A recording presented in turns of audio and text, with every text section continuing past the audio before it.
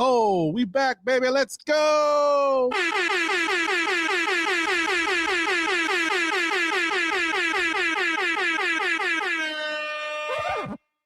Let's get it, baby. All-Star Weekend, the All-Star Special. Know the Ledge. Salute to everybody out there. Hope you guys are doing well.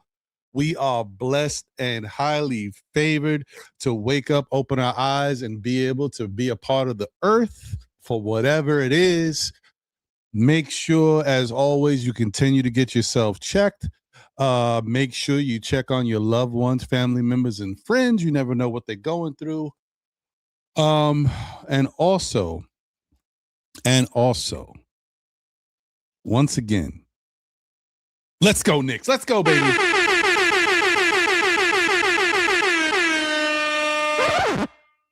Yes, let's go, baby. Let's go. Listen, man. It is what it is, man. It is what it is. Hold on, let me make sure I send this thing again. Okay. Cool. As usual, man, happy Saturday once again. I just want to make sure that everybody is good to go. Everybody is straight and everybody is feeling good about, being here another day, man. We here, we rocking and rolling.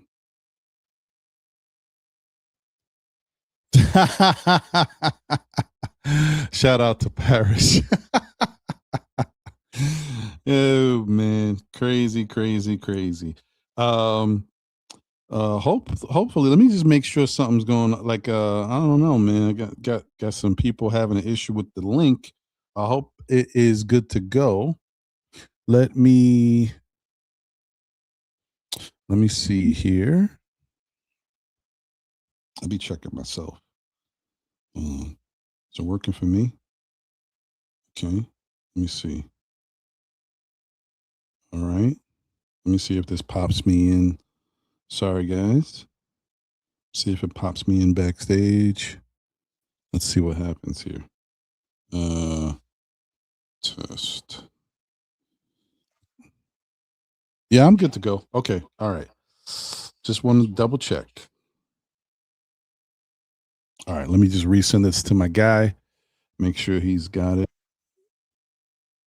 All right.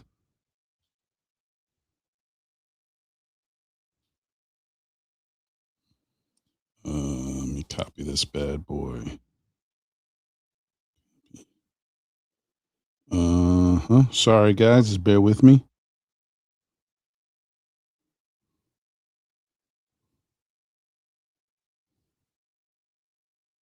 Okay.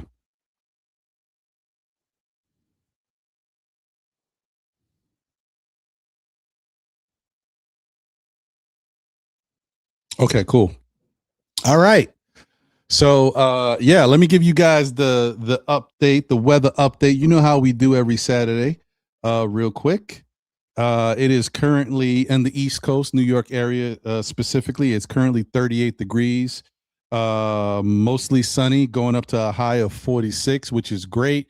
We've been needing this, guys, and I'm glad it's finally here because, New York looks disgusting. I know a lot of people complaining about garbage in certain areas, but more importantly, with the combination of garbage and that nasty, dirty snow that's everywhere, we need to get rid of that. So we needed it to warm up. It's finally starting to warm up. And I think sometime this week we're going to get some rain. So that should wash away all this nasty filth and get our city back to looking good again. So good for that. High of 46 today. Tomorrow, mostly cloudy, high of 41. Monday, cloudy, high of 40. But look at Tuesday, partially sunny, high of 54. That's right. You heard me. 54 degrees, baby, in February.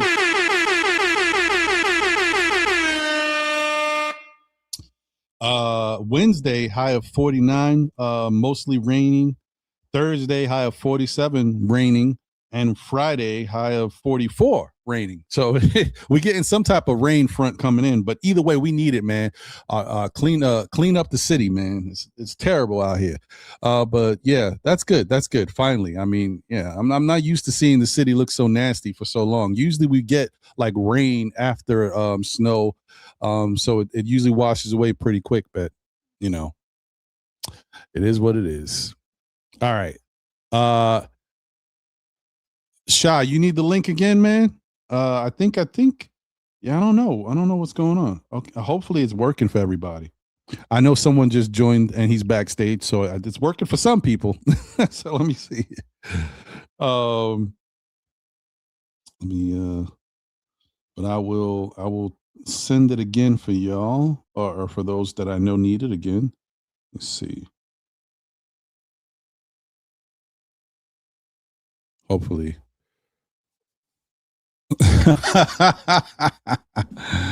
Okay. All right. So before we get going, like I said, I got somebody backstage.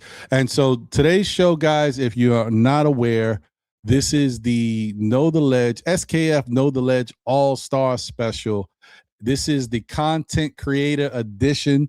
So hopefully I will have some of your favorite content creators popping in and out of the show. Time is of the essence. So obviously I want them to feel as comfortable as possible. I want to be able to chop it up with them, but I do know everybody's time is valuable, and especially today, because I want to say happy Valentine's Day to everybody. Happy Valentine's Day to all of the loved ones, significant others, and everybody. So I know today is going to be a little crazy. So I'll take whatever time I can get from my fellow content creators, because I know today they got stuff going on. So appreciate everybody. Thank you guys for tuning in. Please smash that like button if you haven't already done so. We are on the road to 10K, as you already know. So we need the likes. We need the subscribers. Tell your peoples. Let them know we rocking. If you here on the tube, thank you. Please smash the like and subscribe. If you are watching through Facebook or on X, please share out with your peoples. Let them know we rocking. This is the All-Star Special Edition. Can't thank you guys enough. All right. Today's word of the day. Have no fear of moving into the unknown. Simply step out fearlessly, knowing that I am with you. Therefore, no harm can befall you. All is very, very well. Do this in complete faith and confidence. So, in essence, don't feel afraid. Don't feel fearful of trying new things out. Go out there and do it. There's always someone with you. It could be a higher power, or it could be a loved one that you lost.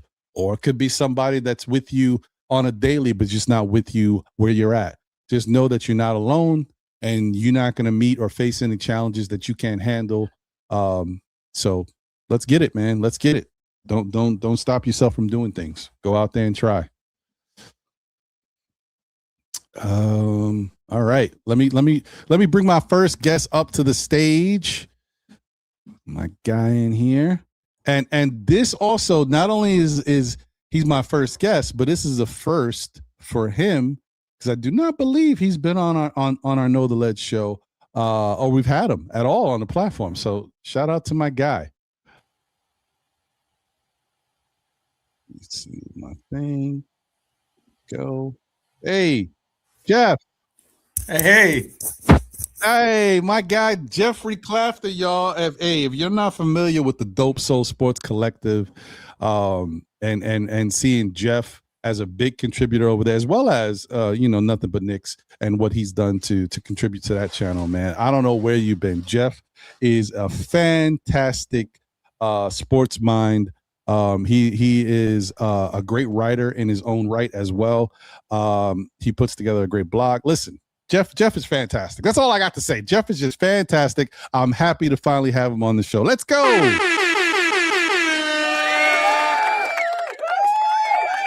Welcome, Jeffrey Clafter, to the stage. What's up, Jeff? How you doing, brother?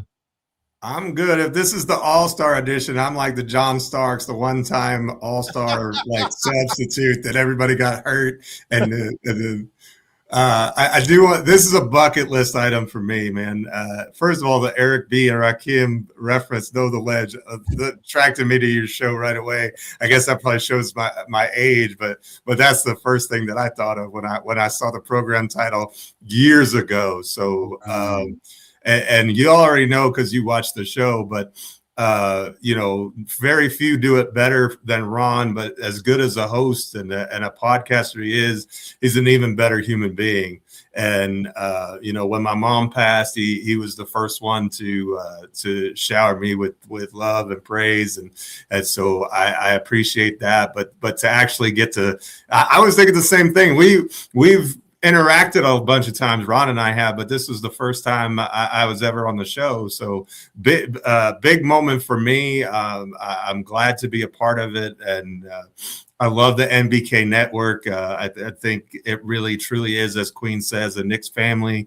And Ron, you certainly epitomize that, and you're one of the great ones. So you and Sim and Tony and you've all, and Queen, have all been so gracious to me these last couple of years, and I'm very appreciative, because I would just be in the chat with everybody else if it wasn't for you guys giving me an opportunity. So any chance I get to hopefully pay it back a little bit and get people to like and share and subscribe, I definitely want to do that, because Ron doing the Lord's work here, and it ain't nobody work harder at it than he does. I can guarantee you.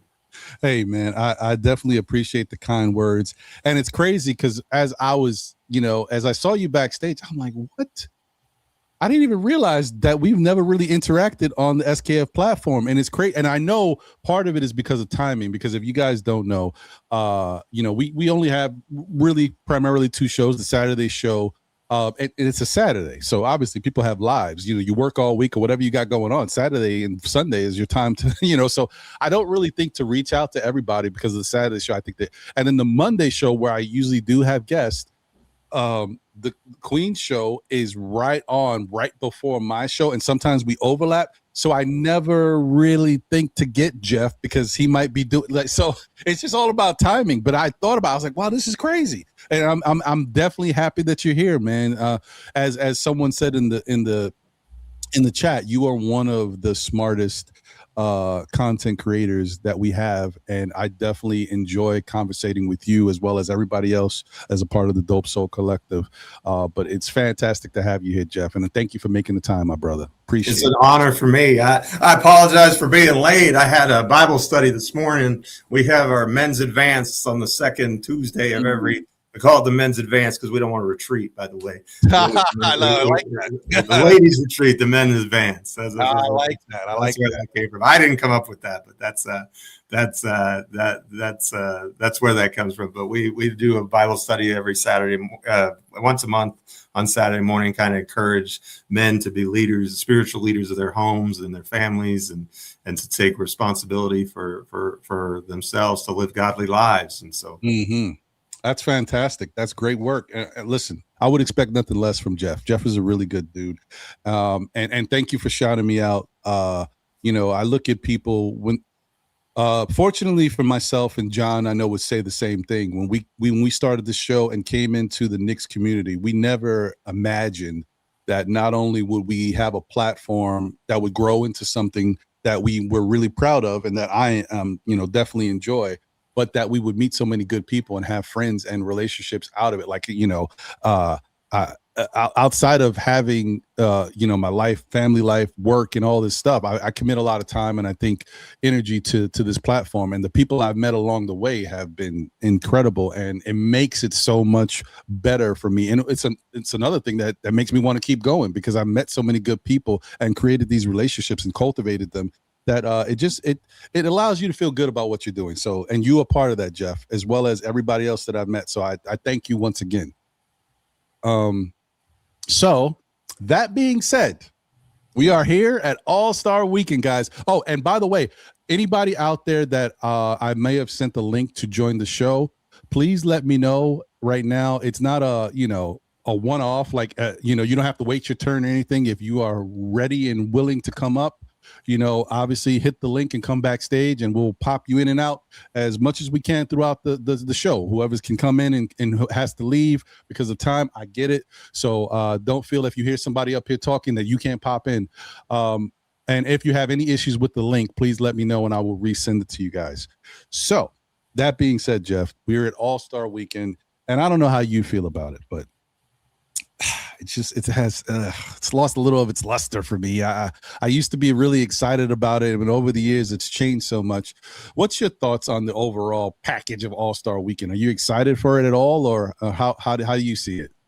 I guess I'm like a Scrooge because I don't really care about All-Star Weekend at all. Like I've never been much of an All-Star Weekend guy. Although I will say this: back in the days when Jordan and Wilkins were competing in the dunk contest, it really had a special energy and feel to it. Like I don't really care what Mac McClung does. I mean, he's terrific athlete and all of those things, but the point was to see like the Vince Carters, the big names come and display their skill, and to me that was. But to me, I would much prefer they just hand out the honor and skip the whole festivities. That's just me. But I'm kind of unique as far as that's because like if the Knicks aren't playing, like that's all I'm interested in. Like I care about the. I will say this as a guy who's my college team is Rutgers, who's always bad, but to have a weekend where you've got 4 Rutgers players, we've only had 17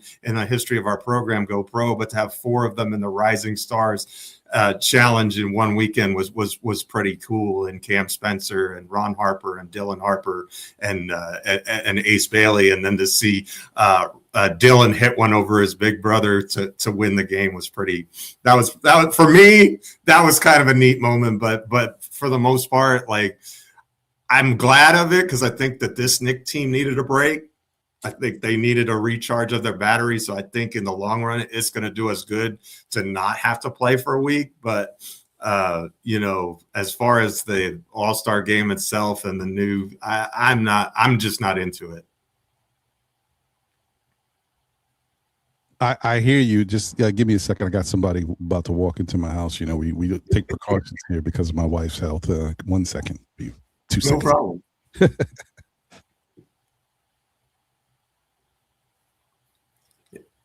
I guess while he's doing that, I can kind of hold down the fort here a little bit. But yeah, I'm just not a big All-Star game person, but I do appreciate how amazing some of these kids are. That the league is in really good shape. They really have the Rising Stars really make you think how lucky we are to see so many talented players and able to do what they do, and the future of the league is bright. Hello. So yeah, apologies. I just have to, kind of usher people in. Thank you. As they do, so that way, we try to be as precautious as we can, because like I said, my wife is people who watch the show, my wife has been sick for a couple years. Unfortunately, the worst part about this, I'll share a little bit real quick for those who may not know. 3 years ago, unfortunately, I went to a Knick event and I was a little loose with my mask duty, and it was having a great time. I got a little too comfortable. And so that night, it turns out I wound up catching COVID and bringing it back home to the family. And unfortunately, my wife and my son both contracted it. So we all went through our normal course of the time. But as my son and I started to get better, my wife kind of continued to stay the same. And unfortunately, it was just one of those things where she wound up catching long COVID, which, at the time, a lot of people didn't know too much about long COVID. They've learned a lot more about it now. And it's just one of those things. It will stay with us. Deal with it because it affects your gut health, and it really does a number on your body. And it's not something that really can go away. You just have to do what you can to really strengthen up your immune system. But it's also other things that it can create some people that may not have had other ailments or issues. It will bring that stuff out of you if they were dormant. So there's a lot going on, and unfortunately, we have to deal with everything one by one as it pops up. Some people don't think it's that serious, but let me be the first to tell you guys out there, be careful when you go out there in the streets. Everybody knows the flu is something that's going around, and it's been really tough this winter. The flu has been a monster, but don't sleep on COVID, because it still is something that will affect you and your family life. And if you do contract the long version that stays with you, it's a monster. So I just want to give everybody a heads up as to that, so you understand. And that's part of the reason why when you look at me, some people invite me to events and say, hey, Ron, can you come to this? And I tell you, no, it's not because I don't want to go. It's because I'm just trying to keep myself as healthy as possible, so I don't bring anything else back home and affect my family. So that's where we're at. And I apologize for having to go that, but I just want to make sure that everybody knows kind of my day-to-day life. And this is what we deal with. So it is what it is. The person is here. She's already moved to the other. So for now, I can take this off, but I might have to be putting it back on here and there. All right. Sorry. Let me get back to myself here. And thank you, Jeff. I'm sorry. I know that was a little weird that I had to kind of put you on the spot there, but I appreciate you continuing to talk. You're a professional. You know how the shows go. Well, prayers to the missus. I know that's difficult. So prayers of comfort and peace and healing to you and yours. That's a tough story right there. I was not aware of that. Yeah, no, and that's the reason why I wanted to share it with people, because when you're doing this show, people try to separate, real life from their podcast life and stuff. But I've been doing this for 5 years. And this has affected real life because of the time and effort you put into it. So sometimes you got to intermingle the two and allow people to understand where you're coming from, so they can not only relate, but they can also understand that this is not, everything's not easy. So, so I want to thank everybody as always for sending the well wishes and support. Appreciate you guys. So let me get I got another guy backstage, and you are very familiar with him too, Jeff.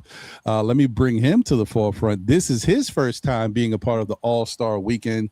So salute to my guy, Delusional Knicks fan in the building. That's my brother right there. What's going on? Oh, man. Family. Woo! What's going on? Bron, honor and a pleasure.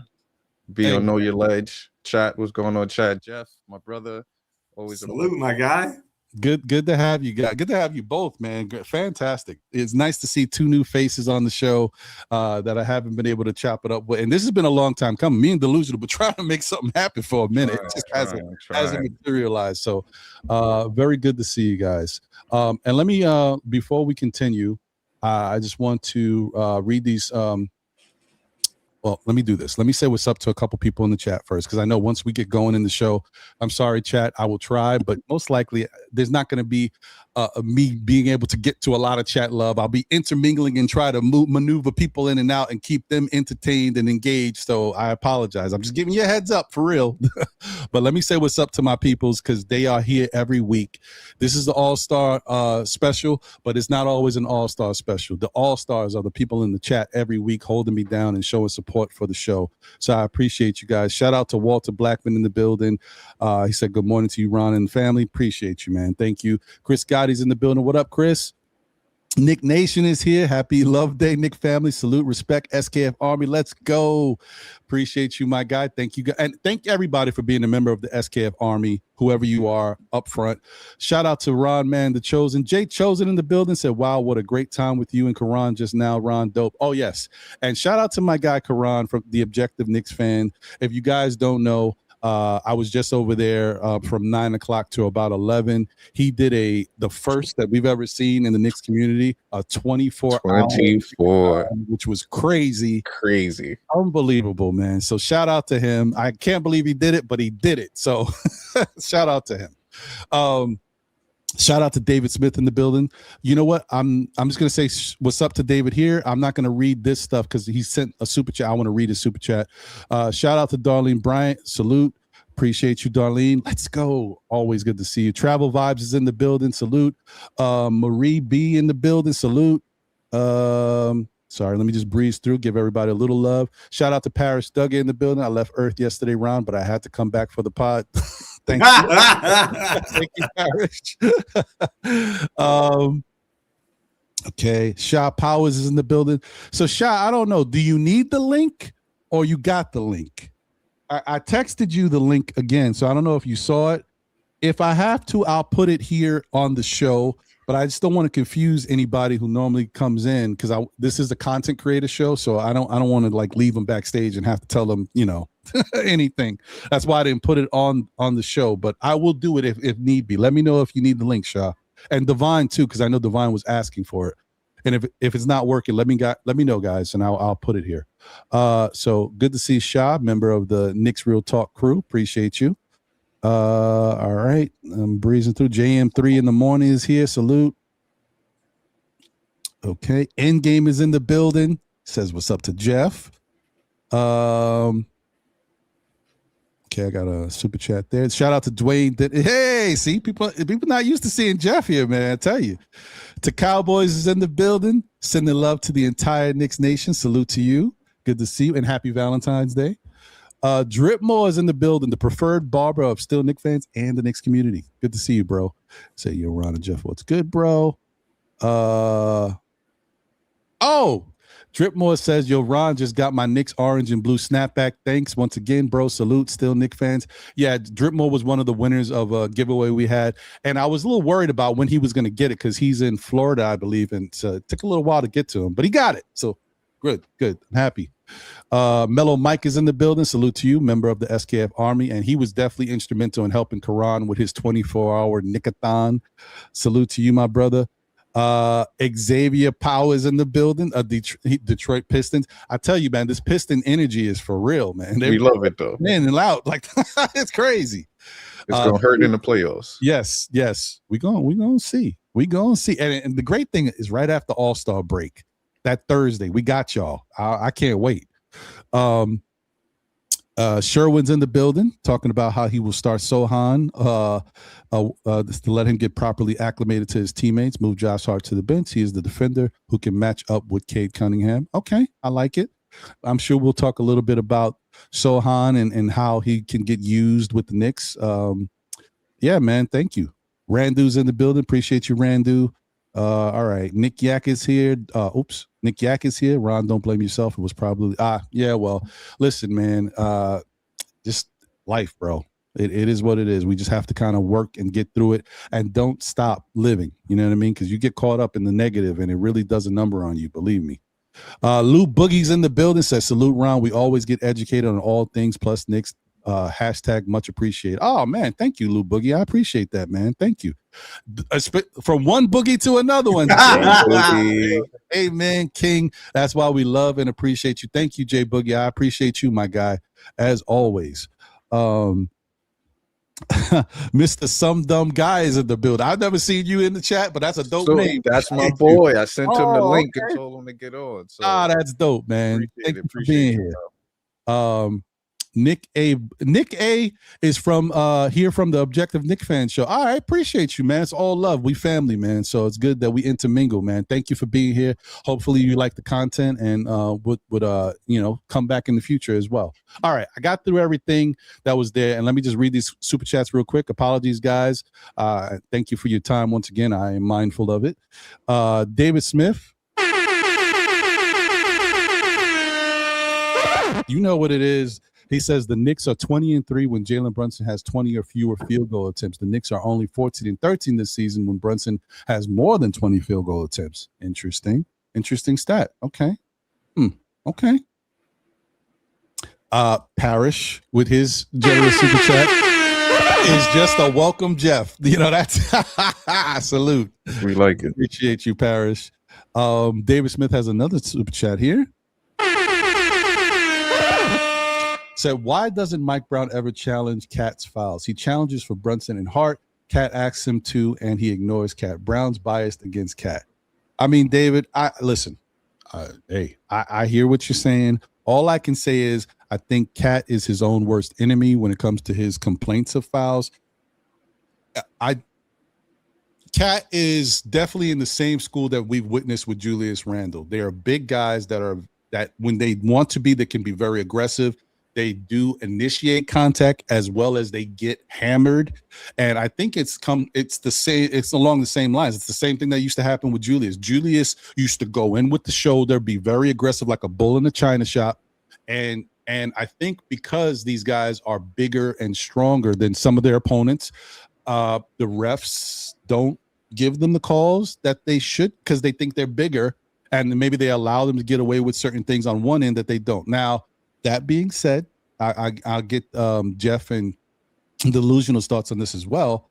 We do know that's a little different with Cat because Cat leads the league in offensive fouls, so they're not giving Cat a lot of grace at all. So it's tough, but I think Mike Brown. The thing about Mike Brown is that he said it. I don't know if it was I'll just say the first month of the season, Mike Brown came out and said it. He said it in a post game. I can't really go to bat and argue for you guys if you're complaining for everything. That's what he said. Mm-hmm. So, and that was universal because it's not just Cat that complains. Josh Hart complains. Other guys complain too. It has to be warranted. And you can't, if I tell you every day that it's sunny, man, I don't know why the sky is blue.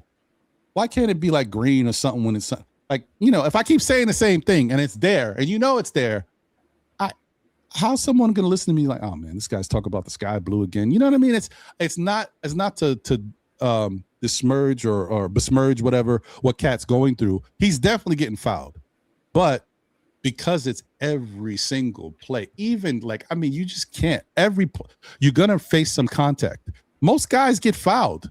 And remember, the league does allow you to get away with certain fouls. If you hit the hand, that's a foul, but they allow it to go through. So Cat has to find, he's done a much better job of staying out of foul trouble for the most part. Last game that we played against Indiana, was it? No, I think it was Philly. I don't know. It was one of those two games that he wound up fouling out. But he was still doing a good job for the first couple quarters. He's doing it. He's Did he freeze on your end, Jeff? Yeah, he froze for me too. Okay. But yeah, for the most part, Cat has definitely been foul prone. And I think it's mainly sorry, Ron, you froze for a second. You're back now. You were in Carbonite for a minute. Go ahead, Delusional. Give me your thoughts on Cat and what's going on. And I apologize, guys. I don't know. Once again, a little bit of history. If you guys don't know, I've been having some issues with my internet. I pay for top internet through Spectrum. I just got a brand new router that's supposed to give me 400 more megabytes, and nothing changes. So continue. Yeah, no, well, the situation with Cat is on the offensive end, he does hook a lot, right? So, and we know one thing about the league, they will send videos into the refs to say, hey, look, this is continuously happening. So refs sees that now. So they're more obvious to see of Cat hooking and calling that offensive foul a lot. And then, of course, he's a big body, like you stated, similar with Shaq. Shaq at a point in time, they had to figure out how to ref Shaq because, he was so dominant and pushing people and using his body correctly. This is something that Cat needs to understand, know how to use his body correctly, positioning, and stop hooking. I think once he's starting to do that now, like you stated, Ron, is where it's getting a lot better. That Indiana game was the game that he fouled out, but he were hooking and things of that nature. But he's actually getting better with that aspect, but he's definitely not getting the calls. We've seen on tons of times of him falling to the ground, sliding, literally from the top of the key all the way. Somebody's riding him, pushing off his element, and he still don't get the call. And arguing with the refs, they all know that they're a union themselves, so they're gonna get together. Hey, we're officiating Cat. How we're gonna call it tonight? We're gonna avoid certain things. We're not gonna look a certain way. We're gonna call obvious fouls, but the ones where they feel like he's more aggressive on the offensive end than the defender, they're not gonna call those plays. Yeah. What's your thoughts, Jeff? I mean, I know this is an ongoing thing. It's tough. You feel for Cat, but you also, you see what's happening too. So what's your thoughts? Yeah, we're gonna start calling him Captain Hook. I agree with Delusional. I don't really understand that because that's not a natural basketball move at all. Right. So I don't like just cut that out of your repertoire entirely. I think that should be doable because that's the part that confuses me. But as far as the other, welcome to the club, Cat. This was Patrick Ewing. This was Carmelo Anthony. This was Julius Randle. Like you gotta come with it and just expect it. Like that's not something new for Knick fans at all. And so, but I think what happens is what I call the Draymond Green effect. And what I mean by that is they expect Draymond Green to do something outrageous and get a technical foul. Like that's what they look for, right? And so the word is out on Towns that he likes, that he does the hook, and he complains all the time. And so, their expectation is that he's going to foul, and so they're specifically looking for that. And so, as you said, he becomes his worst enemy because now he has the reputation as a guy who commits a lot of offensive fouls, and sometimes that's like the self-fulfilling prophecy. You know what I mean? Right. Even if it may not be a lot of contact there, the refs see even a little bit, and you know how these defenders are. They are going to take every advantage they can get. You know that anytime now you see defenders who are actually grabbing into the hook because he's done it so much, you see the opposite, like they're like pulling his arm in so that it looks like the hook, and then the ref is like, oh, I spotted the hook. Even like rookies are attuned to this now, and so he's in a tough spot as far as that's concerned, but he just got to play on, my friend, and not let it get to you. But again, I don't see. And I don't even see where that really creates an advantage for him. So I'm not really sure why he's doing that. Maybe it's one of those things that's instinctive. He doesn't even realize he's doing it. I'm not really sure. I've never played basketball at the level of Karl Anthony Towns, so I'm not I'm not going to pretend to know like dude is an offensive juggernaut. I am not. So let him do his thing, but it's certainly frustrating.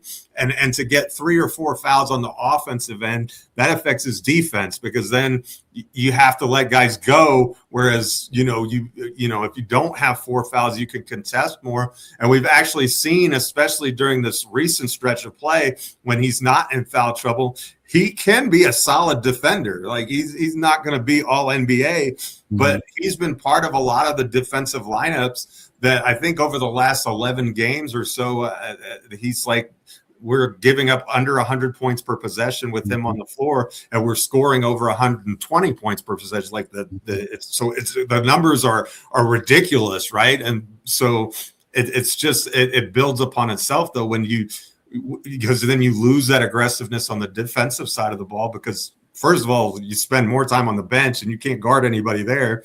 And second, when you're in the game, you can't afford to give a foul because you're going to be out of the game. So right.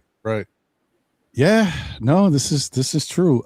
It's really, I like I said, I feel bad for Cat, because it's tough to know that he is getting fouled. It's not like he's not. It's just that he's complaining so much that the refs are just there. Maybe they're annoyed.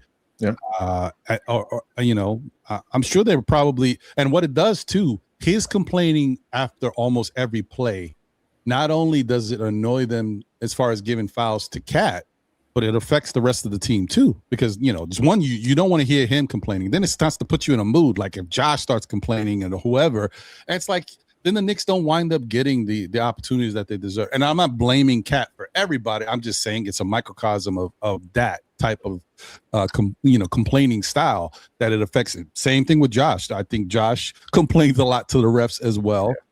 He maybe doesn't have as many actions to do it on the level of Cat, but he does complain a lot as well. So, we got to get out of that complaining style of basketball and just say, hey, any given night, we're the better team. We got to go out there and just play to win. We're going to get hit. I look at it like the Knicks should feel like, hey, we're the better team. We're going to go out there and execute. The other team needs these fouls. Like the NBA, I don't want them to say it to that regard, but I feel like the NBA is trying to keep them in the game. Like we just got to play. So, but hey, it is what it is. We'll see. It's going to be an ongoing thing. We're just hitting the second half of the season. We're at All-Star break right now. Cat is going to have to deal with this for the rest of the season going into the playoffs. The playoffs may be even tighter because the playoffs, they give guys the it's more leeway.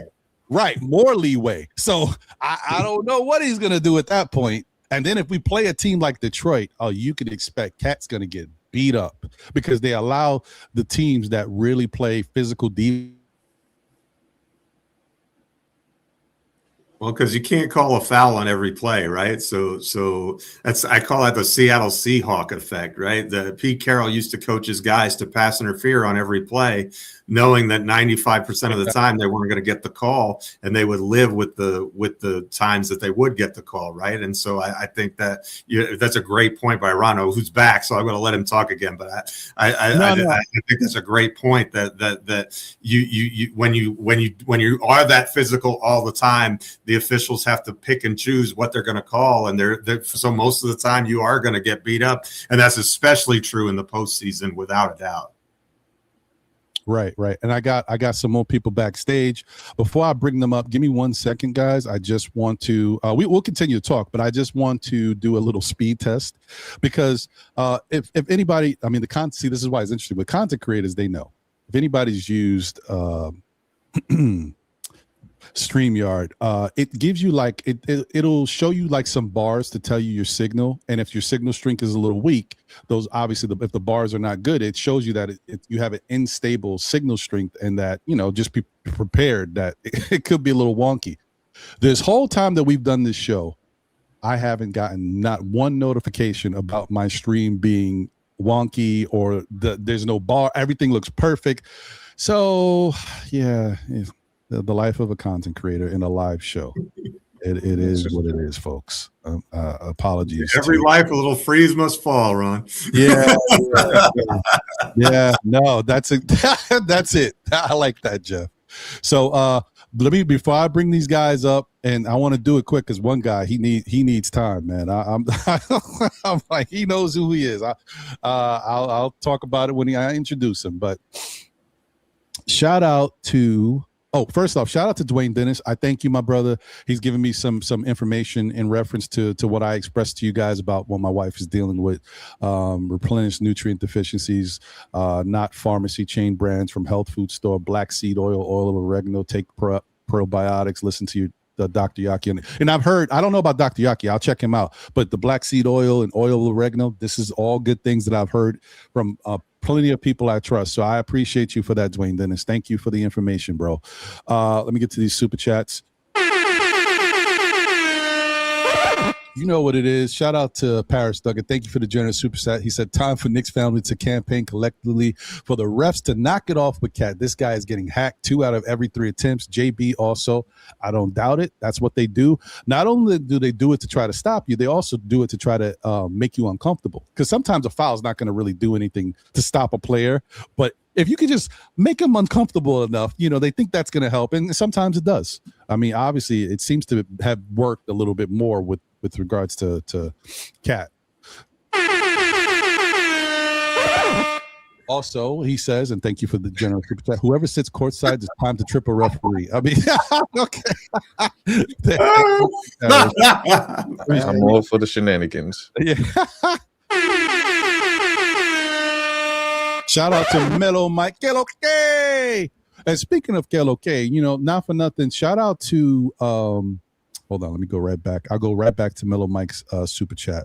1 second. Shout out to, where'd they go?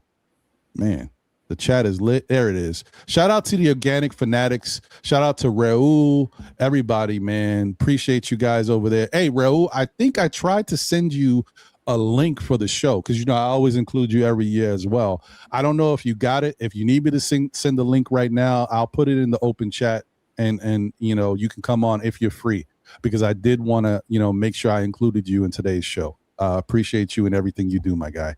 Okay, back to the Mellow Mike. He said, "Hey Ron, great to see you in the show with Karan. 24-hour fanathon.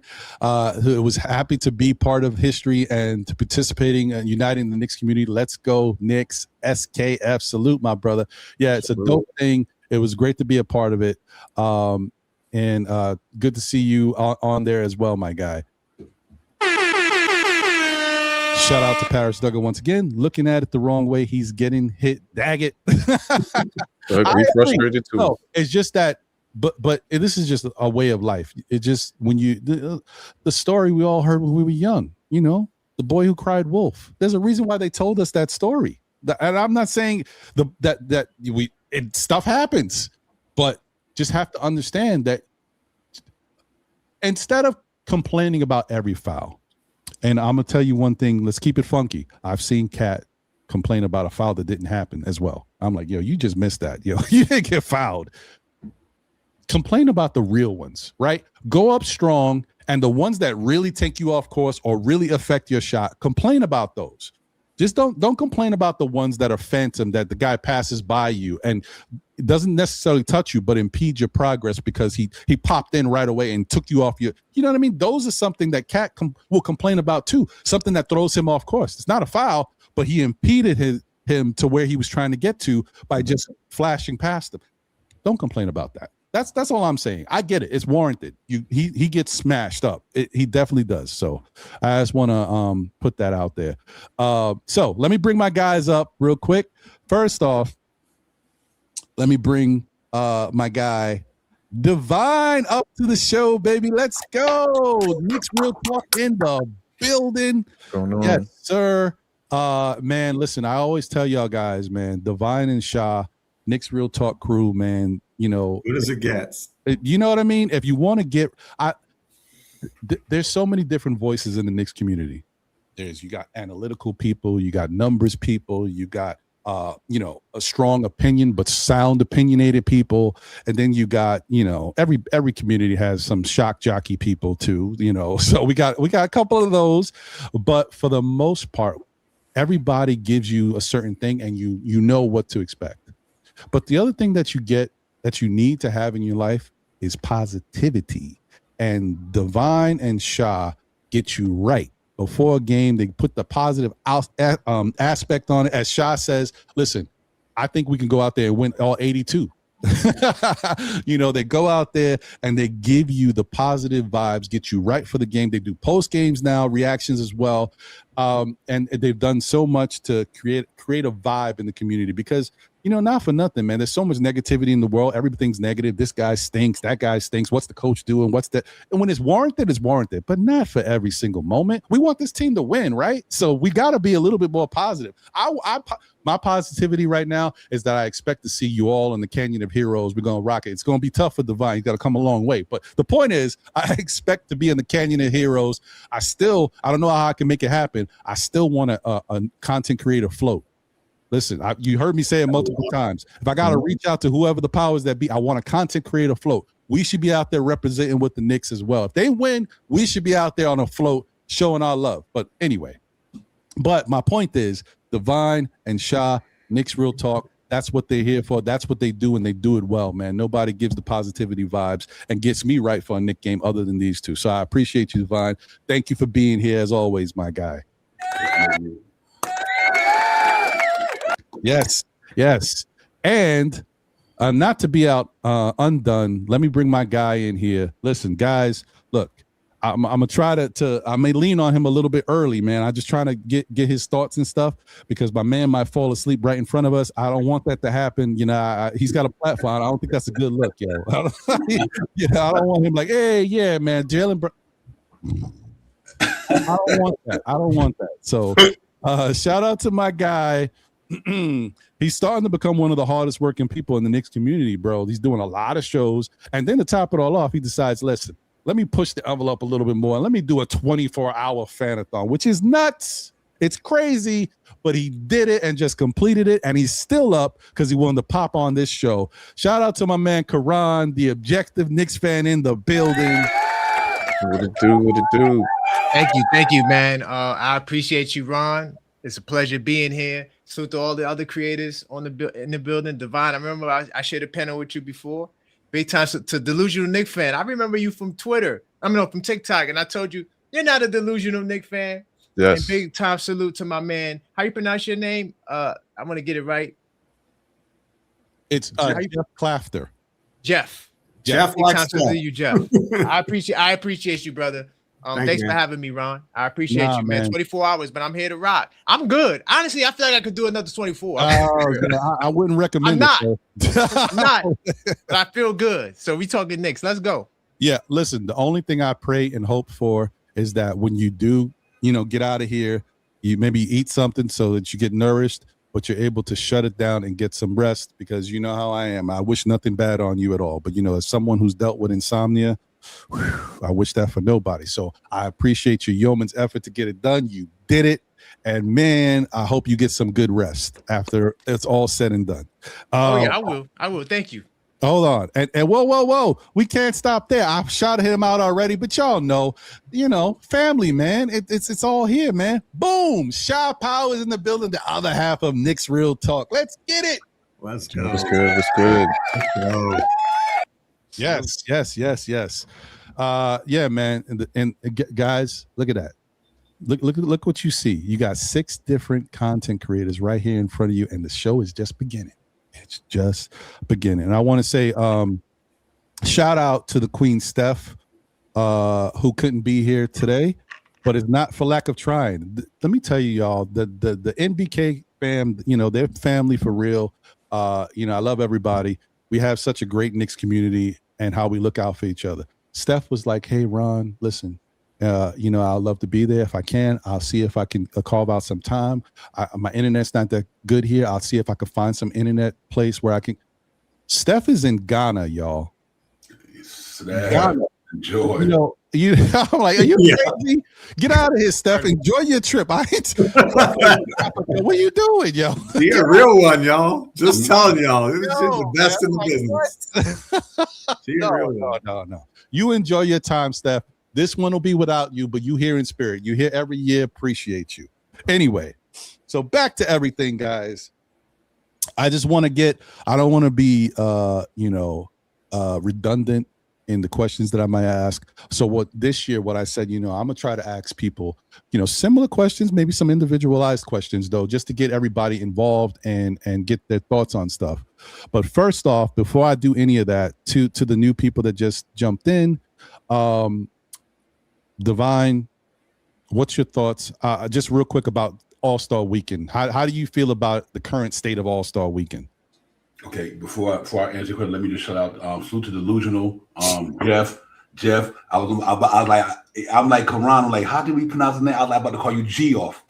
As long as I don't get called late for supper, I don't care. But it's Jeff like Steph. Right, Karan, it's a pleasure. I hope you had enough Red Bull to hold you over 24 hours, my man. No Red Bull. Red Bull. Just one tea. That's it. But salute to my brother Sha Pow, salute to the whole chat, man. Thank you everybody for coming on this All-Star Weekend with this All-Star panel. You know what, man? All-Star game is always fun because for me it's a week worth of time for the team to get recalibrated, I guess. Get the energy going, get into the gym, get into Tarrytown, study plays, get your body right, get your nicks and bruises out of the way. Salute Tone Crow. It's just a week where you get a lot of rest to get ready to go into that stretch part of the season. 28 games left, 27 games left. You run it. Get ready for the stretch run. But up for the All-Star Weekend and stuff, I always enjoyed it. It's not like it used to be because it's not so much competitive. Mm-hmm. But I don't expect them to be that competitive because them $1 billion play. You don't want nobody to get hurt in the All-Star game, then they out for the season. So I don't expect it to be people going hard with defense, fighting, throwing elbows. I don't think we're never going to see that again. I don't think you want to risk players getting out there, getting too physical, then they get hurt. And then these guys is all-stars. That's why who they are. And a lot of these guys that's also are on a lot of contending teams. So for me, I'm like, go out there, have fun, celebrity, entertain the fan base.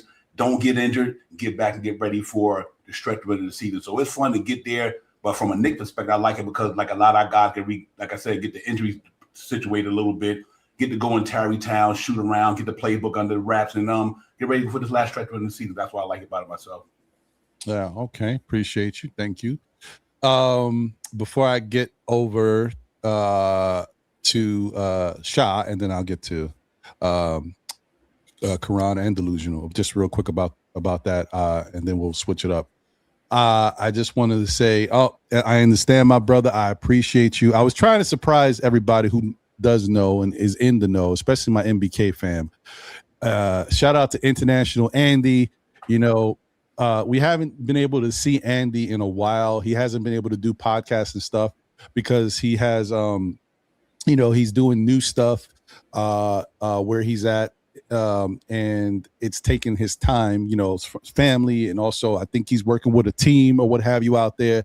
So it's been very crazy for him. So I was trying to get him as a surprise visit for today, but as he says, salute Ron. Unfortunately, won't be able to make it on, but we'll listen on. Salute to all on the panel and in the chat. International Andy, appreciate you, my guy. And also the other thing to know about Andy is that it's a huge time difference. I don't even know what time it is where he's at right now, so it's pretty crazy. But thank you for listening in, my brother. All right, Delusional, real quick, just your thoughts. I already asked Jeff, but just real quick, your thoughts on you know, All-Star Weekend. Are you excited about it at all? What say you? Oh my God, I did that for Karan. What say you? Okay, big time. So wait, hold on 1 second. Go ahead, Delusional. You say yours, and then I go to Karan. Okay. So it's gonna be tough because I used to always look forward to the All-Star Weekend. Like I knew when the dates were, I knew who was involved. But this year, actually started last year. Once I heard how the formats was going to be, I didn't agree with it. I'm like, just have it old-fashioned, East versus West. You know, sophomore, rookie. You know, have that format. I think the old school format was legit. Now I'm going to be open-minded and see how this format looks like. But after seeing what occurred last year with all the breaks and everything, it just didn't feel right. You know, so I'm still going to be optimistic and go forth and kind of see what it is. But it looks like the 3-point contest is what I'm really looking forward to. You know, I think you still have the star-studded players, you know, the elite shooters involved in that. You know, with the dunk contest, I've probably only seen maybe 3 or 4 actual dunks highlights of the participants that's involved. When before you used to see it night and day, like you knew who was involved. Like, okay, this person could jump. Let's see what the creativity they have. So I'm not that excited like I used to. I'm still going to watch. I didn't even watch yesterday's involvement. You know, I came home from work and I just kind of knocked out, like I'm too tired. But before I would stay up all the way through just to watch it, regardless of how I felt. So I'm kind of in between, but I'm hoping that the Sunday format might be legit to where it can kind of bring us back and bring back that energy. And, you know, a lot of our star players are injured. So we're getting the replacement players that are coming in as well. So, and I heard that Wemby, he might want to put the emphasis on bringing the physicality and the importance of the All-Star game. So I'm interested to see what's his take on it and what he brings. Yeah. I mean, it's going to be interesting. We'll see if he can do anything to make it happen. I mean, he might be the only person out there just doing it, and we'll see. I mean, sometimes one player can make a difference. We saw it happen many years ago when you know, they said all of a sudden Kobe Bryant said he turned it on and said, "Let's go, let's play," and everybody locked in. So I mean, we'll see if Wemby can garner that same respect level and get guys to play. It'd be nice. But like I also agree with what Divine said. I didn't really think about it throughout all of this stuff. Everything I've been thinking about, I did not think about the injury aspect of it and going hard, and maybe, you know, because I will say there was a couple times back in the day when the earlier All-Star game, not that far back, but I'm like early, you know, when it was still competitive, where guys were they're playing a little rough. So yeah, so that is something to worry about. It is something to think about. And that's a good point, Divine. Karan, I know you kind of, I mean, listen, you've done a lot of talking in 24 hours. You've talked about a lot of this stuff. So, but you know, your thoughts on what All-Star Weekend kind of means to you these days? Yeah. Well, I as a kid growing up, I used to love All-Star Weekend, and I know we talked about this, but there's a lot of people from still Knick fan army who probably wasn't up the whole 24 hours. So I'm a you know, give them a nice answer that's not as long-winded as I was on my show. But the one thing that I miss is the competitive nature. So while we don't want guys to get hurt, it still shouldn't stop these guys from having a competitive game of basketball, because when you watch the summer highlights, when these guys at them runs, they getting buckets, they getting at it. And that's all we want. We don't want guys that, if you're beat, now you tackling the guy. No, we don't want that. But at least give it some energy, some effort out there. And I think the competitive spirit is lost behind the business of basketball. The business of basketball is kind of like what Divine was saying, Delusional was saying, you got to protect your investment, right? Divine was saying that you got to protect your investment. You don't want guys to get hurt. But see, back in the day, and we talked about how the game was more regional. So today we got social media. So seeing Ant-Man, you see him every day. It's not a big deal. But back in the 90s and back in the 80s and before, you didn't get to see these guys like that. So if you just seen Magic on TV, oh my God, Magic's on TV, right?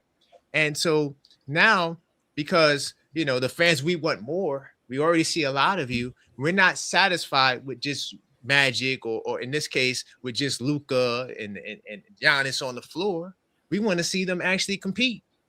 And so back in the day, it was a brand advantage. I'm pretty sure agents was like, listen, you got to ball out in the All-Star game because we got to raise your profile, nationally, especially the guys that might make one All-Star team, right? 2 All-Star teams in their whole career. You guys got to go hard.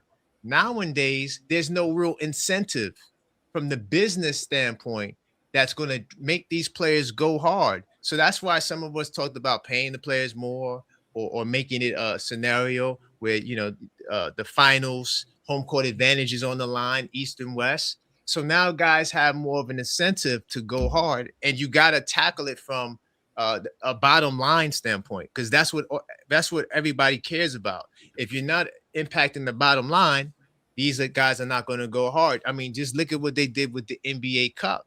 That little $500,000 check has star play. I mean, they're shooting to the last shot, and the games are a little bit more competitive, even though, we're not acting like the NBA Cup is a championship, a world championship, but guys are going hard, not necessarily because of the championship, but because they have the opportunity to give some of those guys on 2-way contracts, guys at the end of the bench, an extra $500,000. So to activate that competitive spirit, unfortunately, is going to have to be lucrative. So because of the competitive spirit is not there, I'm not as focused on wanting to see the game. I only want to see the Knicks. So I want to see Allen Houston and those guys in the shooting stars tonight. And I want to see Brunson and Towns in the All. That's the only reason why I'm watching. That's the only reason why I care to watch. If we had no All-Stars, I probably wouldn't watch the game. So I'm only interested in the Knicks. But it's the money that's going to get these guys to compete hard, or some sort of advantage for their brands that's going to make them want to be competitive and gain that edge financially, or however way it will best benefit their brand. So that's what I would say with the problem with the All-Star. And what I'm looking forward to. Yeah. I agree. Sha, what's your thoughts, brother? I mean, I know we've talked about it in the past, but every year is a new year, and we're here again, bro. This All-Star game. How do you feel about it? I mean, All-Star. I just want to say salute to you, Jeff, Delusional, also Karan, man, phenomenal job, man. Every late night, I wake up at 1:30 in the morning, I look around like, that homeboy's still on and stuff. I get up this morning, I'm like, hey, he's still rocking. Chat come up in the thing, dude. Make sure that you hit the chat. I love that part about that thing that you do. So salute to you and stuff like that. I know you do. I know once you take that shower, it's a wrap.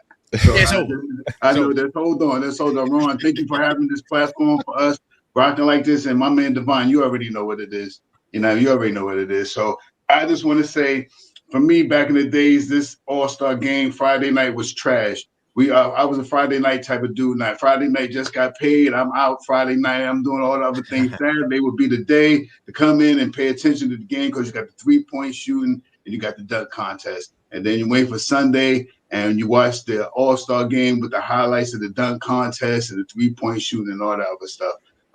Not too many familiar names. A lot of young guys coming up shooting this game. I think I'm not sure if this is true, but I think I seen Dame said he's supposed to be shooting tonight or something like that. So that's something. I don't know. I think he's supposed to be out there shooting or something. So whatever that means. And the All-Star game, every year they changed it up. Last year was the team, the 4 teams or whatever. And people had teams. Now this year they're doing the world against the America or whatever this is, whatever. Whatever's going to be. Get out there. No one. You're right. Everyone is right about this part. They do not play as aggressive as they did before because of the internet, because of the easy access to find out how these players get out here, and you can see them anywhere, any given time. So it's very easy to access these players if you really want to follow them and stuff like that. So it is what it is. It's going to be something to watch, but Karan said, if the Knicks really wasn't involved in this thing, I probably wouldn't watch it this weekend as well.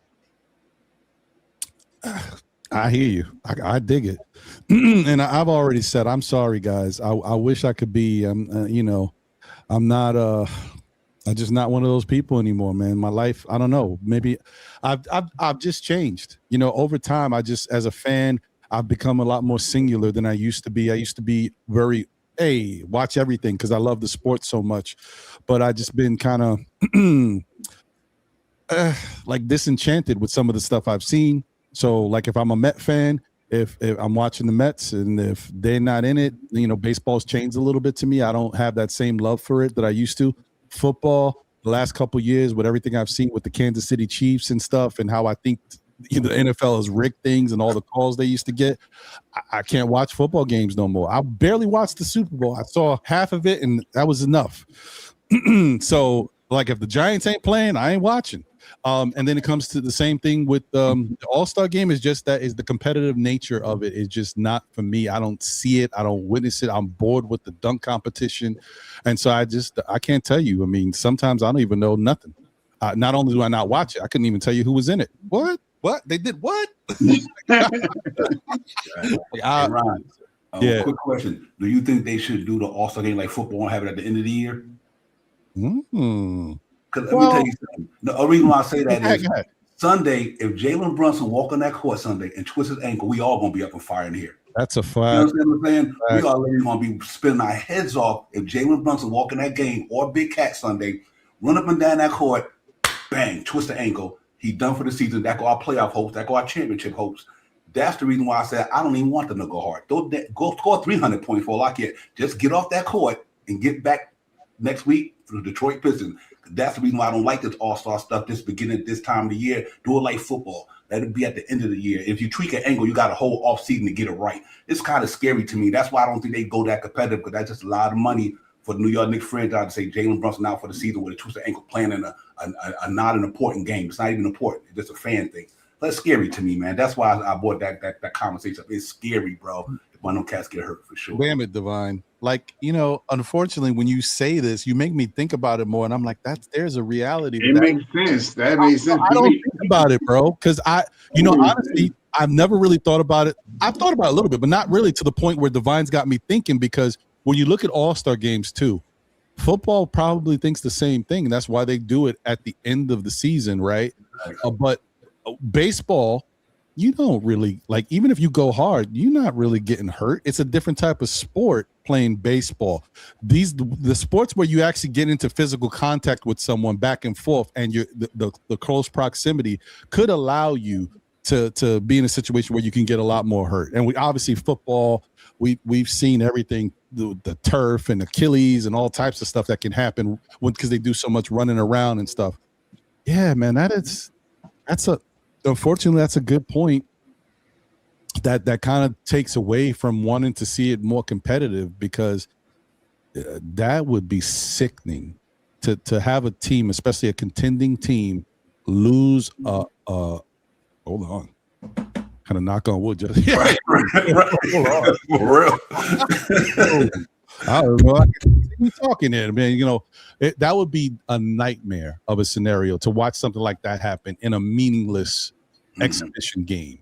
Yeah, I do get that side of it, but I think that for the most part, all I can say is maybe the guys can say, listen, we don't want to push the envelope and go too crazy, but at least stick a hand up, be in somebody's face. Don't let guys run up and down the court and, hey, where you at? Here, I got it, and then dunk. You know what I mean? Like there ain't no resistance. People are just doing whatever they want. Like at least stay in front of a guy's face, right? You don't got to go too crazy. Like play that RJ Barrett type defense. You know what I mean? Like It's messed up.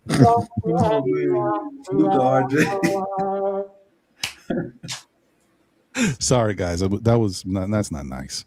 And I could joke about him. He's one of my favorite players, but I can't. That was bad. Sorry. That's almost as bad as when I bring up Cle Anthony early. I apologize. Wow. It's no good. It's not necessary. Archives. Yeah, I'm sorry, RJ.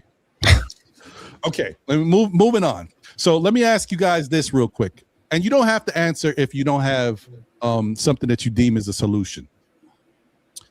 For all of you guys, do you think there is anything that they can do to forget All-Star Weekend? I figure that they are creative enough that they're trying all these different things. They're gonna land on something, I think, that's gonna help, like the dunk competition or something. I already gave you guys, and I mentioned this multiple times, I just think they should mix it, have teams of an NBA player who can dunk and a professional dunker. Just have them on the same team, let them do combo dunks together, and we will be excited. We'll see whatever that I forgot his name, Kilgon or whatever his name is. Like, have those professional dunkers out there that all they do is dunk, and I'm sure we'll be excited. But you just got to match them up with an NBA player. It'll be fun. They'll figure it out. But what can they do to fix the actual All-Star game? Divine brought up a great point to make it competitive while avoiding injury, and make it back to something that would be interesting for people to tune into. I mean, Sunday at 6:30. I mean, I got better things to do. Like, I don't know. I'm just saying. What can they do? Does anybody have any suggestion that you thought about, or somebody you heard something from somewhere? If you do, let me know. I got a suggestion. Okay. Whatever bonus pool there is for making the All-Star game, you win the game, you get the money. You lose, you don't get anything. It seems to be a motivator for these guys, right? They always just so just whatever it is, like whatever the pool is. If you win the game, you get the cash. You lose, you don't get anything. When there's money on the line, even if it's a little bit, it just seems to juice these guys' pride just a little bit more, and they pick it up a little bit more and say, and it's not a lot of money, but but again, it just, the NBA Cup wasn't either, but all of those games, those guys, to a person, not just the guys who are end of the bench guys, all of those guys are hard. So maybe that's a motivator. That's interesting. I could see have better commercials. I like that answer. I have Super Bowl type commercials for the All-Star game.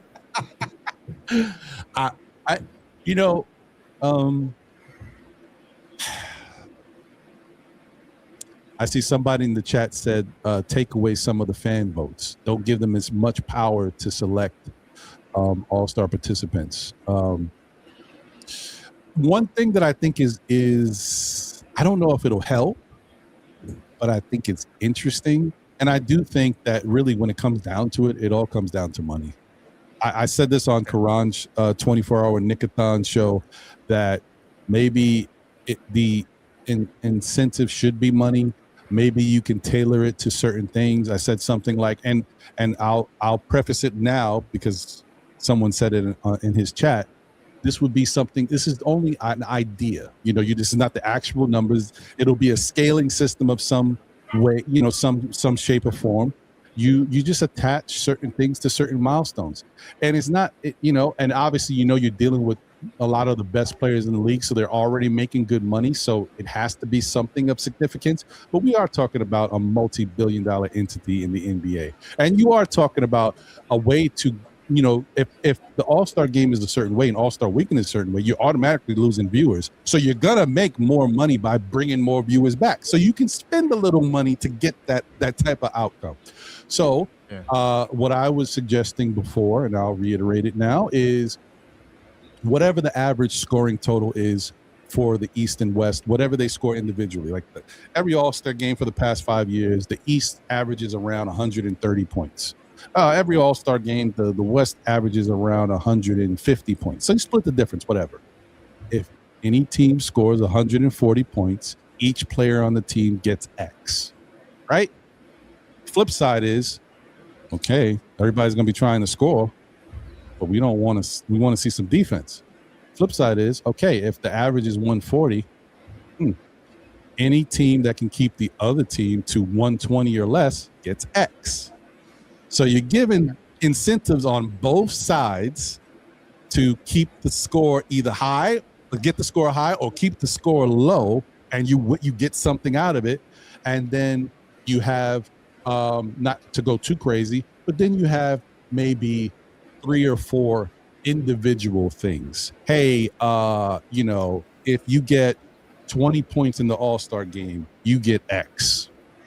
If you win the MVP of the All-Star game, not only do you get the MVP trophy, but you get X, right? Defensively, hey, if you get 2 blocks in the All-Star game, you get X.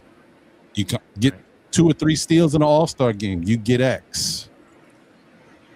I'm just saying, something, they could flesh it out and make it more interesting, but incentivize it to the point like an NFL contract. Hey, if I get 50 catches or 100,000 yards, I get this, I get that.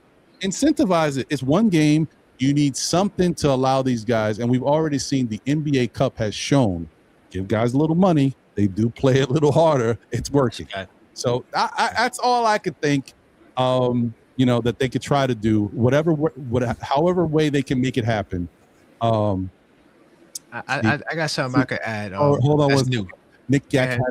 Why you got to be the literal Nick Yak? I said this is it's an idea. I don't know if it's 140. All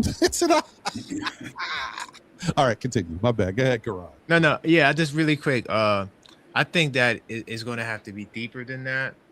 I think they're going to have to do some reprogramming of the minds of the babies coming up and the fans to honor the game and try to come up with the gimmick should be to make the All-Star game the end-all be-all, where now people are looking at the game as if it's this magnificent thing. And because as long as the people don't care, like us, the hardcore guys, and the casuals kind of halfway care, nothing's going to really change.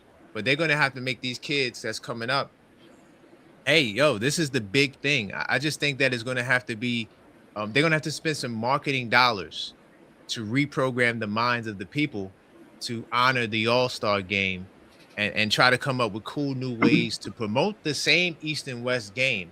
I think they need to go back to East and West, but find other ways. And you can add the money to it, but I think you're going to have to spend the marketing dollars to try to sell the public again as to why we should go back to wanting to watch this game.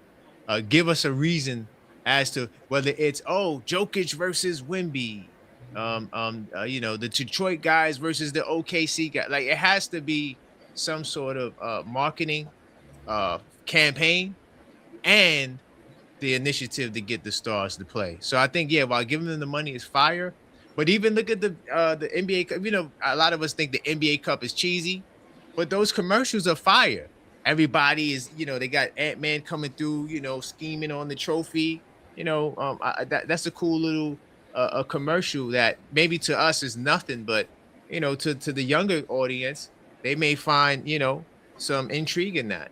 And I think that's what they're going to have to do. Maybe make it a championship or something, because the NBA Cup became this championship. Make it the All-Star Championship, and you could add this to your resume, and it'll boost you up over the older guys. I don't know, but it's going to have to take something like that alongside the money that you guys been talking about. What if they made, and that's not a bad idea. I mean, yeah, it takes some cultivating. I agree with you on that. What if one thing I was just thinking about it. You do it at the end of the season, as Divine mentioned. But the only other thing about that, the bad part about it is, you play a season of games, you get eliminated, then you watch the playoff run. There's a bunch of teams that are home chilling, right? Then the playoffs go through, 16 games, if you will. and how it gets spaced out. And then guys gotta come in cold, not playing, and they've already kind of lost their season. They've lost their vibe. They're not really feeling that great about things. It might be tougher to get them to want to commit to even playing in an all-star game or even doing anything that is worthwhile. What if instead, it sounds interesting and it's different, and I know some people may not like it, but I think the overall goal is what would matter. What if you say the all-star game happens after the regular season, right? And there's a little bit of time that is extended between when the playoff starts and when the season ends. So if the playoff starts a week after the regular season ends, this time instead it'll start 2 weeks after, which would allow all the teams that are going to be in the playoffs to be as healthy as they possibly can. Yes, they will be a little dry with their play because there'll be a little rhythm that's busted from waiting another week to start. But you give teams time to heal up and for them to have severe practices, right? Good practices to be able to be more prepared to go out there and win these games. But that extra week that you got, what happens is that'll be the week of the All-Star game, the prior week, and everybody will be invited. Like, so if OKC's in the playoffs, SGA will be invited to the All-Star game, but he can decline to play because he's playing in the playoffs. But people still get their All-Star selections, and so therefore, it not only will that happen, but it'll also allow some other people that are usually snubs to be able to get into the All-Star game. You know what I mean? It opens it up for guys like a Devin Booker who gets snubbed almost every year to be able to play in an All-Star game for the first time or whatever. Things like that. So I think that's outside of all the other stuff we talked about, cultivating, incentivizing. Maybe if they did it right after the regular season where it's, guys are still kind of fresh and still haven't packed their bags for Cancun, that's a way to do it. And obviously say, because not every year everybody's going to make the playoffs. I think your incentive is not making the All-Star game. You make the All-Star game, but your incentive is to have a playoff run and possibly win a championship. So, I mean, it's just a thought. If I was in the NBA committee, I'd be throwing out all types of crazy ideas. What if we said everybody gets free ice cream? No, I would be all types of ideas. So anyway. Hey, Ron, quick question on that subject. Would you guys on the panel, be opposed to doing it like they do the all NBA teams? Like, forget the All-Star game, you just got selected. So, like, the All-Star player necessarily don't play in the game, but they got selected to All-Star just like they got the all NBA team, the all defensive team. Yeah. You just an All-Star for that year, but there's no game at all. But just do it like you do the all NBA, you know what I mean? 15 guys in the all NBA team or whatever the case may be. Like, because to me, like I said, I think giving a guy $50 million, $60 million, this is not like 1990, 2000 when you was making $1 million, you went to the All-Star game. You literally talking about a guy who's making a quarter of your salary going to a place that can disrupt your whole organization, jersey-wise, injury-wise, money-wise. Because if one of them guys get hurt, to me, how many people are going to really come to that game knowing that your top guy is not going to play the rest of the season? Ticket sales go down. Because a lot of people, even though they Knicks fans, but they do come to see Jalen Brunson. You know what I'm saying? So I think they should just do it like the all NBA thing. You know what? You got selected as an all NBA, all-star player. You on the list. Leave it alone. Because I think that we in different times now with this money. I mean, when these guys get hurt, it's over. And I just don't think that is worth a non-meaningless game. I don't think it's worth the hype. The NBA is already hyped. I mean, we got 82 games of basketball, one game that don't mean nothing. It literally don't mean nothing. And you go out there and, like I said, when those guys get hurt, for $60 million, not $1 million. Even Patrick Ewing making $2, $3 million, $10 million. These dudes are the best players in the world that's being voted there.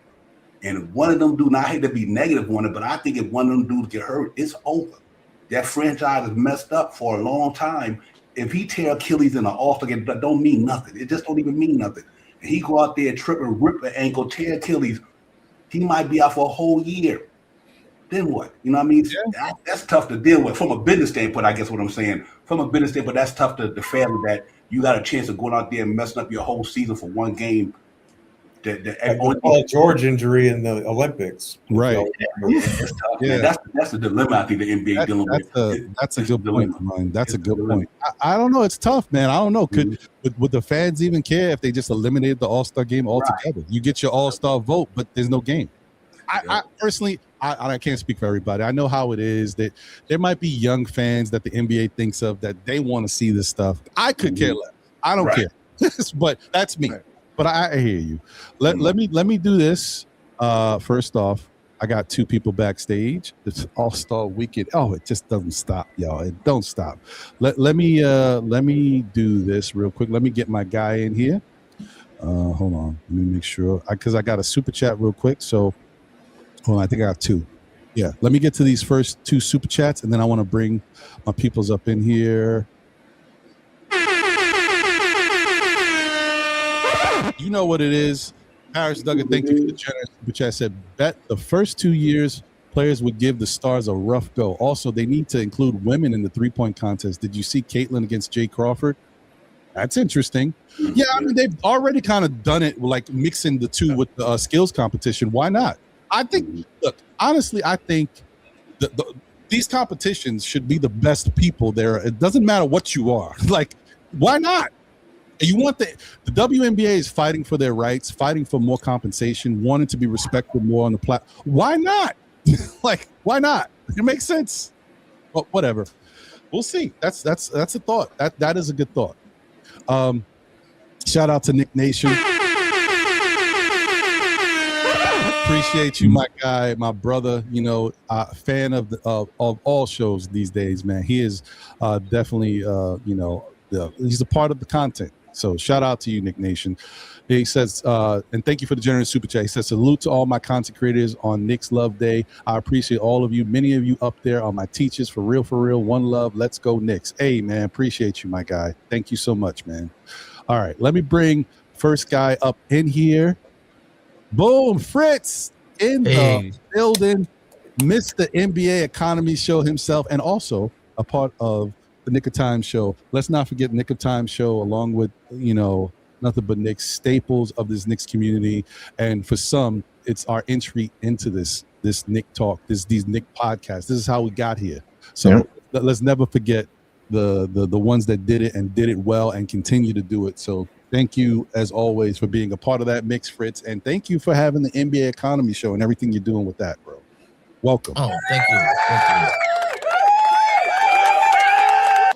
All right.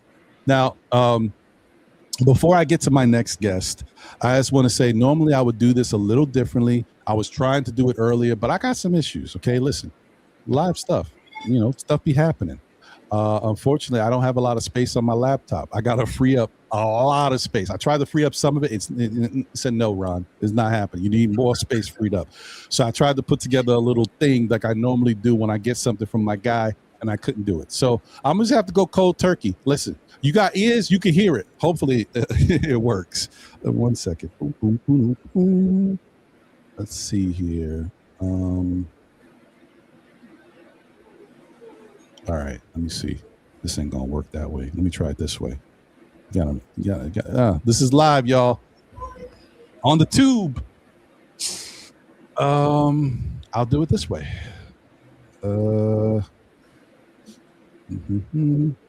Where's my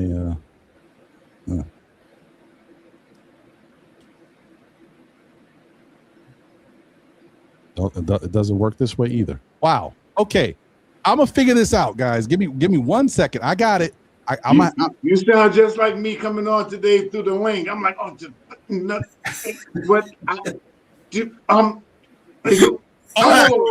I know how I'll do it. That's why it won't work. I got it. My bad. Come on. Sometimes you got to use your second brain. The first brain don't be braining. It don't be working. Hold on. I got it. All right, here we go. This is how I'll do it.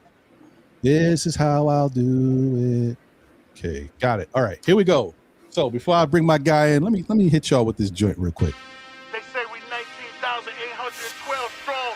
I say we New York City strong. Look at the building. Just look at it. Madison Square Garden. The world famous arena, that's the building. Madison Square Garden, we in the building. From the floor seat to the nosebleed, the building.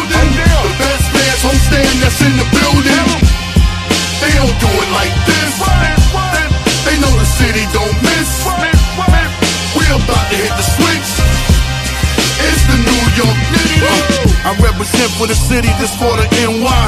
Brunson burner, boy, kiss to the sky. Garden dreams, the city drip, we orange blue. Seen of a nigga live a bars like them Sky Zoo.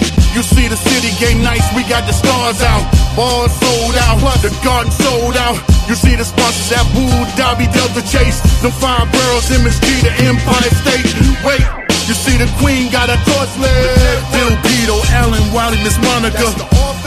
It's no city like New York. It's no city like New York. You see the squad that keep balling. You see the squad that keep balling. Tell the city that we all in. This is Madison Square Garden. Hey, Jay Boogie in the building. Let's go.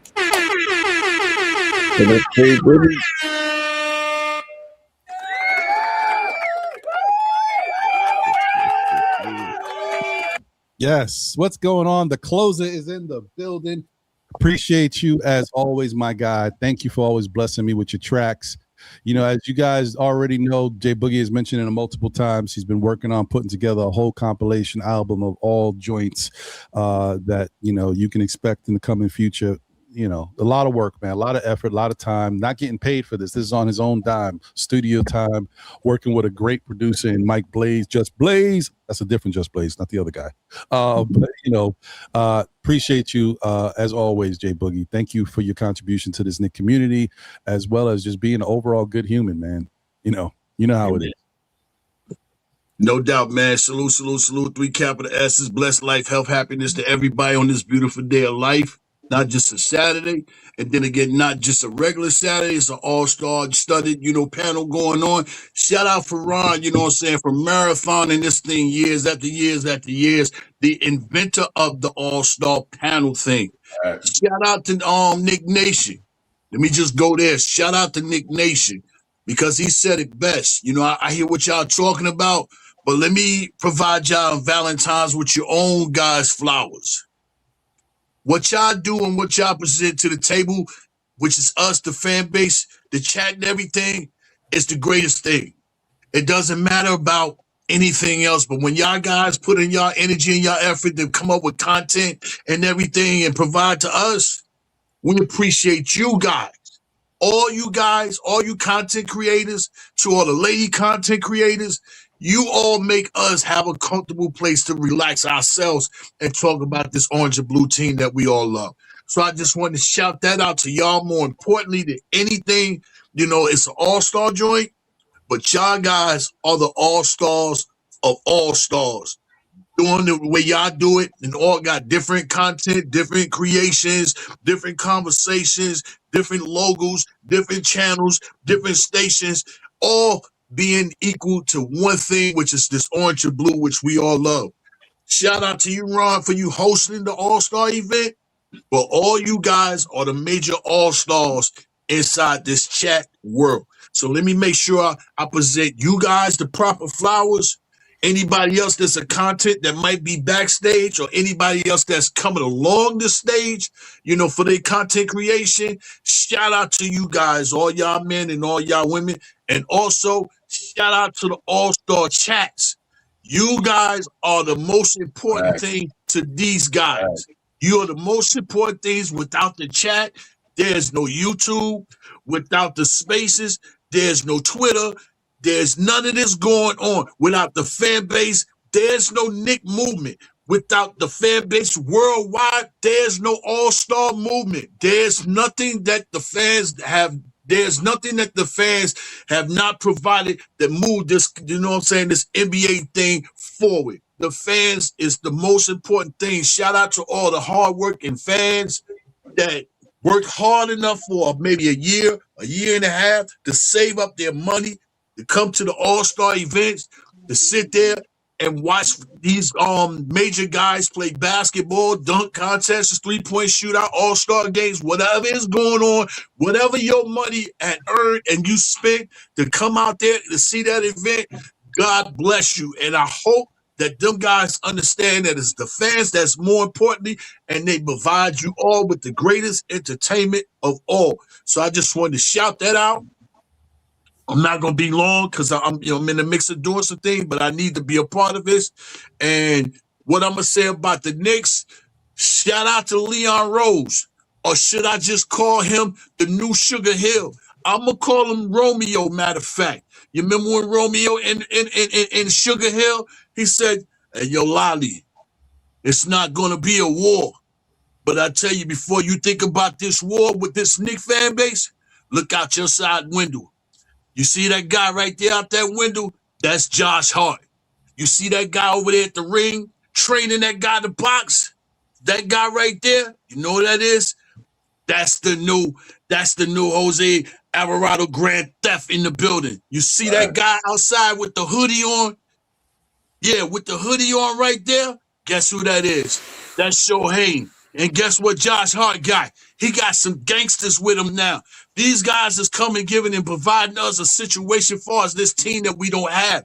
Energy, effort, dedication, hard work. They don't care about scoring. They don't care about nothing. Only thing they care about is hard work, playing D, and being everything to this team that we don't have. A lot of things these other guys can provide to this team. We got scorers, we got leaders, we got everything. But what these two guys have come and Leon Rose has brought during this mid-season part to attach to this team, to this team, shout out to Leon Sugar Hill Rose again. He's done it again at the deadline when everybody thought we wasn't going to get nobody. It's nothing available. We got no money. We got nothing going on. And guess what? He did good times. Anytime you entertainment, he got them janitor keys and got Bookman up out of here and flipped that to Terry and flipped that to the Grand Theft Auto and flipped that to Shohan. What are you talking about? Early in the mid part of the season, this guy should be executive of the year. Shout out to Leon Rose and the whole fan base and everything. So I can't wait for the second half of the season. Right. Let's get through this all-star break healthy, like y'all guys been talking about. Healthy and safe is more important. You know what I'm saying? You can dap up five, you can talk, communicate with all these guys all you want. But really, I'm trying to sponge you up and see what I need to have. And I see you come Thursday, Detroit Pistons. Bring your Tommy Hearns looking self over here to the garden. I got something for you, you know what I'm saying? But yeah, shout out to you guys.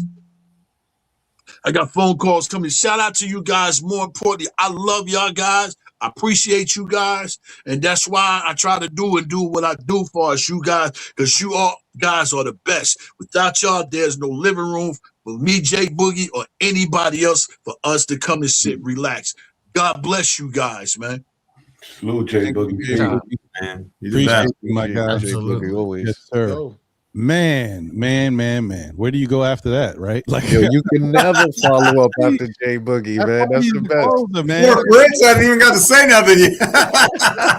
Man, that's just how he does it. I can't, but he had me dying, man. Some of y'all young whippersnappers don't know nothing about nothing. He called everything he said is valid, though. It's valid. It's valid. For real. Oh, yeah, y'all don't know about good times, man. Come on, y'all. Anyway, wow. Once again, I want to thank everybody for being here, tuned in. This is the All-Star Weekend Special Edition of SKF Know the Ledge. We got tons of your fellow favorite content creators in the building. Dope Soul Sports Collective. You got Jay Boogie, the closer, and the music man for the Knicks community, as well as the Knicks themselves. Don't get it twisted. You got Fritz Alcindor, NBA Economy Show, KOT Show. You got Knicks Real Talk, Divine and Sha in the building. Karan, Pierre, the Objective Knicks fans coming straight off of the 24-hour Knickathon. And you got the Delusional Knicks fan in the building, man. Yes. You know, you might think you're going to see this all at one place. You ain't going to see all this at one place. And there's still more to come, yo. This is still, we're not even done with the show yet. There's still more that might pop up. Now, I will say, unfortunately, I knew this is to be expected. I knew I might lose a couple people. I knew some people might not be able to make it to begin with, but today is Valentine's Day, y'all. And I appreciate y'all. I know today is a tough one. So for those people that can't make it, I lost another two, yo, but it's okay. The invite went out to a lot of people. So we'll see what else, who might pop up. But I definitely understand it's bad timing. Last year, they tried to do it to us again. But last year, the Saturday fell on the 13th. This year it falls on the 14th. Man, they got me. It's okay. Yeah, they got us. They got us and already got word going on, man. I'm in my office, my door closed, man. So, I got to Valentine, like you said, on a Saturday. I'm very short limited, man. But God bless you guys. And one more thing before I forget, and shout out to the new content creators. You new content creators, if you follow the lead of what these guys excuse my phone. If you follow the lead of these guys' martyr, because you can't build nothing without the mortar. The mortar goes down first, and then it's the semi-blocks. Then it's the bricks. The mortar and the semi-blocks have already been laid. But your guys are the new bricks to continue on building. Be honest and truthful and respectful and dedicated to your craft, and you're going to blossom. People going to come knocking on your door, meaning your subscription, and they're going to start tagging you, following you, and sharing you. These guys put the work in right here, and we all are not going to continue on being here, to continue on doing the content because you guys are supposed to rise up and allow us to be entertained by your work. That's how it goes. So you new content creators out there that's listening, we're listening to you and we're waiting for you, and keep doing what you're doing. Keep striving. When it get hard for you, that means you go extra hard because that's God challenge you. He's challenged you, but he wants you to be in position. When you ask for blessings, they take that much longer when you're not in position to receive them. Position yourself and your blessings will be received. Salute, salute, salute. 3 capital S's and another S for the stars on here and another S for this Saturday. And God bless you all. Appreciate you. All right, later, J-Bug. Yeah, my guy. Yeah, man. Yeah, man. No doubt. Yeah, brother. Yes, sir. Appreciate you, my guy. So I want to get to you guys with some Knick stuff real quick. And Karan, I'm looking at you, brother. Listen, I don't want you to feel any obligation to still be here, bro. The 24-hour Knickathon is over. Really? It's over, brother. You know what I mean? I definitely love to have you here, but I don't want you to feel no obligation to continue to be here. You made an appearance. If you want to bounce out, get some rest. Today is tough for you too. It's Valentine's Day. You haven't slept. You might just have to get your significant other, put a heart-shaped pillow between y'all and just knock out, yo. Hey, happy Valentine's Day. Yeah. No, she's good. Listen, she came up with the idea, so. Oh, okay. All right. Hey, man. I just want you to feel no obligation to have to stick around. I love having you here, my brother. I know what you've been through. No doubt. I'm right. I'm with you. All right. So, guys, I'll start with Fritz, and we'll go around. This one is a question kind of for everybody, because this is an opinionated question and your thoughts. Second half of the season, I want to get into some expectations in a little bit, but more importantly, I'm gonna hit the question, the big question out the park now. If healthy, hold on. Oh, hold on. Let me table this question real quick, because this is another person that not only would I love to hear his answer to this question, but this is his first time kicking in and rocking with us on the SKF platform as well. I finally got him. Every year we say we're gonna get together. I can't get him. This year I finally got him. Oh man, so that's not too bad. Okay, Valentine's Day. Maybe you didn't do me dirty. All right, we'll take it. All right. Shout out to this guy, everybody. First off, the same type of stuff that I talk about with Jeff.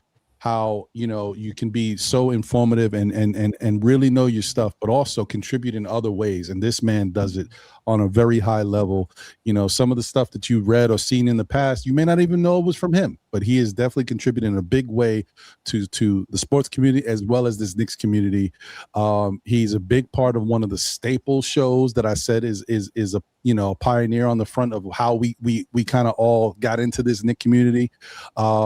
But without further ado, let me welcome to the stage Mr. Lee Escobedo. Let's go! Let's go.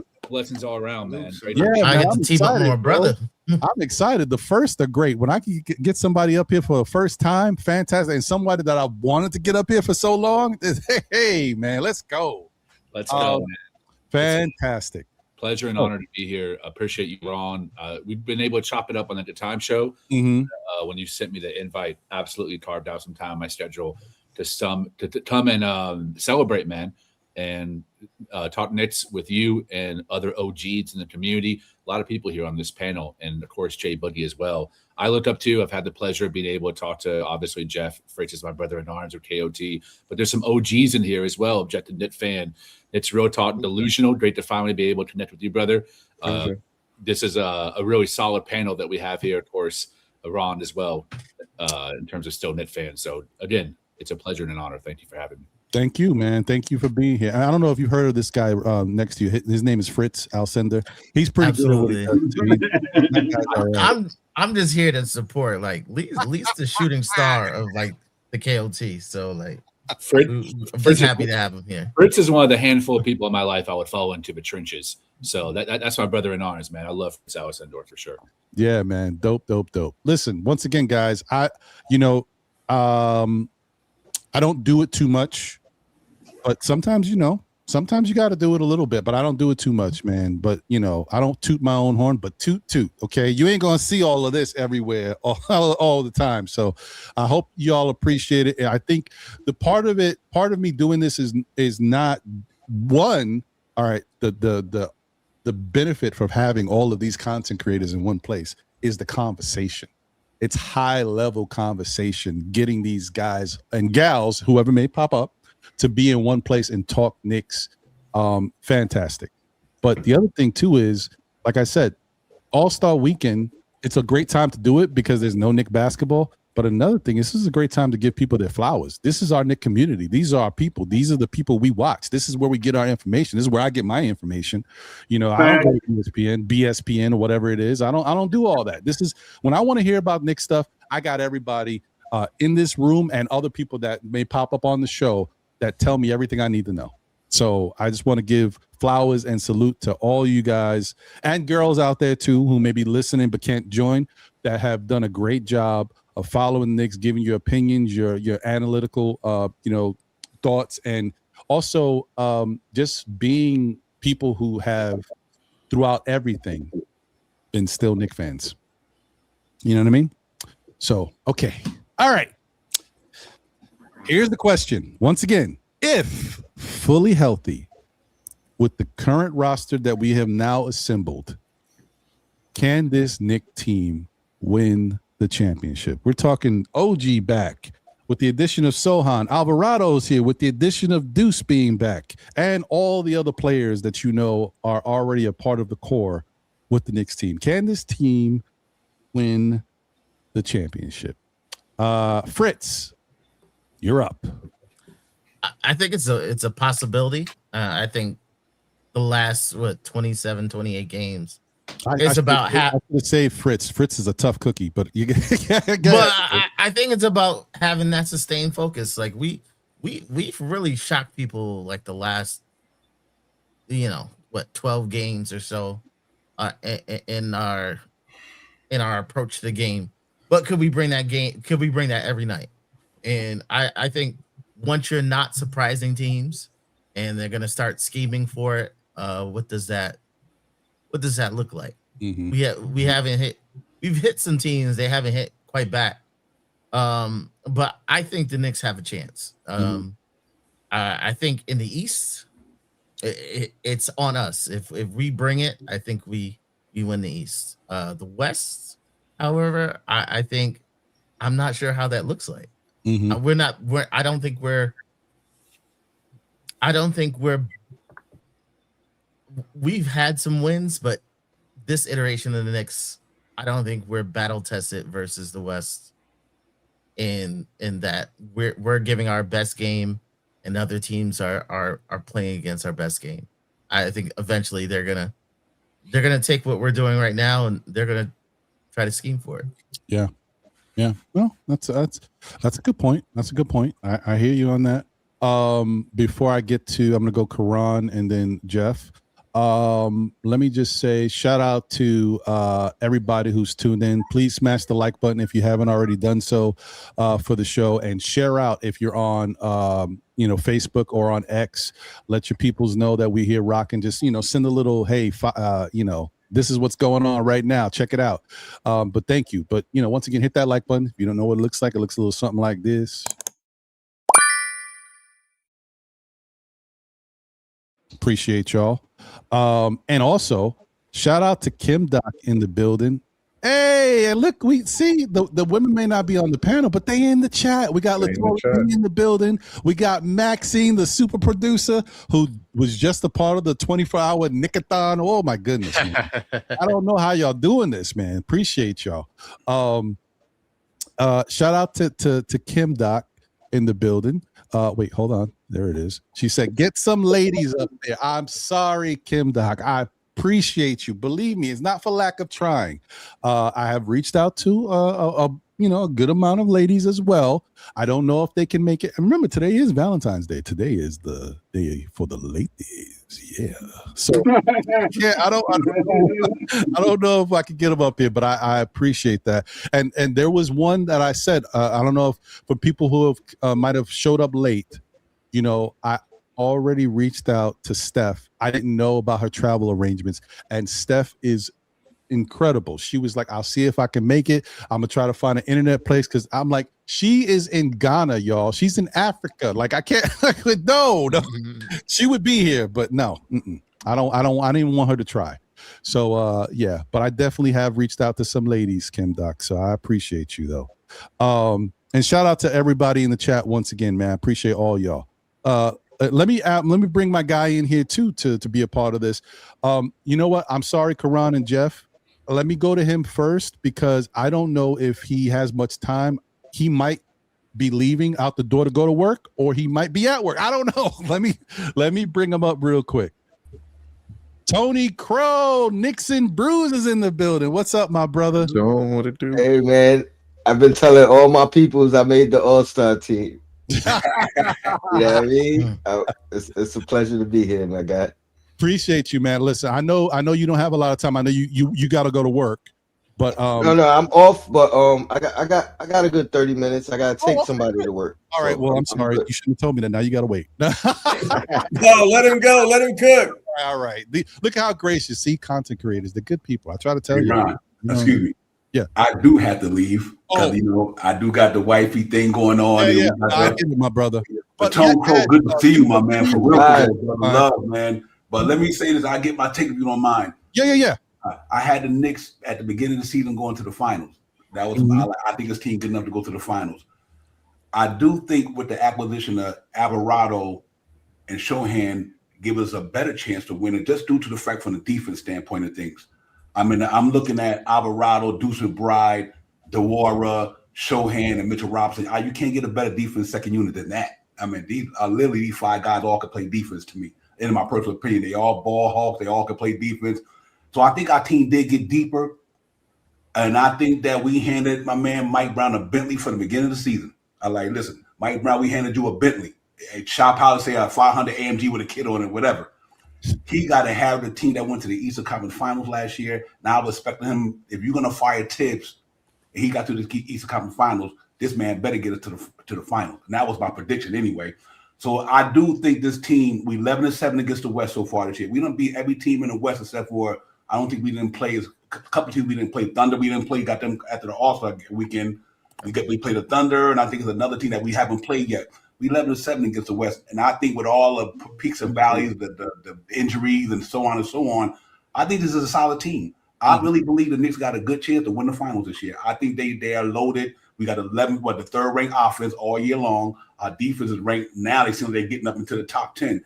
If we can sustain that offense with the third in the league and get our defense in the top 10, I believe they got a good shot to win this thing, man, because they are solid everywhere. I think bringing an Alvarado and Shohei might be the difference maker for me, because they two guys that we didn't have that could do this on a regular basis. Like, we got good young talent, but they inconsistent because they're young, which is understandable. I mean, you first get into the NBA, like DeWara, he's starting to find his footing.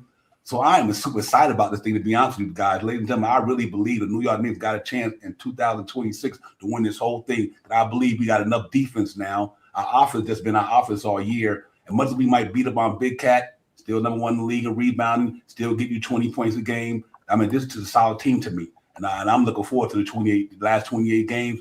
But I do think the Knicks got a shot to win this thing this year, just by what they brought in at the trade deadline, because it made us a little bit more deeper. And I think that was our Achilles heel going up against Indiana last year in the playoffs. The one that we wasn't good, we wasn't deep enough. And I think we got a little deeper. So I hope we do it, man. I'm excited about this journey going through the next 27 games of the season. Hopefully we can come in there healthy. And then we get back, Bruce McBride get back, then Mike Brown got a good problem on his hand. Now you got literally 11 guys you could put in there that could play basketball. They all can shoot the ball pretty well from downtown, and they all can defend now. So I think it's going to be fun, man. I'm excited about it. I just wanted to get that in there, man, because I know, me and my wife got to go ahead and do our thing. But first and foremost, salute to everybody on the panel. Salute to the chat. Y'all know that's where it's at, man. Thank all y'all. Ron, you do it again every year, man. You're in a home run. This is the best. The All-Star game is right here. It's not really in wherever they playing it at. It's Los right Angeles this year. It's right here. I'm still a Knicks fan. We got the best players in the world right here on this panel, ladies and gentlemen. Don't never forget that. This is where it's at, man. This is the best All-Star. I bet you watch more All-Star here than you watch there, to me. So I see all that, man. Jeff, still delusional. Karan, I know you gotta get some sleep, my brother. My brother, Sha Pow, Fritz, and Tom Crow, I love you, my man. Good to see you, my man. Real talk. Karan, thanks again, man. I'm gonna go ahead. Me and wife, we'll go ahead and do the wifey and husband thing. So I gotta go, man. But salute everybody. Appreciate y'all, man. Thanks. Praise Divine. Take care, Divine. You the man. All right, have a good one. Y'all take care. Hey, happy B-Day for y'all. All right. Oh, okay. All right. There he goes. So I was like, where'd Karan go? I'm like, did I lose him? Right. There he is. Right here. There you go, my brother. Hey man, so your thoughts. And I didn't even mention your stats that you brought up on your show in reference to the Knicks on defense and offense. So when you say your thing, that's your thing. By all means. Yeah. So the question is, when they what's my thoughts for the next half of the season? No, not half thoughts, but if fully healthy, can this Knick team fully healthy, win the championship? Okay, so I'm gonna try not to be super long-winded on this, but I'll jump to the stat. I'm gonna give you the good side of my argument. This Knick team has been possibly underrated, depending on what your viewpoint of this team is. If you're just looking at the wins and losses, yes, records do matter, but there's other stats that you could look at that can really gauge how well a team is performing. So the Knicks is the only team in the Eastern Conference that is top 10 against offenses and defenses. On the offensive side, they're top 3 offense when going up against top 10 defenses, and they are top 7 defense when going up against top 10 offenses. The only team in the Eastern Conference to do that. I do a show called the Knicks in 10 Show, where I track trends and I give predictions. I told you that the Knicks defense was for real. I told you that the Knicks were the most dominant team in the Eastern Conference, and there's a lot of numbers that can point to that, despite Detroit having the better record. But when we talk about total domination, the firepower that we have on this team, to blow out a team like Philadelphia by 49 points, to go explode for a 40-point quarter on any given moment, I think arguably is between us and the Denver Nuggets for the number 1 and 2 offense in basketball. When you talk about weapons and what you have, the capability of, you got a guy like Mikal Bridges who could drop 30 when he feels like it. You got OG Anunoby. Josh Hart can get a 20-point triple-double, or at least a 15-point triple-double. Like, we have a lot of firepower on this team. And I do think, based on a lot of the numbers, we could honestly, go all the way. We could honestly, when healthy, especially, be a dominant force. Coming into the season, I also picked the Knicks to go to the finals. I don't think I ever really wavered on that point. However, the Western Conference, I'm a little concerned about the West, especially an OKC matchup. But hey, you never know. OKC, I don't think they're the same team that they were last year. And in the last like 8 to 9 years, you hadn't had a champion repeat. So this is a good opportunity for us to get to the finals and get it done. Now, the only thing I'm gonna say, now here's my only concern with the championship finals. Okay. The only concern with the championship is on my channel, we did it. We went back to 1958. You don't have an NBA champion that has won it without an all-NBA first team player or MVP. Now, my goal is for Jalen Brunson to be first team. I think he can get there. But we're kind of going against the odds of history. The only team to do it was the Detroit Pistons in 2004, but that team was different. They had 4 All-Stars. They were like a top 3 defense, the defensive player of the year, Larry Brown. That team just has so much going on that it'll be hard to replicate that. So that is my only concern. But I believe in Captain. And if he is fully healthy, he should be all NBA first team. And Ron, and I'm gonna go on this point. I want to thank you guys for letting me rock. Salute to all the people on the panel. I definitely checked out all of you guys' stuff before. I want to leave this because when I came in, you were talking about this. So this would be a little bonus stat for all my Karl Anthony Towns people that believes the refs don't call a lot of fouls on Towns and he gets beat up. Yes, he does. However, he gets away with murder. And I just want to leave you with these 2 stats. Anytime Towns gets 5 fouls or more, we're 4-11. So he is negatively impacting us with his fouling. It makes him hard to officiate as well. He has to let go of the hooking. He's number 1 in offensive fouls. We're over 3 a game. He needs to watch the hooking. We got to let it go. And the arguing with the refs makes him a bigger target because a lot of times when he starts to argue, you'll find him getting 2 fouls in a row. And my last stat I'm going to leave you with that in the last 8 years, he's been top 4 in fouls. 6 out of the 8 years. So this is an ongoing issue with Towns with fouls, and he needs to curb it. I love Big Bodega Cat. That's my guy. But my solution for Towns is stop arguing with the refs. It's only going to hurt you. Focus on what you can control and be mindful of the hooks. But listen, y'all, thank you. I appreciate you guys. Big time salute to Fritz. I appreciate you, Fritz, for coming on to help me with the 24-hour show. Of course, my man Ron, thank you for being there. To everybody who checked it out, to the chat, to everybody on the panel, my man Lee, Tony, Sha, Jeff, Delusional Knick fan. You're not delusional Knick fan. All right, but big time salute, man. Thank you for having me, man. Big time salute. All right. Yo, I'm definitely down if you do another one too. Okay, I got you. Yeah, and not just that. I'm always down to collab with everybody. So I'm everywhere. The Objective Knicks fan. If you want to get in contact with me, Fritz knows me how to get to me. Ron knows how to get to me. So yeah, if we could always, I'm down to work, man. However you want to do it, y'all. I appreciate you. And once again, I'm gonna get the plug. I'm gonna get the plug from Ron. Yes, sir. Okay. I got you. Yeah, 100%. 100%. Once again, right before you bounce out, Karan, I just want to say, once again, I thank you. I appreciate you for always being there when I need you. But more importantly, I appreciate you for what you're doing with your show, with your platform. This, like I said, for some of y'all that don't know, Karan has been steadily growing and growing and growing, but not just growing and growing. He's been giving more and more effort.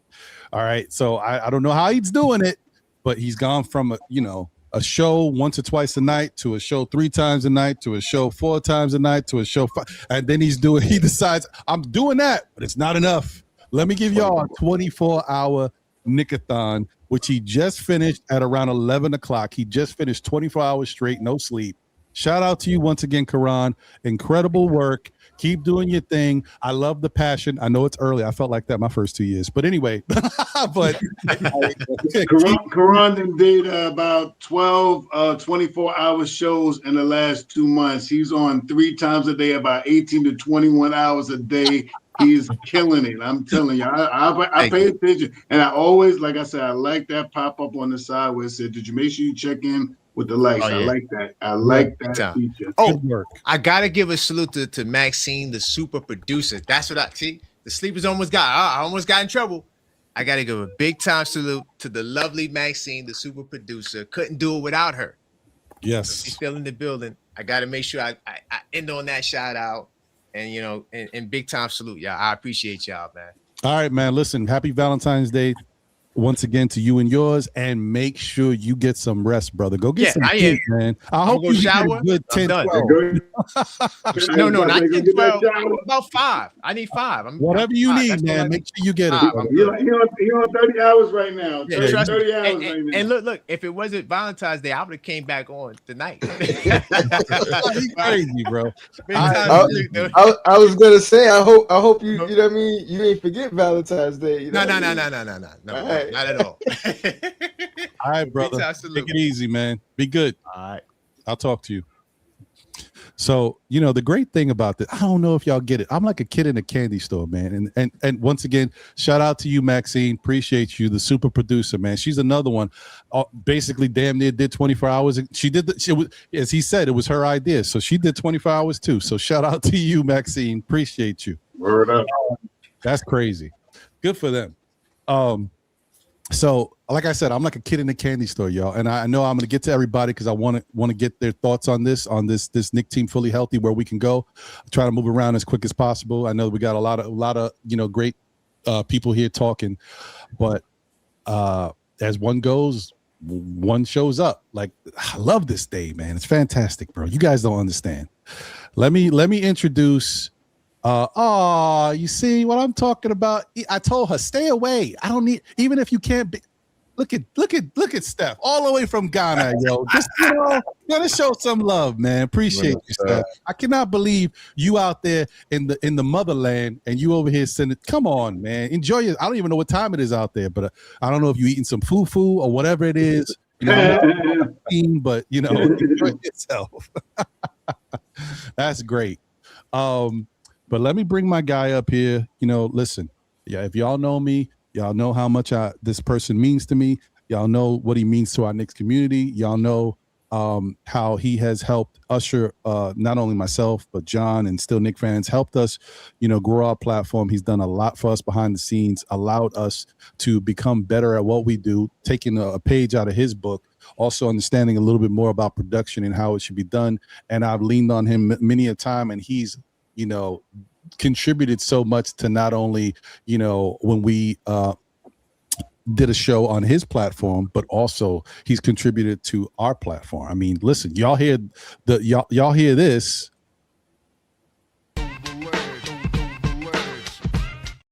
That's because of this man. You know, he put this together for me. He's helped. He's done this for many people. You know, in your Knick community, there's a lot of people that have, not only has he given a platform and an opportunity to speak and allowed us to help, you know, understand the business and grow our own channel, but he's also contributed even after the fact to that. So without further ado, introduce the podfather himself, Mr. Simeon Russ.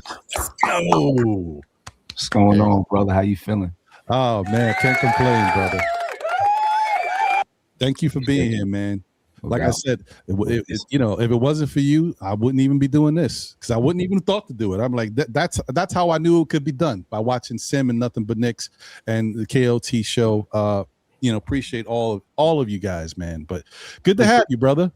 Appreciate that, man. Good to have you. So, like I said, I want to be mindful of everybody's time. Once again, today is Valentine's Day. Terrible timing, but hey, we still make it work. So Jeff, if fully healthy, this New York Knicks team, do you think we can win a championship?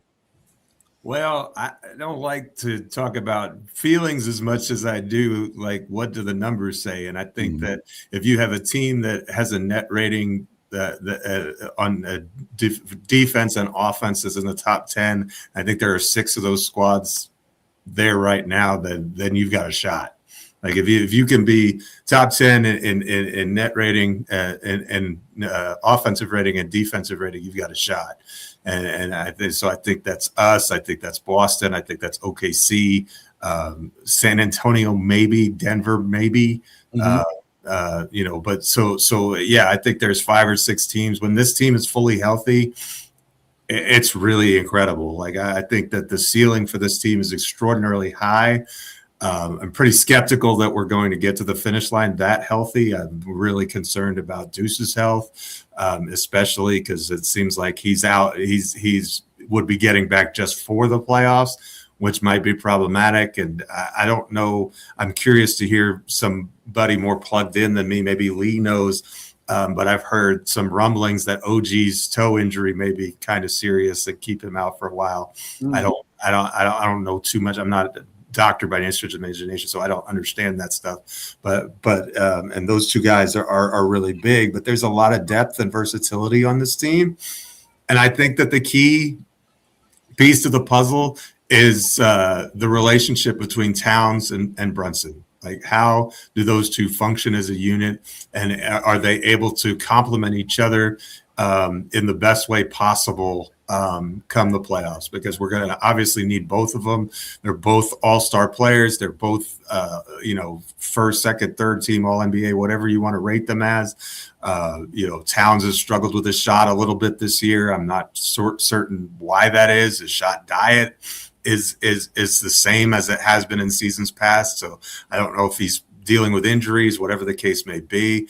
I think that of late, Queen and I talked about this on Thursday twice, actually. I think he's volunteering to kind of step back a little bit on offense and let some other people cook. I think that seems to be rather intentional with Mike Brown's offense. So for folks like me who are like, get Towns the ball, more. I don't think that's what the Knicks game plan and strategy is. So I think he's sacrificing his own stats for the betterment of the team, and he's focusing on the glass and on rebounding and those sorts of things. But I know that in the postseason, in the playoffs, when things get really tight defensively, you've got to have those guys like Towns and Brunson who can score and take their, make shots and create shots. And so I think it's going to be a combination of the two of them. I think that what we saw in the end of the Pacers game was kind of a warning, right?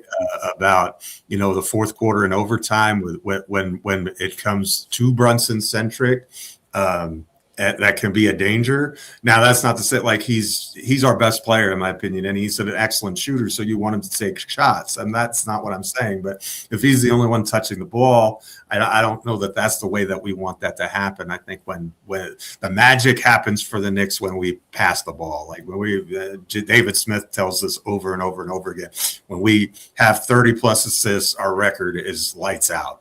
And so, and it's going to be incumbent upon some of our lesser guys like a Bridges and Anunoby and those Landry Shamet even to be able to continue to make shots when the lights are a little bit brighter.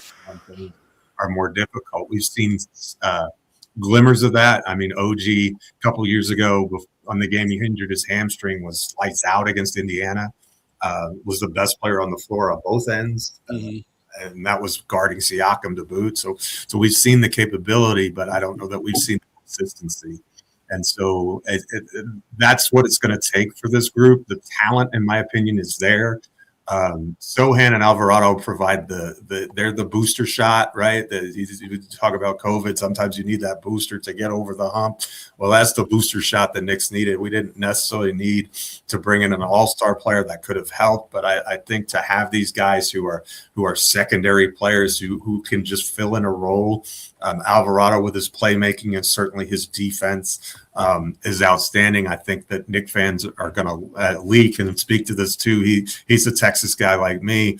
People are going to be really impressed with Sohan's defense if he gets on the court because he can guard all five positions and do it pretty well. And that kind of versatility, I think, is going to endear him to Mike Brown and maybe at the expense of a Diawara or some of our other players, especially in the short term until Anunoby gets back. Once OG is playing and if Deuce is healthy, I don't really know if he's going to have.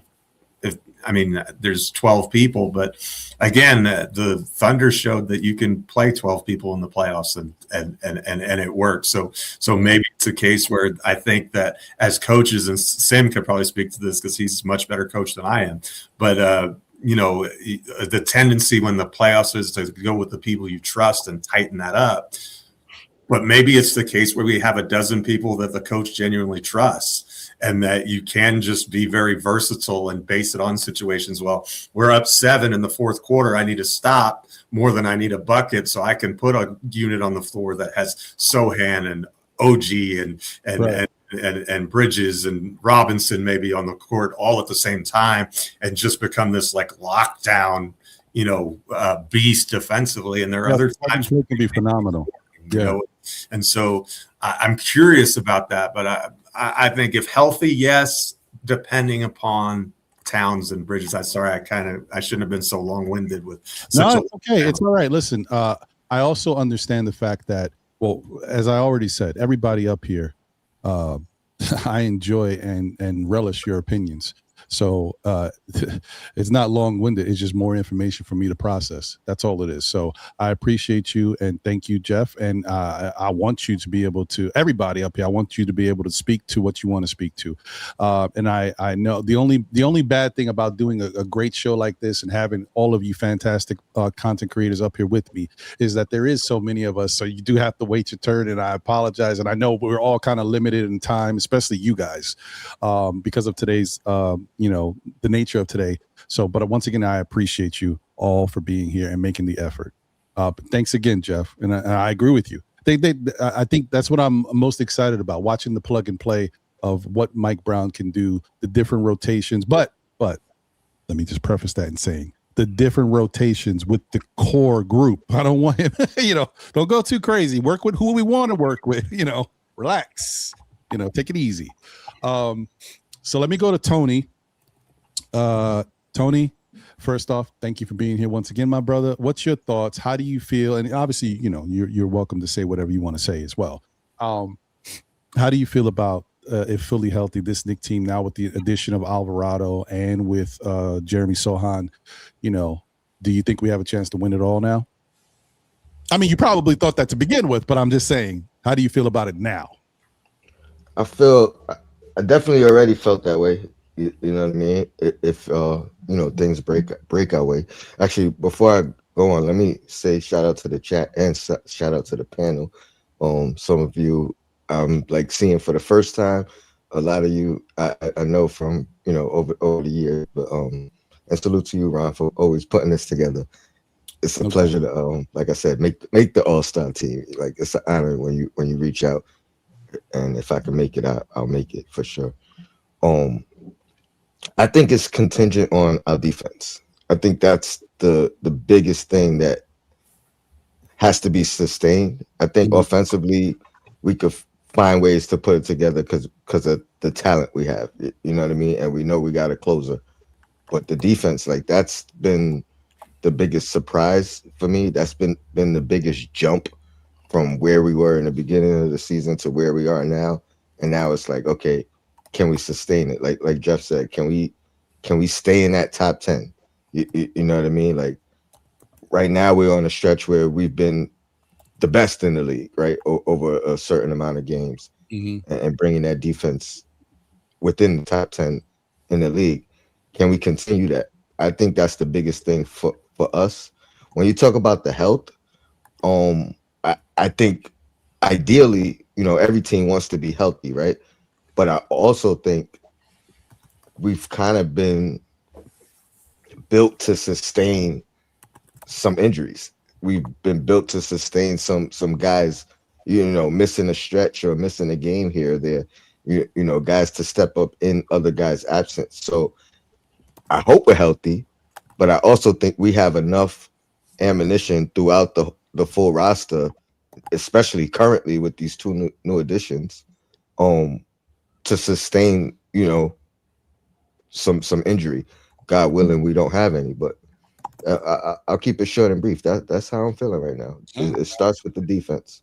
Yeah, I mean, listen, we've noticed how impactful this Knick team is when they focus on defense. And shout out to Karan when he was speaking, when he talked about the defensive stats and where the Knicks rank, which I think I thought when he first told me that, I thought that stat was kind of surprising, because we all, like, when we look at this Knick team, especially early in the season, we saw a lot of offense. And so I don't know if the focus was so much implied on the defensive end, even though obviously it was there. but the offense was a little bit more prevalent. And then we went on that losing streak, and didn't look great at all. You know, perimeter defense was terrible. In the paint, defense was terrible. It was a tough time. But then we go from that to the win streak, where we the number one defense in the NBA over that time, and it starts to kind of come back to the forefront. But when you kind of look at it with the stat that Karan brought up, the Knicks being, top 7 in defense versus good teams in the league, in the NBA for the whole season, not during the streak, it's for the whole year. It kind of puts it into framework that, hey, this Knicks team has always been playing good defense. It's just we've had moments where maybe the focus wasn't good, or matchups rise. There was a lot of different things where rotation was, up and down, and guys being put in a position that maybe they weren't used to. We played some rookies in certain spots. A lot of things have gone on where they just couldn't really lock in. And I think, just real quick, going back into that shortened rotation and kind of getting back to something a little bit more condensed with guys that are going to go out there and do this is a big difference as to why we've kind of gotten back to playing good basketball. But we'll go from there. Hey, Rob, if I could add real quick, we also, coming into the offseason, it felt like we doubled down on offense, right? The new additions that we brought in, we looked forward to what they could bring to the table, but we knew they weren't bringing a defensive dynamic. Right. And now we brought in 2 guys that kind of hang their hat on the defensive end first, right? Sohan and Alvarado. So I'm looking forward to how that really solidifies us moving forward. 100%. And outside of just that, we brought in 2 guys that hopefully I don't want to say Alvarado has already shown it. I don't know about Sohan. We can assume he will, but hopefully they will contribute, because that's the bottom line. Like, we weren't getting much out of Yabusele. It's not about whether he was good at anything, or we just weren't getting enough out of him. So now hopefully the 2 players that we have acquired will help this team going forward. We'll actually get something tangible out of them. Delusional. And I'm sorry, Delusional, then Sha. Sha, you haven't spoken yet about this, correct? I'm just double checking. Delusional, then Sha, and then I'm gonna nail it home with Lee and the Podfather. So, what's your thoughts, Delusional? If healthy, you think this Knicks team can win it all? 100%. And this is pretty much that delusional section in the brain, to where coming into the beginning of the season, that was my whole mindset. On Queen's show, I said we probably gonna have the number 1 offense, averaging 140 points. With the lineup that we had. That's how confident I was in the offense. But like you said, we had the hiccups on the defensive end, with Mitch kind of having to sit out back-to-back games, or the Mitch management aspect, us not really having that defensive presence in the paint to be a deterrent. So those were the little hindrance that I had. But seeing us during this stretch, getting the trade, the Alvarado trade, I think was massive. Like, the point of attack defense, and it came at a good time where Deuce went down. We didn't know if it was serious or not until it came out that he needed surgery. But the fact that Alvarado averaged 2 steals per game, so that's right up there with OG adding that. So just seeing what we can be defensively is massive and scary. Us beating Denver, which is a West Coast team that we've kind of had our way with over the years. That's probably the only team that I was coming into. Was like, okay, how can we match up with Denver? They're saying Denver might be that team, but then I looked, I'm like, no, the last few years that we had Brunson, we've kind of dominated Denver. So it's seeing the OKC, and then even the 30-point losses from Detroit, it didn't faze me due to the fact of how we lost every team to every major team last year, and we was able to prevail and get through. So we're definitely a battle-tested team. So that's one reason why. And the Sohan, the Jeremy acquisition is someone that you can place on the Cade Cunningham. You could place on the Shea. You could place on the Luka or Braun. Like, and these are the major type guys. Like, this, for me, like, when I first saw that, I just thought of Dennis Rodman, someone that can get up in people, grab rebounds, don't necessarily have to score, but just be a pest on a defensive end and mentally get into a player. That's one thing about Draymond that was important to Golden State, was his energy and the fact that he will get up under your skin, mess with you mentally. We've seen it firsthand when he's done that to Cat, and Cat is a better player. But it's just that when you have someone that can take you out that game is very valuable during that time period. And I think we have every facet that's needed to win a championship the Knicks have. So we just got to do it. Healthy. And can he be an enforcer? Because that was one thing we've been lacking. Oh, I think so. I think so. Like, you know, you've seen the highlights of him. Most of it is him grabbing and yoking up on people. So I was just like, all right, this is what we need. And, you know, it's a mixed crowd too, because I heard people when Alvarado came and stood up for Mitch, they was like, oh, you know, you don't have to do that. That's something that we don't need on this team. No, that's actually what we need on this team. Right. You forgot the defense was coming in on us and they was pushing up on us and bullying us. You had when I forgot who it was, but they had a hard foul on Brunson. Nobody came to defend Brunson during that time period. We just came in and just picked up Brunson. No, you need that. So let these teams know, like, we're going to battle. We're going to fight back. We didn't have that. We had that last year with Tucker when he came in. You know, he was that little enforcer that came in every now and then to help us. But that's exactly what we need. Yeah. Quick piggyback from that is it also makes the team stronger because now after this guy did the reaction to what he did, everybody was ready to jump in. You needed someone to initiate that, and we haven't had that in a while, and now we may have to. Very true. Very true. I mean, that's a fact. I will say another good thing that came out of, like, we still got to see how Sohan plays with the Knicks and how they figure out how to use him. But I will say the good thing that we've seen with Alvarado, which I really like, and I wonder if I'm the only one, you know, not you guys, but if people appreciate it. We've kind of seen it's been 3 games. We've seen the good and bad of Alvarado in 3 games. So it's good to see it, right? And the good thing too about it is that we saw the good the great happen. We saw the good, the bad, and the great. We saw him have a good debut. We saw him have a bad game and get cooked versus Indiana because they were doing some work against him. And so that was my concern about his decline in the past couple of years, because the metrics show that there has been a dip in his defensive prowess over the last 2 years, right? So I was a little concerned about that, and we obviously know the height.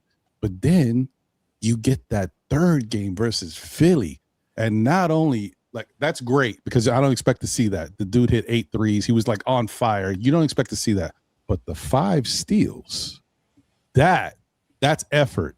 That's not a fluke. That's, I'm gonna go get it. Can't be.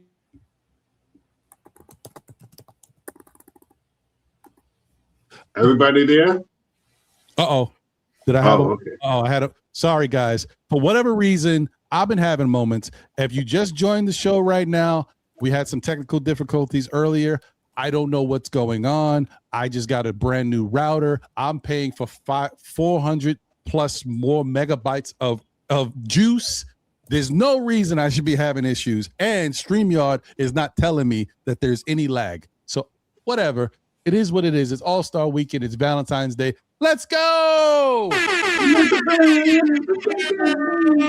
There's going to be some issues. It just is what it is. I don't know. And another thing, too, is I have no alternative because Verizon, apparently, even though they got fiber cables here, they will not come to my house. So it is what it is, guys. All right. Sha, your thoughts, my brother. How do you feel about the Knick team? Can they win it all if healthy? We definitely have put ourselves in a position where I think, and I'm going to just, before you go, I just want to give kudos once again. This always, oh, great. You back.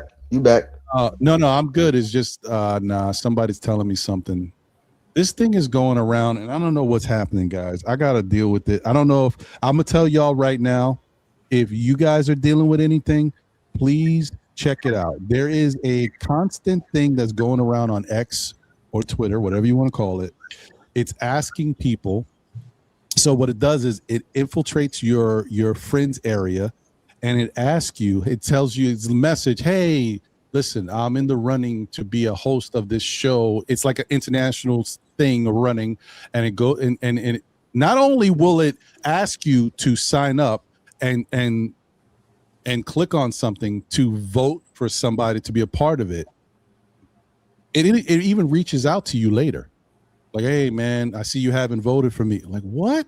So that it caught me. I got caught, y'all. So apparently I got hacked. Someone's saying that I posted something on my account on X right now that obviously I probably would not have posted. I don't know how bad it is. I'm about to check it out now. But either way. Yeah, I didn't sign up or I didn't respond, but it's definitely something going out there where it asks you for your password and all that to log in. And I definitely didn't do it. I'm like, it sounds suspicious. So Yeah. No, I appreciate that, man. Thank you for letting me know. I've already actually reached out to X because letting them know that because I was scared. I thought I might get hacked, and I didn't. But now apparently I did. So it is what it is, guys. All right. Hey, Yeah. there's somebody in the chat. I just want to shout him out. Relax Knicks fans. That's a dope name. Yeah, that's who's obviously that's how I found out. I mean, he's the one to let me know that I got hacked. So, yeah. Shout out to him. Good stuff. Appreciate it. So yeah, man. Sha. Yeah, I mean, the New York Knicks, I believe they have a really good team going down the stretch, man. The yings and the yangs of the team, if they play defense, this team is a pretty scary team. The new acquisitions of Shohan and Alvarado should be, it's already panned out. Alvarado already played 3 games and he got a pair of Timberlands and a hard hat already. So that means he's got something already. He doesn't have a nickname of Grand Theft for just no reason. So if he continues doing what he's doing, if Shohan can come here and does his aggressive thing, scoring baskets in the low post about 60% or so. Dominate down there, grab some extra rebounds in there with Mitch and Diawara. I don't know. Everybody's thinking that he's going to take minutes from Diawara. I think he's playing both together. One is a small forward. They both forwards. They 6'8", intertwine them. They both got good eyes. They both can dribble. They both can pass. I think that'd be a great asset to Alvarado and Landry Shamet in the backcourt. You got players that can score the basket down low, up top, and you got a defensive presence down there all the time with all 5 of those guys. So I think we got a good shot, and it all depends on who we see in the finals. I think the teams now, but let's see what Sohan really can bring, because his stats say that he plays some of these bigger players very well. Bring their field goal position, put percentages down and stuff like the bigger name Shea Gilgeous and these guys like that. So if he could come over here in these next 20 some odd games and do that and get back to that 11-5 and so where he was at prior to this season, I think we have a very good shot of taking everything. My plan was for us to make sure that we get to the finals this year. And depending who it is over there, the only team we really haven't played is OKC. But I'm not scared of San Antonio, and I think San Antonio could beat up on OKC this year. And I'm not scared of Jokic and them. He just came back from the game the other day, hit 30 points, a triple-double, 30 points, and missed 16 shots. I think we can do that to him again. That's how you beat him. You can't stop him, but you just deflate his field goal percentage, make it worse than what it is. So with those things like that, with the defense that's, we're almost top 10 now in defense from the latter part of this month. Last month that we were 19th. So I think the increase from the 19th to almost being 10 and our offense staying steady all year long, those are tickets to winning the game. Everybody got to be on the string. And now Brown talked about the 9.5 man rotation that he was looking. He got it now. He got a solid 10-man rotation at any given time. Now you could really look at giving your starters an average of 150 minutes, in the starting unit, about 30 minutes apiece, and be fine with the rest of these 5 other guys that you have in the second unit that can pick up and slide in different times and interchange these units now and stuff like that. So once everything is to see how Shohan really affects the game coming in here now. Like he's going to be but if you see Shohan in the next 5 games and he got to pay a Timberlands, he got to pay a Timberlands and a hard hat. You know what it is. You know what it is, baby. And this is one thing that we have been looking forward to have some defensive presence. But now we got some guys with some chops. They ain't gonna let you just get bullied. One of the biggest things for me was Alvarado from Brooklyn. That's how we play in Brooklyn. You get up in your face. We do all that. Mm-hmm. I mean, especially, and he did that with a bag of chips, and I represented that. And they looked like they played even harder after that. They was like, yeah, let's go. Yeah, that's exactly what he does. He's that instigator. He's that guy to get you going, and he makes it feel like that's what we want to do. And if Shohan comes in here and do somewhat of that same thing and be aggressive down low, grab a rebound, and helping out Mitchell Robinson, shut people down there, it's one and done. One shot, and who's going to grab the rebound, and let's go. And either one of the wings now could push the pace. Diawara could push the pace. Shohan, and on paper. Right. We haven't seen anything. We haven't seen anything from him, but on paper, he can grab the ball and push the ball up. He was playing the point guard in San Antonio, 2 years ago. So he's one that they say he can grab the ball and push the pace. You know what I mean? And if you got Shohan and Diawara pushing the pace off a grab rebound by Mitchell Robinson, and you got Jose Alvarado, which is a very good acquisition because first time I seen in the second unit that, I'm not taking anything from Tyler Kohler. He has done it, but consecutively, he got, and he doesn't even know the routines now. He got a cat down on the blocks 2 times in a row, set him up right there, easy money, made him look good. You know what I mean? I was like, oh man, wow. I was happy to see that. So if he can continue to build these guys, this is the best time for him right now. And Shohan should be there probably by Monday if he's not over there in Terrytown right now to work out how we're going to play the rest of this year. 26 games, man. I need the Knicks to win 20. You know what I mean? Let's get it. I like it. I'm not mad at it. That'll be great. Good stuff. Man, I gotta tell you, now I gotta deal with this freaking hack crap. Oh, man. Anyway, Lee, appreciate you, my guy. Thank you for being here. I know this is. I mean, you've heard everybody's kind of take on what their feeling is about this Knick team. If fully healthy, how far can we go? It's all a if, but because I think someone did say that, hey, we don't even know if we're gonna be fully healthy. The Deuce injury is kind of funky, and the OG stuff, like, man, if there's ever a question mark, it's always OG. So I hope it is what it is, and they both can come back healthy. But what's your thoughts? Do you think we can kind of, or at least be in a position to win it all if everybody's healthy with this currently constructed roster? All right. Let's hop into it. First, I want to address Jeff. He asked me if I knew anything about the OG and Anunoby toe. I think a lot of the fear is potential turf toe. Mm-hmm. The media has not been told anything beyond day-to-day. So if there's something in there and anyone tells you something different, then they're basically admitting they have higher clearance than Ian Begley, and I highly doubt that. Concerning the Knicks, I've been saying championship since we acquired OG Anunoby. I never really saw RJ Barrett as someone who would impact winning on a championship level. Doesn't mean he can't be a good player. I thought OG Anunoby was the opposite of that. I thought he was the paradigm of championship level two-way play. So once we got him, I was early out the window.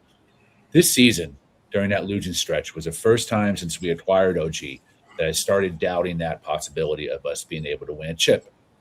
And I don't play favorites. I don't believe anyone in terms of sports is beyond reproach. Only my creator is beyond reproach. And to me, James Dolan, to Leon, to Brunson, on down to Become Dadier, when they do something deserving of criticism, it should be levied at them in a fair and responsible way. And I looked at it from a psychological analysis in terms of hubris. I looked at the 4 main players I thought impacted a championship winning the most: Brunson, Mikal, OG, and Cat. And I looked at their various flaws. I said, all right, Brunson has kind of a selfish ego moments.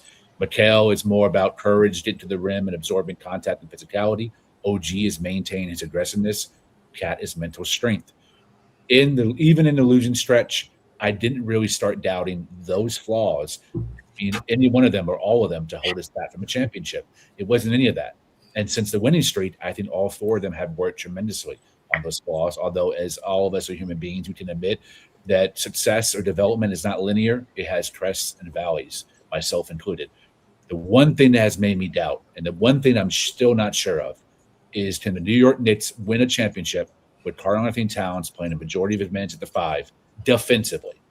I have no concerns about his offense or his shot, even the offensive fouls or the fouling out. My pure concern is we are the only team to try to win it, the only team that would win a championship with 2 compromised players at the most important positions defensively, the 1 and the 5.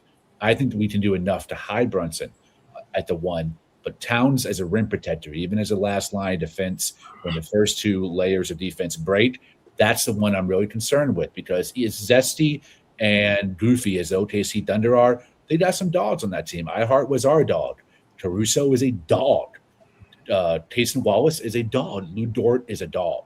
This team, before these 2 acquisitions, were very soft, very Boy Scout, and molded from kind of a cookie cutter profile. That's not an attack on their character. It's just an observation of their persona. And it worried me a little bit. Would anyone stand up for Cat, or would Cat's mental strength fall not just in his laps, but the buoyancy of the team? Could they uplift him? I didn't think they could. These 2 guys make me feel a little bit differently about that.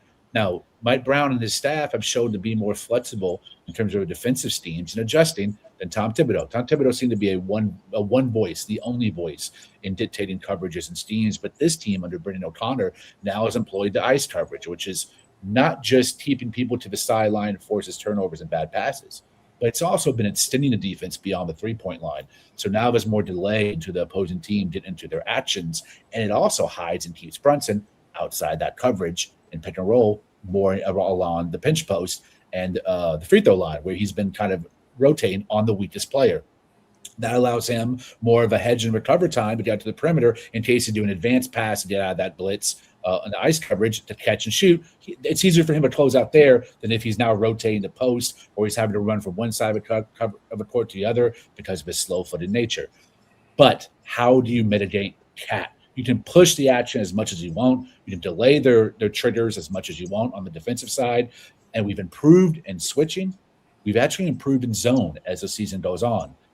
And we've mitigated who is around Towns, right? Jordan Clarkson and Tyler Kolek, both who try on defense but are underwhelming on defense, have been removed from the rotation. So now you have, and it's 9.5, and my 0.5 right now is Diawara.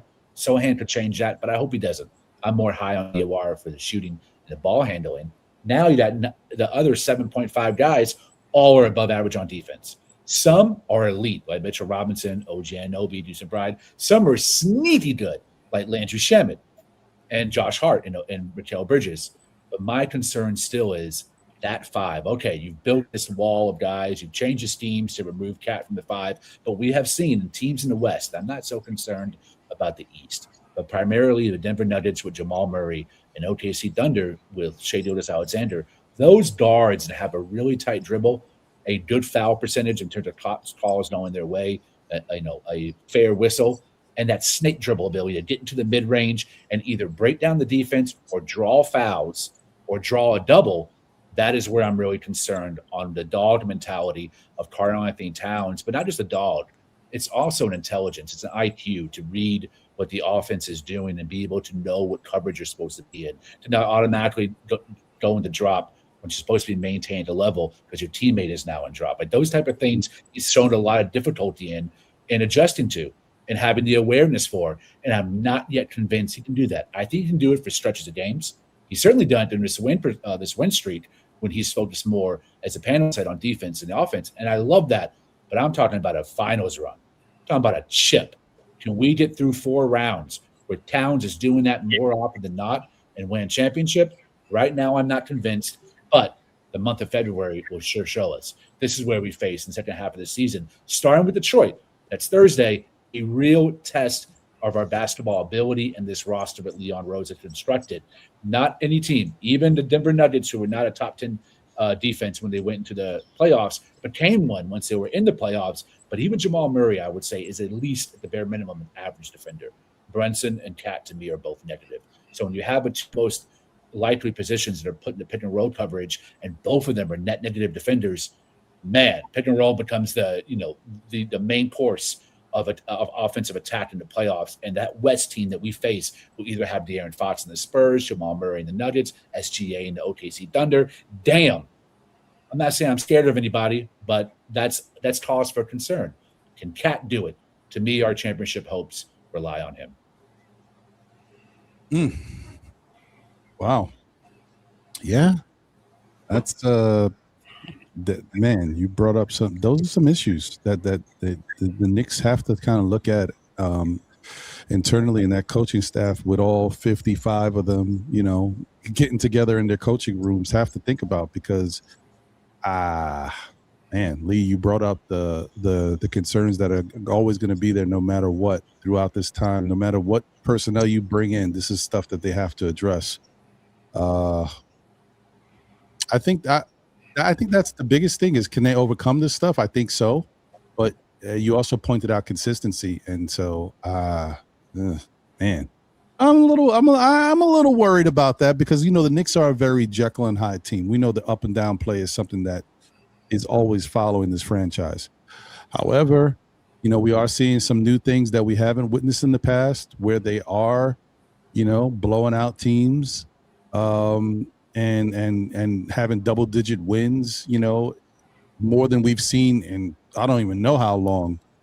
These victories have been a lot easier to come by with regards to the back and forth between the teams. We haven't had a lot of tight fourth quarter games, so that's a good thing.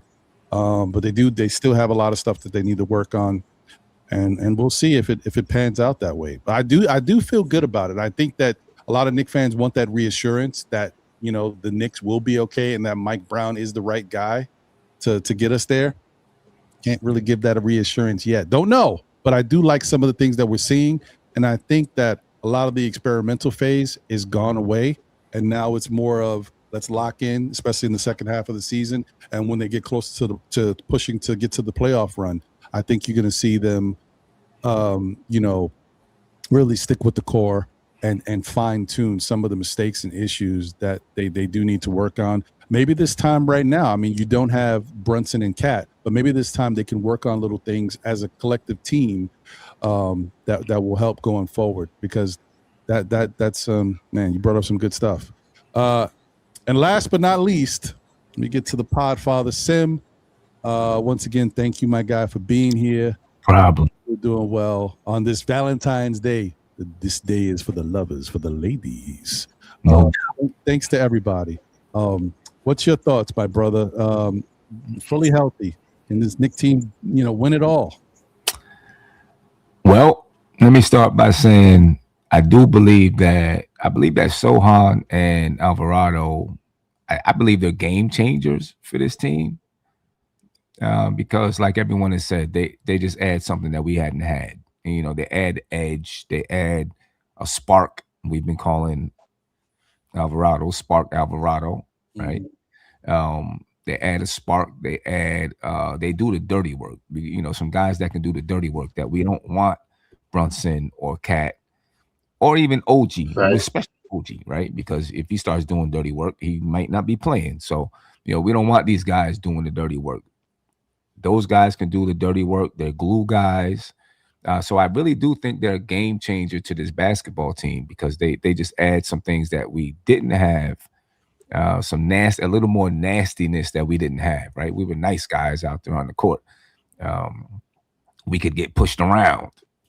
I don't know how many times somebody hit the floor and nobody jumped into that player's face, right? But we got some guys that'll do that now, and I do think that's a game changer, and I think that attitude will start to permeate throughout the rest of the basketball team. But I don't think this year it makes us. I don't think it allows us to win the championship this year. That's just my opinion on the team, and the reason why is because there's too much newness going around for me. Mike Brown is new, and I know he's had more than half the season to work with the team, but now you got two new players that you're fitting in, and they are guys that you don't really have to game plan for them offensively, but you still have to figure out how they fit in with the rest of the group, right? So now we have 29, 27, 29 games, whatever it is, to figure out how we fit those guys in. What is the rotation with those guys? Right now with Deuce being out, Sohan and Mo can both be in a rotation, but then what happens when Deuce comes back and OG is back, right? Does he actually go 11 or 12 guys deep, or does he keep it at 10? These are things that he's still figuring out within the last 27 games of the season. And I don't know if you can figure that out in 27 games. Obviously, he knows who most of the rotation is and how he's going to use those guys. But, these are guys that, in my opinion, are impactful. We'll see what Sohan is for this basketball team, but I don't believe he comes to the Knicks if he wasn't sure he was going to be playing, right? He left. Me and Tony were talking about it the other night. He left the contender that he wasn't playing on. So why come to a contender that he's not going to play on still? What sense does that make? So I do think he's going to be playing. But then there's Mike Brown. Mike Brown is new to all of these guys on this team. And there's one thing with the regular season, you figure out how these guys work, what makes these guys tick, what makes the team tick. You figure out, how to use them, but then the playoffs come and the defenses are tougher, and guys are grabbing and holding, and now you got to figure out how these guys react under pressure based on your system, based on your style of coaching, based on your defensive schemes. How do these guys react under pressure? Under that pressure, under that stress, with Mike Brown's teachings, you know what I'm saying? And I think that takes a minute to figure out. People like to base things on last year. For me, I can't really go off of last year because we had a different coach. So that what we did last year in the playoffs doesn't necessarily mean we're going to do the same thing in the playoffs this year. It could be better. It could be worse, right? It's going to be it could be the same. But two different coaches with, I don't want to say completely different, but some different coaching styles, and different leadership styles, different coaching techniques, everything. All of those things are different, and those players. And I think you can see it throughout the season. There's still habits from the last 4 years that they're working through. And they've got to break those habits and pick up some new habits that Mike Brown is teaching them, and it takes time, for those habits, for those things to come together and come to fruition, and for Mike Brown to know how to push the buttons with those teams, to know the tendency of all of his players, so I don't think it makes us, I don't think we'll be ready to win it this year. Could we make the finals? I think so, possibly. We could make the finals. Detroit is going to be a big hurdle. Detroit is a team, and I think the addition of Alvarado and Sohan really helps us when it comes to Detroit, because each time we've played Detroit, they have punked us, right? They've made us look. We talk about us being a soft team. They really exposed it each time that we played them, and I'm hoping that these two guys, change that a little bit. But Detroit is one team, I'm very concerned about Detroit and playing them, because we haven't done well against physical teams, aggressive teams, and Detroit is that package right now. So that's a team that I think we've really got to be concerned about. But in the end, I just don't know that we're gonna have that. Mike Brown will have that. The understanding of every single one of his players and which buttons to push in order to get us over the hump. Not this year. I could see it happening next year as long as we have the same team. If we continue to have this carousel of players, along the edges, that's one thing. So with our main rotation, we haven't had a carousel. So I can't, for the last 2 years, as long as we keep, if we don't make a big giant move in the off season, and we keep this group along with our fringe players together, I think it'll make a huge difference next year. I don't think we see a stretch like we saw in January next year. Not that we wouldn't have bad stretches, but not like that. and to me, it takes a while to learn your team in that way. And that was one of the reasons, people would always ask, is it finals or bust? For me, it wasn't finals or bust, at least, the Eastern Conference finals, but it wasn't finals or bust because, Mike Brown is new to these players. And we picked up 2 new players to put into the rotation. And we had a few new players that, started at the beginning of the season. If you look at the team now with Sohan and even with Mo and with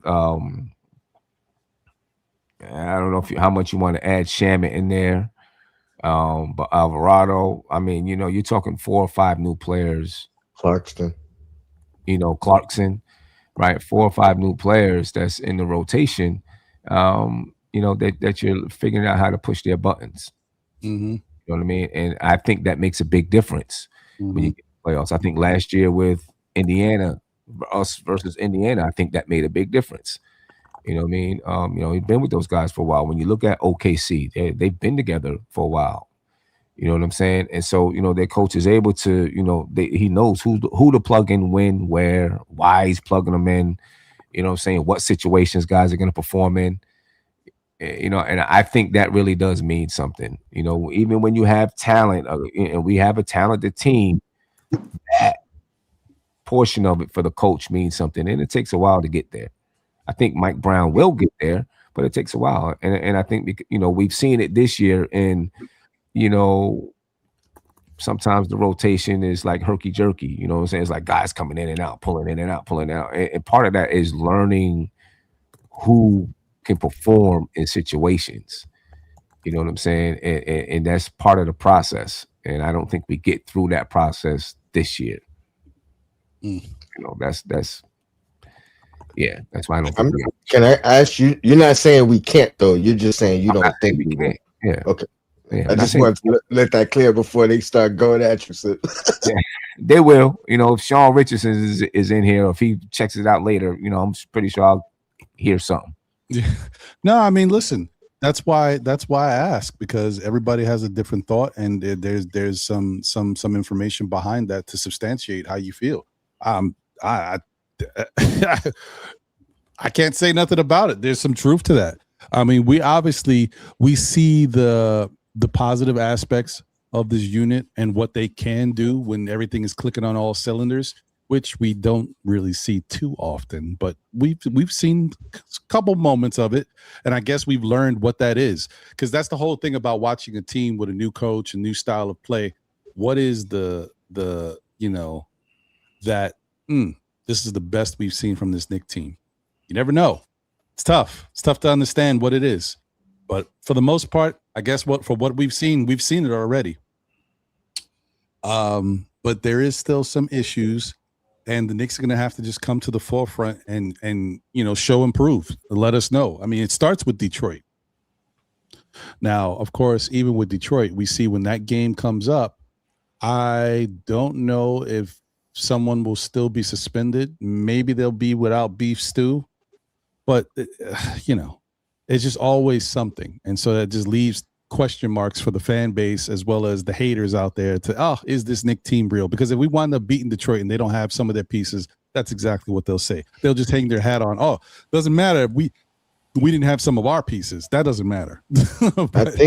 I think they might be missing both bigs, because there was talks of is Duran's suspension gonna carry into the All-Star game? Oh, well, and they said no, so obviously I think that would be their next thing. It's our first game. I would think it's their first game. Yeah. So then I guess that's the case. Then they will be without, and it is what it is. I don't care. A win is a win is a win is a win, and the Knicks got to win. So let's get it done, no matter what, no matter who's out there, because no one's second guessing and giving the Knicks. Oh man, but they weren't Philly. Nobody cares. We care as fans, but nobody else cares. It is what. And that win still ain't guaranteed. You know what I mean? We've been held to shelter. Correct. We just watched the Knicks play against the Indiana Pacers. That we wasn't expecting that either. We gave up the most points that Indiana has scored all season.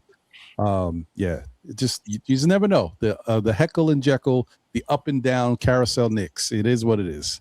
It's a roller. But even if both teams were at full strength and whatever the result of the game, it's a regular season game. That's not the same thing as the playoffs. So there's nothing that we do that's going to give us perfect information about what's going to happen in April, May, and June, regardless of it, because it's just a different animal. And you're playing that team, you get to prepare specifically for that team. That's a lot different than playing 4 games in 7 nights against 4 different teams, right?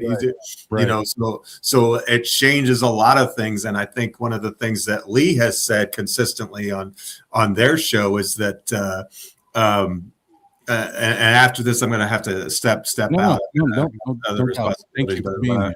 I definitely wanted to hear what Sim had to say before I stepped off. It's been a great discussion. But one of the things that Lee has said consistently, and I think he's right, is that with Detroit, where is that offense coming from other than Cade Cunningham during the playoffs? Who is the secondary scorer who's gonna provide that? And maybe that doesn't matter against the Knicks, but I think somewhere along the line in the course of 4 playoff series that you have to win, that becomes an issue. And I'm not saying that there's not a person that we don't see that rises to the occasion and becomes that guy, but there's not really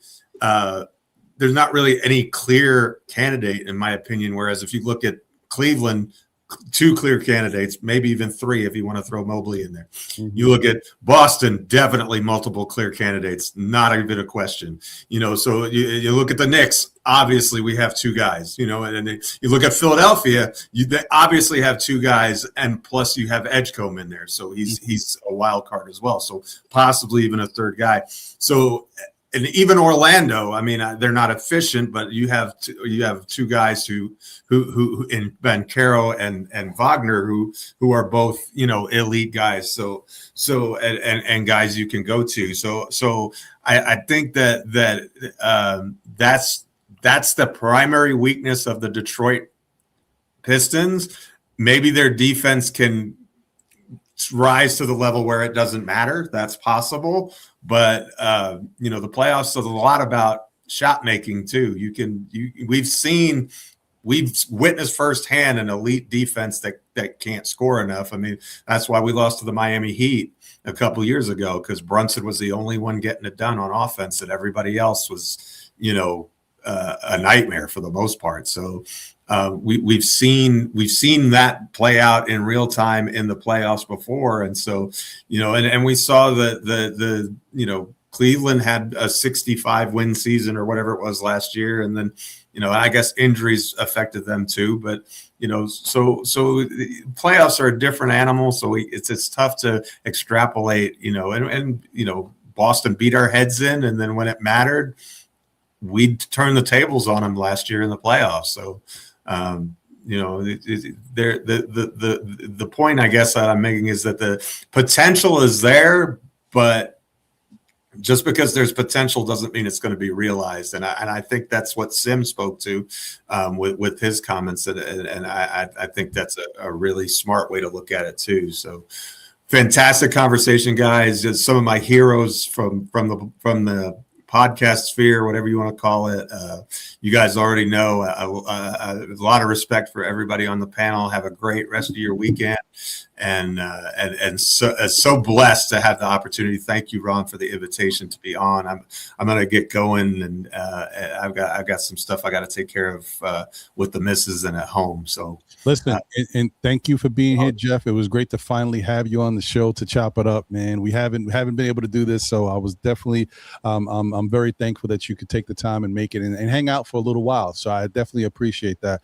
Enjoy the rest of your day. Happy Valentine's Day to you and the missus. And listen, man, on to bigger and better things, man. There's everybody on this YouTube platform. We all growing and glowing, man. Let's keep it going. Thank you again, Jeff. Thanks, guys. I wanted to ride that wave real quick that Jeff mentioned about the criticism I had about Detroit. I agree with myself in terms of criticizing them. The reason I mentioned in my last monologue the West and not any of our East colleagues is because I don't think there's an East team that stands in our way of a championship. I do think Detroit is the toughest out, but I think we we upped our tough level by acquiring Sohan on the waiver market and Alvarado for 2 second-round picks. Then we had that much-needed interjection of dog mentality. But Detroit, I thought they lost their ceiling by trading Jaden Ivey for a higher floor in Kevin Huerter.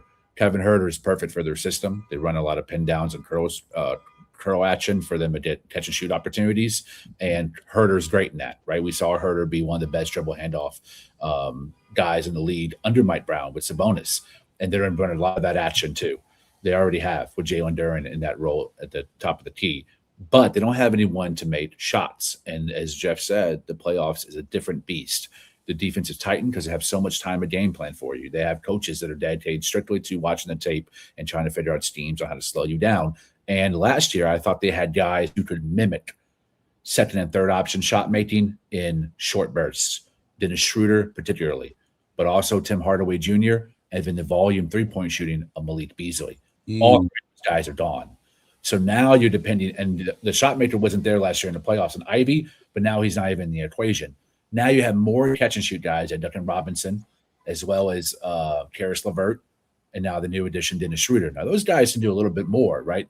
Surprisingly, Robinson can get to the rack sometimes and draw fouls, but they're not a person you have to scheme for and change up your defense to guard as shot makers. That's a lot of pressure on Tobias Harris to be the guy that he's paid to be but never has been.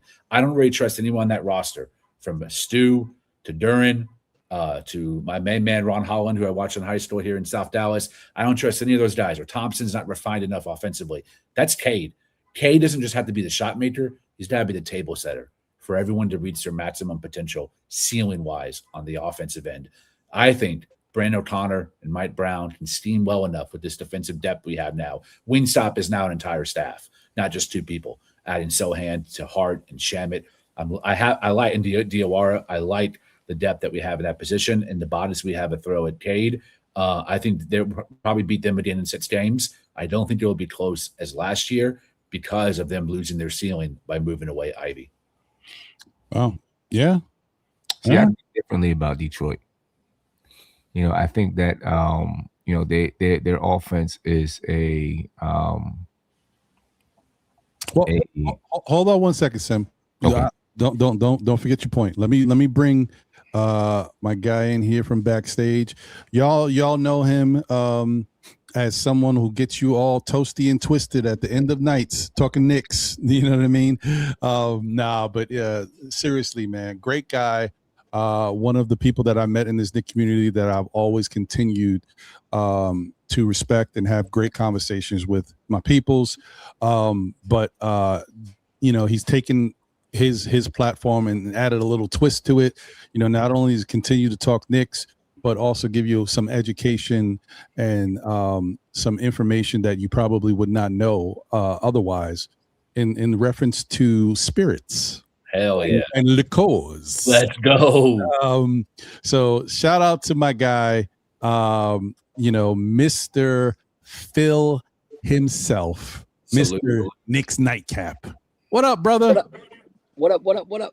Look at Good this to see you, my panel guy. of Good to all see you. stars. What is up? Yes. Listen, not to be undone. You are here because you deserve to be here, my brother. I appreciate you. Thank you for being here and rocking as always. That being said, I want to get back to Phil. I'll also come back to you because I want to get your take on this whole thing. If the Knicks are healthy, do we have enough to kind of pull it all together and win a championship, and then move on to something else? But continue, Sam. What were you going to say? I think Detroit, offensively, people, talk about them not having a second guy. I think their second guy is the collective, and their third guy is the collective of the group. You know what I mean?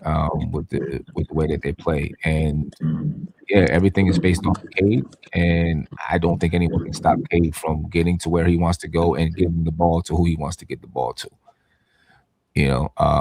Even if you formulate defenses around them, they have shooting. They've tried to add more shooting to the team, and then their defense. I do believe their defense can and will step up to an even higher level in the in the playoffs. You know what I mean? Because it's going to be a slower pace. They're already, an aggressive defensive team. What do they have? Like maybe the second best defensive rating in the league right now, behind OKC, maybe. And the offensive and defensive rating numbers are, similar to OKC. I'm not saying that they're as good as OKC, but I think they are trying to build that type of team. I think that I think they're going to be tougher in the playoffs. I think their defense is going to be more stout. I do believe they got good coaching behind them. I mean, if they had a little bit more experience last year, they might have defeated us in the playoffs. You know what I'm saying? And they have, the same coaches last year. And, they've made a few changes here and there, which does change your personnel. But I think that I think they're a scary team in the Eastern Conference. I don't think they have enough to win it all, but I think they're a scary team in the Eastern Conference. And I think everyone should be concerned about Detroit. With Cleveland last year, I always thought they were kind of soft. I never really thought they could do it in the playoffs. I think Detroit is built for the playoffs. I do. I think they're a team that's really built for the playoffs, and they can be very, very successful in the playoffs. Anyone playing them, those are going to be, that team better be ready, because it's going to be a drag out. It's going to be a fight. You know what I mean? It's going to be a battle. And you're going to, if you come out of that series, you may not come out healthy, to be honest with you. That's going to be, I think Detroit is really, really tough. I think they're really, really tough out. I'm definitely concerned about them. And then, with us, Ron, you touched on it earlier. Throughout the season so far, there's been, so many guys injured or, rest days. We haven't, it's part of the reason why we're up and down, right? You see the Heckle and Jive Knicks, right? Because I don't think we've had a chance to really put it all together. I'm hoping that, after this All-Star break, we're able to hammer that down, and have get guys, not everyone, but guys be healthy, playing, so we can really fine tune what it is that we're doing. Because I still don't know if we have a true identity. You know what I'm saying? To fall back on. And I think when the pressure picks up, that's something you fall back on, your identity. This is who we are. This is what we do. Detroit has that identity. If their offense ain't working, then we're going to pick it up 3 times on the defensive side. And, we'll all foul at the same time. We don't give a damn, but you're not going to score. Right. You know what I'm saying? They have that identity to fall back on. I don't know if we have one to fall back on when times get tough. Right. And I think we saw that during that stretch in January that, we didn't have what do we fall back on to say this is how we can win when nothing else is working. This is how we can win. This is how we can get it done. We didn't have that. You know what I'm saying? And I think Detroit has that. Yeah. I mean, there's definitely a cause for concern. It's as a respect level that, and I know Detroit fans, because I've seen them. I mean, I saw some of them today in the chat. I definitely saw them last week. Their voice, they definitely wanted to be heard. There's some of them that feel they haven't been heard. They've been overlooked, and so there's definitely a it's like a it's something there that's driving them. There's a motivation to play against the New York Knicks and beat the Knicks, and they're using that. So good for them. Whatever works for you.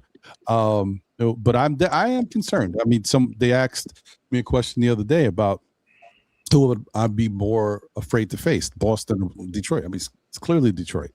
Even Boston, if they get back together and get healthy with Tatum, there's a transition period of them gelling again. The team has become Jaylen Brown's team right now. It would have to be reverted back to Jason Tatum's team.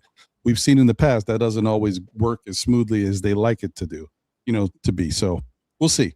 But definitely Detroit, it bothers me because for the same thing that Sim was mentioning, the fact that they don't have a clear cut number 2. It's a collective thing. Like, so and they're still winning. They're still beating teams. And what really kind of hit me for a loop is, last week's show, Detroit fan was saying, hey man, you guys are worried about when you got your players or whoever's there. And we have been able to win games without our guys. And he brought up something that they went like 5-1 or something with, and I still haven't verified this. I'm just reiterating it. It could be true. I don't know. He said they went 5-1 without Cade, Duran, Beef Stew, and another player he mentioned, that they didn't have all 4 of these guys, and they still won 5 out of 6 games. So, hey, it could be true, but I will say Detroit definitely buys in. They do play like a team. And you got to respect it. So we'll see going forward, man. I'm just hoping that the next game when we face them, the Knicks are playing at their best. You know what I mean? Because I feel I don't hate to make excuses, but I feel like the last time we played Detroit, obviously we were without key players. No Deuce, no OG, no Cat, and that's tough. I don't care how you swing it. That's tough. And then the first time we played them, I just don't think we was a good enough team. I think the first time we just wasn't right yet. So yeah, we'll see going forward, man. It's going to be interesting. But I know Sim, you got to head out. I want to say thank you. Also, thank Lee told me he had to head out. Thank you to Lee. I appreciate you. This has been a fantastic show. Is having people jump in and out that are content creators that I respect so much. And I hope that you guys out there enjoy the content and enjoy the conversation, to be able to have all these different content creators in one place, and have this type of conversation that we've been able to have so far. Now that being said, I got Phil here, but I just wanted to read these super chats real quick. And I apologize to Buzzer Beater. I should have read this earlier when he was here. I apologize. But, the show got a little crazy. But thank you. You know what it is, man. Thank you for the generous super chat. He said, Karan is the Dampier like blade. Salute to all. I appreciate that, man. Jay Boogie, thank you for the generous super chat. He said, question about Nick shortening Muhammad's minutes so he doesn't blossom into a bigger contract that we won't be able to afford, like Hartenstein. Interesting question. Yeah, I don't know. That's diabolical. I don't know how business-like are the Knicks. Could be. I don't know. Let's get everybody's take on that real quick. Shout out to David Smith, says if Mike Brown, this is a statement, if Mike Brown and Brunson continue to misuse and underutilize Cat and the Knicks underperform this year, then Brown and front office should all be fired. So that's tough. But okay. Listen. Look, if the Knicks, I think there obviously could be some changes if something drastic happened. Knicks went into the first round, got knocked out in the first round, it could get crazy, yes. Shout out to Double A in the building. Says salute Ron and guest. My concern: no inside play against big and physical teams. I can dig it. I hear you. That's something that you've been worried about all year. I hear you. And last but not least, Mr. Parrot Nugget. Thank you for the generous super chat. Said they don't call fouls anymore. OKC and Indy proved play 11 to 48 minutes of pressure b-ball. We got that now. Detroit had to win in Detroit or look like fraud. Interesting. Okay. All right. Hey, and shout out to Randu, who became a new member again, or should I say a returning member of the SKF Army. Oh, and I'm sorry, I missed this one too. This is another one that was from earlier. Oh, wait, hold on. 2 more. My apologies. Paris Duggar also. Call that guy Jungle Boogie. That was fire. He's talking about Jay Boogie's song. Shout out to you, Paris. Appreciate you. And now this, last but not least, I apologize for not getting to it earlier. Shout out to my guy, Anna Grill. He said, the All-Star Game product sucks, but I would not want my player getting hurt if they are on a contending team. paid Ja and Zion to put on a dunk contest, that will bring my eyes. Yeah, I know these guys just. I mean, honestly, I think somebody said this, and I don't know. At the time I didn't really think about it in that way, but there could be some truth to it. Some person said that the reason why the dunk contest is not good is because of LeBron James. Facts. I heard. I mean, I don't want to say facts. Let me take that back. I heard the same though. Yeah, but and so if you don't understand what they meant by that, the point was, LeBron James, a super athletic player, played in the league so many years, watched him dunk all over the place, and then hint at being in the All-Star game. I think at one point he was even hinting at he was working on some dunks, but I don't know. I could be trolling. But the bottom line is, his whole career, he decided to never be in the dunk competition, and therefore made it even more comfortable for star players to say, even though this is an all-star event that I'm going to be invited to, and they would love me to be in the dunk competition, I don't want to do it. So, that's why they say he's the reason why this turned out this way, because it's become a thing where now guys that we would want to see in the competition just decide they don't want to do it. And I'm not saying, everybody has the right to say they don't want to do it, but some guys would really be fine. They don't have to worry about certain things, go into the competition, be creative. You're already creative in real life games, and just put on a show for the fans. But it is what it is. Okay. Phil, my apologies, my brother. Good to see you as always. Thank you for making the time to be here on this coincidental Valentine's Day. Yeah, man. So what's going on, brother? And also, what's your thoughts on this Knick team, if you feel like they can win it all, if healthy, now that we have the new acquisitions? Yeah. First, no apology needed, man. You got a superstar cast. You got to figure out a way to run through everybody that's been on the show. So appreciate you gathering everybody so that we can have these opportunities. So it's okay to sit back and play the background until it's your turn when you got an all-star cast. So it's all good.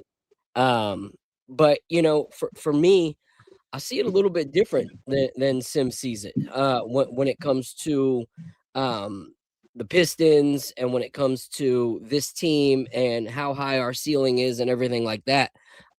Because for me personally, I feel first, yes, I know it's just the regular season, but I think for me, one of the most concerning things is not that you can tell if you're going to win a 7-game series against a team based off of one regular season game, here and there. However, when the teams that are all in the running for the Eastern Conference, we have not seen at full health until we get to the playoffs, it doesn't really give us any video footage to be able to watch and see how our defense and how our offense responded to these teams. Because even though we saw, how we were against Cade Cunningham, we also didn't see how we were against Jalen Duren. And if Jalen Brunson struggled offensively against their height without Jalen Duren, how is adding that, into the final product that we see against 7 games any different, or if Cat struggled defensively or offensively with their bigs, yet their main big that is averaging their best numbers in years past is not there, we don't really see how either of our 2 stars really match up against this team that is already, ahead of us. So if we were to see them for the first time, we see them in that 7-game series without knowing how we add up to that team. Same with the Sixers. We played 1 game with Embiid when he had just come back and he wasn't at full health. He played a good first half against us, and then you saw the drastic fall off in that second half where our team, took that lead and went. But then this last game where we spanked them, there was no Embiid. Boston, if Tatum comes back, they've already made changes to be effective to the point that we're neck and neck with them without Jason Tatum. Now you bring Jason Tatum into that fold as well as making that move to bring Nikola Vucevic. You bring Vuce in. Now you add to that pick and pop play that you wanted to see back in the day when they had Porzingis. Now it opens up scoring for Boston as well, that we didn't see in the early half of the season, but they didn't need it to stay competitive with us. So I think that that's a big thing for us in the East, is not really seeing a lot of these teams at full health until the playoffs. So yes, the regular season is still the regular season, but it at least gives us some tape as a team to go into the playoffs and say, okay, how did we fare against these guys, our roster to their roster? We don't have that. When it comes to the Pistons, I also believe that them not having a solidified number 1 and number 2 scorer and then a fall off like Cleveland had before Mobley was more offensively strong as he is now this season. But I think not having that fall off from your top 1 and 2 guys and allowing it to be more of a smooth, transition from your top to your bottom guys has actually been their strong suit. Like if you look at teams past that have won the chip and you go down the roster, over these last few years, you have OKC. OKC's got scorers from top to bottom. Yes, you have your SGA, but then the rest of the team you can get from Chet down to Jason to even Dort contributing offensively. It's kind of more of a balanced structure of numbers. Same as Boston. Yes, they had they had Tatum and Brown, but Porzingis was also contributing. Horford was also contributing. Drew Holiday was also contributing. There was a lot of contributors on that team. Same with the Nuggets. Yes, you had your Joker, but think about offensively after Joker and Jamal Murray, you still had contributors. Aaron Gordon was putting up incredible numbers. We had Bruce Brown that was contributing really, really well to that competitive, nature of that team. So I think that was a good thing that we've seen in years past, is more of the numbers kind of evenly distributed from your starters as well as your guys down the line.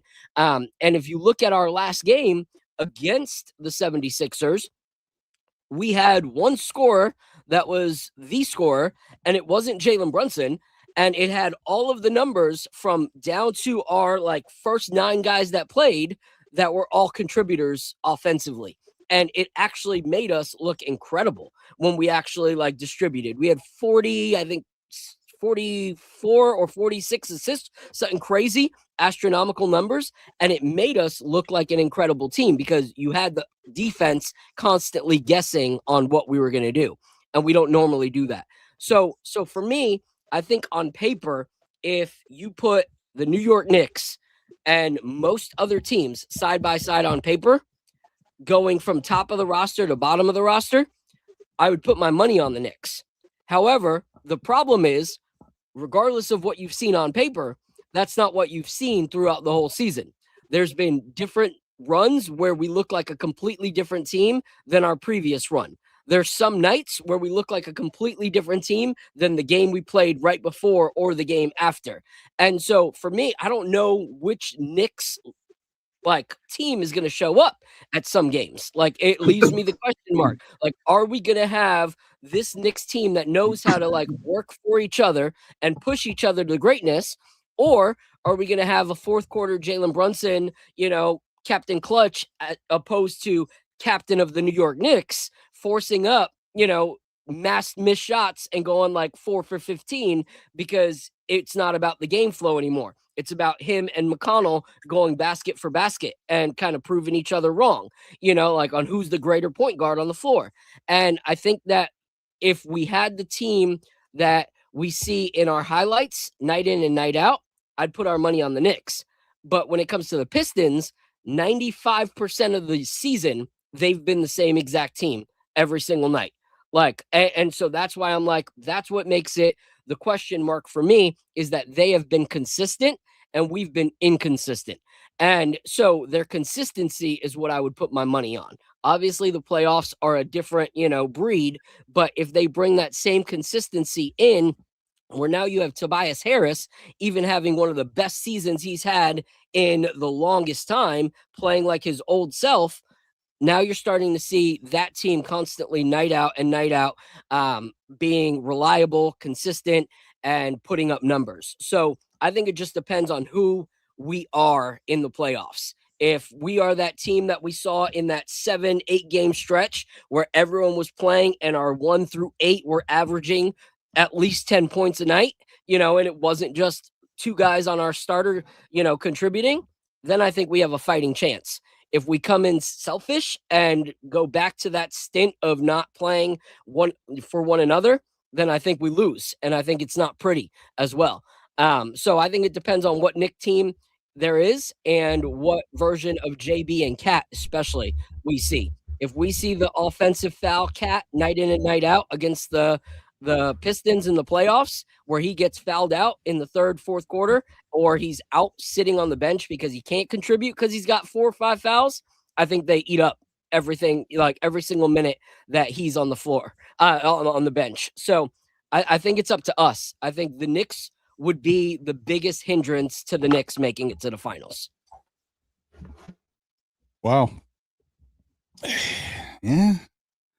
Yeah, that's a truth bomb. Yeah, no, I mean, there's a lot to that. I think you make a really good point. Yeah, this is when it gets real, guys. This is the conversation and taking a really deeper look at it. Like, the Knicks are in position to do some really good things for the rest of the season, but it all depends on how they go about playing and locking in and focus, right? Because some of these things that the Knicks have seen, even like games that we've seen them where they have 17 turnovers, like what? You're a good turnover team all season long. You stay under, I think it's 11 turnovers, but most likely you kind of live around 9. To see them get 17, yep, it just shows you kind of it kind of like a microcosm of the whole game. I mean, look at all the turnovers. They have a lack of focus in a particular game, and it shows.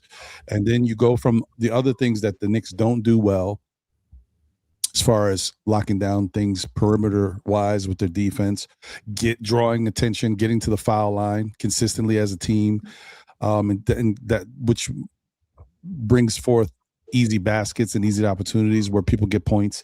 Like those little things add up, right? One of the big things that this Knick team has done over the years is they've gotten they've gotten better skilled players without question, but they've also gotten, I think, higher IQ players too, at least players that make better decisions overall. And that's the reason why we do, have less turnovers as a team. We shoot better from the free throw line, so we don't even capitalize it on it. We don't get to the line a lot, but look, we're shooting close to 80% from the free throw line. And once again, that's another thing that we are not taking advantage of. There was times where we would get to the free throw years ago, we would get to the free throw line all the time and we shot like 72%. It was terrible. Yeah. So we're in that little spot of trying to fine tune and become the championship team that we think they can be, right? Or they, if they're talking on themselves, that they think we can be. But and it's just a couple things that have to be cleaned up. More importantly, what do the Knicks do against taller lineups? Now, granted, the addition of Sohan has made, that's going to help, right? But overall, there's always going to be moments where, bigger guys are going to be on Jalen Brunson, and skilled smaller guys will be on Cat, because that's the blueprint. They get up in Cat's chest and make him uncomfortable. So how do the Knicks go about dealing with that side of it? And just X's and O's, basic basketball. How do we continue to score efficiently? Goes back to the principles that Mike Brown is trying to, I've said it multiple times. It's like I'm a broken record already. It's move your body, move the ball, trust your teammates. It's still there. It's going to be there all year. And on the flip side, on the defensive side, it's, basically stay with your man, or, switch aggressively, which they've done. And lastly, especially on nights when you have Mitch, funnel your opponent to the paint, funnel him into Mitch. Or I even want to give Huck Porty some credit, because I think Huck Porty's done a much better job in his most recent stints of playing in Mitch's absence. And I think he's getting better defensively. I do think Huck Porty has good block timing. That doesn't necessarily mean you're good defensively. This means you know how to time a block. I think he's starting to learn how to be better defensively. And it's still a work in progress, but I think he's getting there. And so that's we gotta use this to our advantage. And now having two guys in Alvarado and Sohan that can come in here and put more attention to detail on defense is going to help with that. You're going to be able to lock down guys a little bit more. You're going to be able to funnel guys a little bit more. Hey, you may be even funneling, like, perfect scenario, Sohan could be out there with OG and funnel somebody from him, do the aggressive switching, and OG picks him up, and now they still got nowhere to go.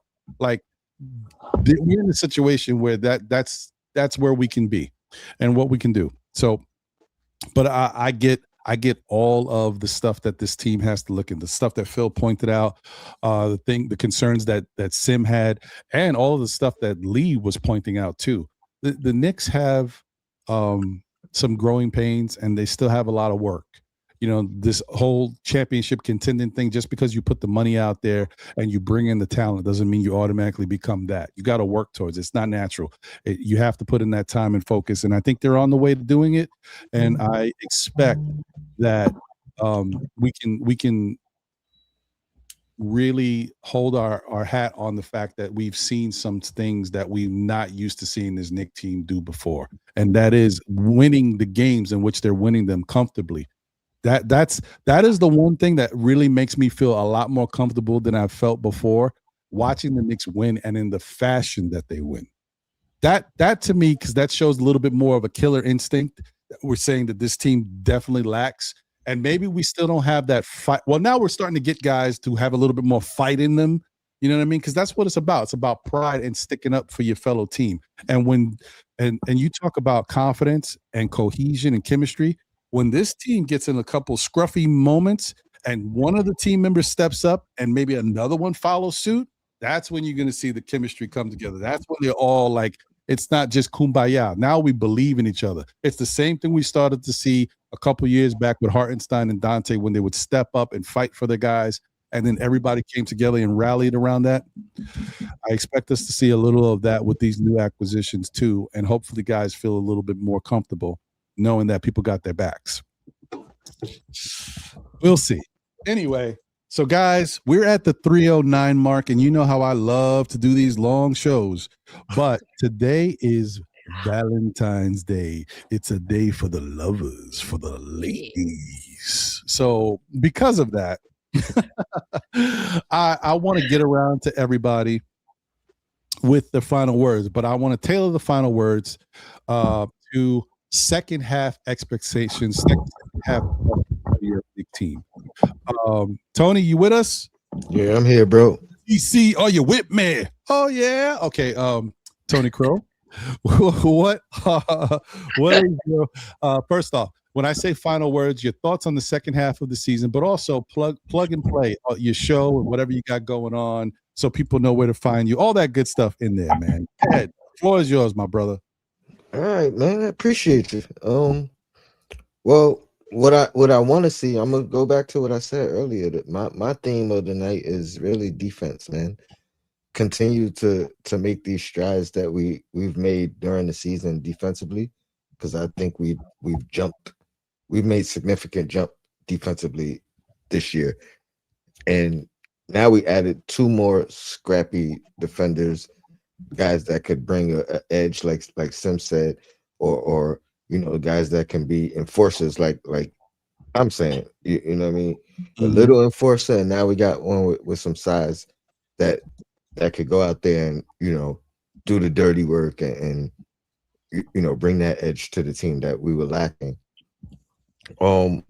Another thing is share the ball, because that seems to be another aspect of our game that we haven't seen consistently throughout the season.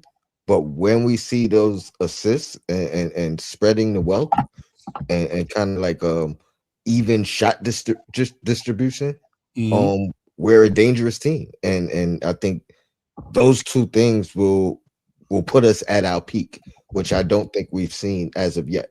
You know what I mean? So those two things, I think if we lock down defensively and share the wealth and share the shot distribution, I think everything else will fall in line, and we will see our peak during these last 20 something games of the season, and then hopefully we bring that into the playoffs and end it out like that. As far as the channel, Knicks and Bruises, Tony Crow, Knicks and Bruises, subscribe, you know what I mean? Check me out, hit the notification, all that stuff. I'm still growing, but it's always an honor to kind of share the panel with guys that, came in before me, came in after me, but continue to do their thing and grind and inspire me to keep going as well. Because like I said, this thing is therapeutic, and no matter what, it's always like a Knicks family. A Knicks community is a Knicks family. So I appreciate sharing the screen time, listening in the background. I subscribe to everybody. I check in whenever I can, and I like to connect, man. So shout out to you, Ron, for sure. Always a pleasure. Your counterparts, John, Jose, you know what I mean? Everybody I shared the panel with, everybody I missed, and chat, man, we would not be here without you guys. You know what I mean? Well, we might be here, but it'd be quiet. You know what I mean? I'd still be out there, but it'd be quiet. But we appreciate, you guys tuning into each of every one of our platforms. Yeah, man. Couldn't have said it better myself, man. Thank you once again, Tony. I'm glad you can make it. Appreciate you, my guy. Appreciate you. Look at this guy. Like, I'm trying to get him real quick. Look, I told him I'm wrapping up. He's like, ew. Let me get him in here. Boom. There we go. Wait, well, hold on. There we go. Hey, there he is. What's going on, Sha? What's going on, Phil? Tony? What up, Bubba? What's happening, my brother? Yeah, man. Just running some errands earlier today. So I was like, let me see if I can get on for the last 15, 20 minutes or so. The last leg. You here.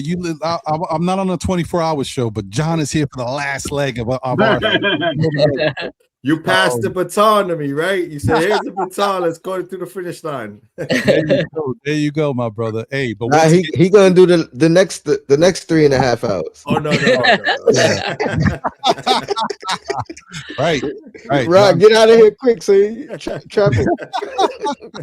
Nah, I'm out, fellas. I appreciate y'all. Right, appreciate you, Tony. Peace on. So yeah, man. Let me add him back. Let me do it this way. There we go. So yeah, I just want to say, thank you once again to everybody who has been a part of this. Appreciate everybody in the chat. You guys know y'all hold it down, man. We're nothing without y'all, man. So thank you so much, and shout out to my brother John, my brother from another, man. Appreciate you, my guy. What's happening? What's on your mind? How's everything, brother? Everything, man. I've been listening in, man. I was running around, driving around, listening from the start to the finish, man. I was like, okay, fantastic. I gotta jump on at least to say a few words about our Knicks. We're coming in after the All-Star break to finalize the season. I think the biggest thing for us is to make sure that we as Knicks fans continue to support, continue to, share good content as we always do, and continue to be there for this team as we're going to develop. And, there may be different faces in the upcoming years too, as every year there's always someone new who joins the team, or someone who was unexpected to join the team, and some guys who used to be on the team who move on. At the end of the day, we're still Knicks fans, right? We're going to be here from the beginning and to the end, you know what I'm saying? And I think at the end of the day, we're all looking for that one key moment, you know what I mean? And that's that championship.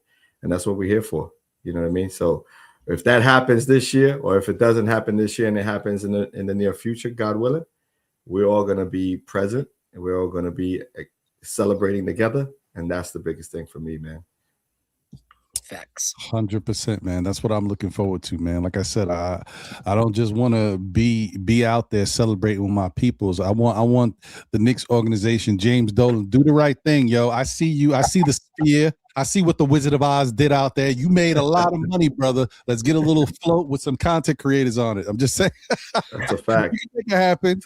If that doesn't happen, we just deboed the parade. That's all. That's it. That's it. So at some point, we gotta just make enough noise, right? To just all we gotta do is cross the threshold, like jump over the thing and stop it right there. Stop. Oh man, Sha, I appreciate you, man, as always, my brother. I just want to say thank you for always being a part of the grind that Still Knick Fans has been, man. These Saturday shows, even when I had nobody, you were still one of the people that showed up and held it down with me, man, and did the whole show. And I was like, oh, damn, man, thank you for being here and rocking with me, brother. So please tell me your final thoughts, your second half thoughts about the Knicks, what you expect, and obviously plug and play with everything you got going on your channel and everything.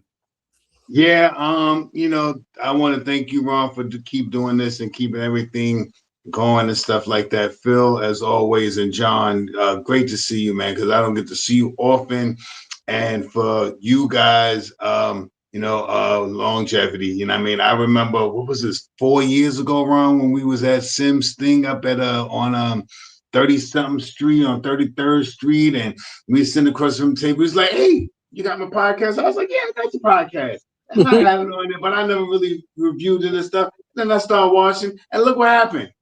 Right? It's crazy. It's crazy. I mean, so I'm happy to enjoy. And over these years, as me first started, I remember a year that we was at Sims a couple of years after I met you, and we was on the panel together, me, you, and John. And John, this was my first time on Sims show, and I was nervous. I had this orange jacket on that was super duper hot, and I'm sitting up there, I'm feeling puffy. I ate them wings and them French fries in there, so I was all fat. And you know what John did? John slid me a smooth little thing to let me slide right through the monologue and get through it and pass me through and led me through the thing. And I appreciate that. I don't know if you ever heard that, John, but yes, you did that. That year it was you, me in the middle, and Bronson on my side, and you led me through the way to get my word out. And I want to thank you for that. And Phil, me and you in the city for the first time at your joint down in the city and stuff like that, me and you as a podcaster, knowing where you is and giving you a hug and stuff like that, that was a major thing in my endeavors and being one of these Knicks podcasters. And I've been here for a second now, and I enjoy every minute of it. And I believe that the Knicks have a very good shot of doing some great things this year. From all the downfalls that we have, all the peaks and valleys that we have been through this year, we are still in the top. I really want the Knicks to get the second because I keep looking. You better watch out, Detroit. They keep talking about Detroit and all this stuff. The Hornets and Miami, not to, that's the 8th and 9th seed right now. Depending on who it is, they better be careful who they get in the first round. But with that being said, I think continue the defense. Tone Crow talked about it. I talk about it a lot. Defense is the key. Defense is the key to sustain a championship. Offense helps you win a championship. And the Knicks in the last couple of years have had offense pretty well. They have turned, even under the last year, Tom Thibodeau turned themselves from being a defensive augmented team to a more offensive-minded team, and it really, really showed, especially earlier this year when we was about 123 scoring this year. So I want to say continue doing what you're doing. I think the Knicks got a good shot, depending on the matchup in the finals. In the West Coast team, because I think it's the finals of bust. I'm not scared of Detroit. They didn't beat us last year. We did some things last year that we lost to teams. Oh, the Boston, all this other stuff. The only team that I have a little inkling of if you want to call it scarcity or whatever you want to call it, is Indiana. Indiana has our number. Detroit, I ain't worried about Detroit. I ain't worried about Philadelphia. I'm not worried about Boston. I'm not worried about Cleveland. None of those teams. None. You want to know why? Because they haven't beat us in the finals. In the playoffs, anything like that. Only team that I really have a little a little discouraging thing about it is Indiana. They have beat us, and they're not in it this year. So this is open season for the New York Knicks, and I think we got a good team, and we brought in some strong cards for these next 27 pieces to fill in the run down the stretch of these 26, 27 games. I think we run the Clarkson, Landry Shamet, Shohan, Dewara, and Mitchell Robinson line up in that second unit. That finalizes for me that 9.5, 10-man rotation that Mike Brown talked about early in the year. And I think if we can implement that, once again, I keep saying this because it makes sense to me in my head. So I just want to throw it out there. If the starting unit could run up 150 minutes, about 30 minutes apiece, then everybody else can fill in those initial minutes, 18, 20 minutes a game or something like that, and it could work out. And that's how these other teams in the West are really playing 9, 10, 11-man rotations while they stay so healthy and so strong going down the stretch of the games. I hope that we can implement some of those things. But aside from that, I can't wait to see Shohan play against some of these bigger players that we're about to go up against. He shuts down defense and he score bigs in the paint. So with that being said, let's get it Knicks. I'm not worried about anything. We'll see. Everything starts on this Thursday. Let's see if we can go 20-6 and get 55, 56 wins. Let's get it. Hey, I like that. I like that from your lips to the basketball god's ears, brother. I like that. And it's perfect timing because I said I was going to stay on to 3:30. Wifey should be here from work, and here she comes up to say it. So, gentlemen, I will see y'all. Let me go get my let me go get my V day. Let me go get my V day. Let me go get my V thing on and popping, and I will talk to you guys on another stream. All right, sounds good, my brother. Appreciate you. So this has been happening all show today because obviously this is an all-star special. As one goes, one enters, and I'm surprised because I know the show is getting to the end. I was like, I know today is Valentine's Day. I didn't expect this guy. But I didn't see him early. I was like, I don't know if I'm going to see him, but he is backstage. He did show up, and he's always on. If you know this man's channel, he's always on. So let me bring him in here real quick.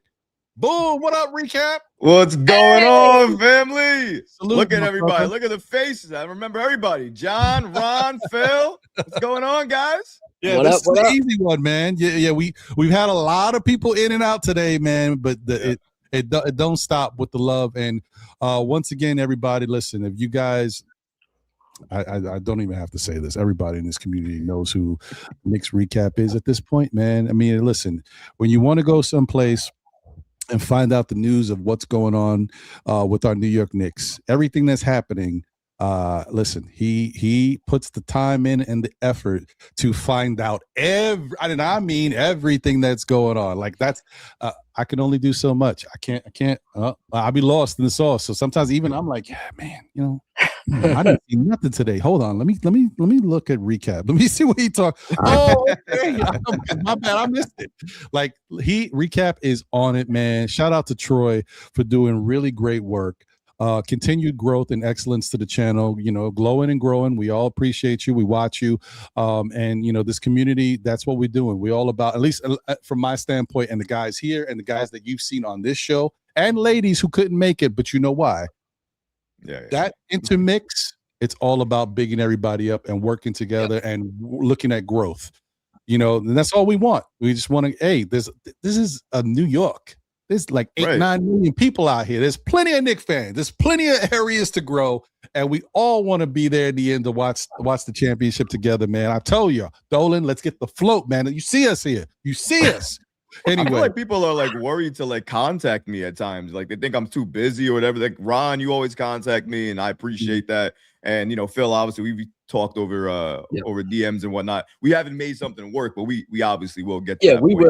will. Yeah. So I know that some people may think I'm busy. Just reach out. I mean, I reach out. That's how I got into my whole thing. I didn't know who was gonna go on my show. I just reached out to somebody like, hey, you want to come on? Yeah, sure. You never know what the answer is going to be. So just reach out if you have a question or whatever the case may be. I always love helping others and going on to other people's platforms and just because I respect everybody's work. It's not only what I do. It's like I look at what what KOT does, obviously what still Knick fans do, what everybody does, because that's inspiration for me too. When I see everybody else grinding, it pushes me to grind even further. So I feel like that work ethic, if I push it forward and everybody else sees it, they take from it, they grab onto it, and they want to do some more. So it kind of helps the entire community, and the community is the only reason I'm here in the first place. Without them, I'm dead in the water. So I appreciate everybody watching the channel.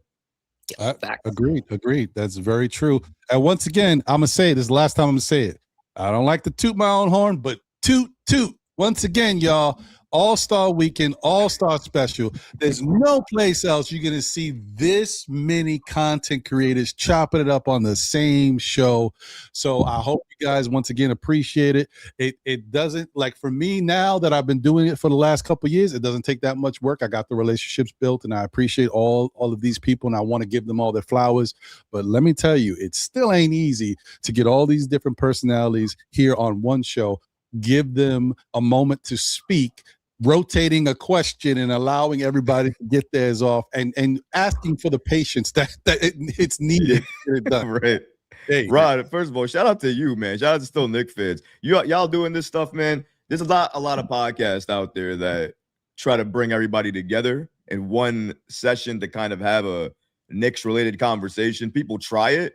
Not a lot of people can actually do it well, though. Ron, you've done a great job bringing people together and making sure this is actually something worth watching. It's not just an all-star special where you get to see some of your favorites. You actually get to chop it up about something that you love. So that, I mean, not like I said, a lot of people can't do that. You did. Congratulations to you, man. Thank you, man. I appreciate it. Thank you so much. And the whole point of it is, like I said, I love the opportunity for us to be able to give each other flowers, especially, I mean, listen, as I've said multiple times, I'm going to say it one last time, and I hope everybody out there, especially the chat, you guys are great, but I hope you guys understand, as well as the viewers who may not even be in the chat that just watch. This stuff takes a lot of time and effort, and the better the product that you like, the more energy and effort that went into it to get it that way. And also, as we know, I mean, whether you do it for a living or you don't do it for a living, it's a labor of love. There's not a lot of money in it. There's some money in it. There's not a lot of money in it. So you really got to be dedicated and want to do this and want to continue to have this be something that you invest your time in. So I definitely I want to make sure that give the flowers to everybody that deserves it. And like I said, the added bonus that I get out of this is that not only am I able to do a show with our peers, we have great conversations, because it's something about having that content creator talk, that content creator combo. Creator combo. That's a lot of C's. But something about having that is really, it's really dope. So I appreciate you guys, all of you, everybody who joined the show. Thanks for everything today, man. But so Troy, while we have you, bro, I guess we can kind of combine it for you and condense it. We went through everybody and asked them, now that, not now, if the Knicks are fully healthy, what's your thoughts? Can this Knick team win the championship? And I've also asked about second half thoughts, where they envision the team, how they envision the team being. You can combine the two of that and just give your answer in reference to that.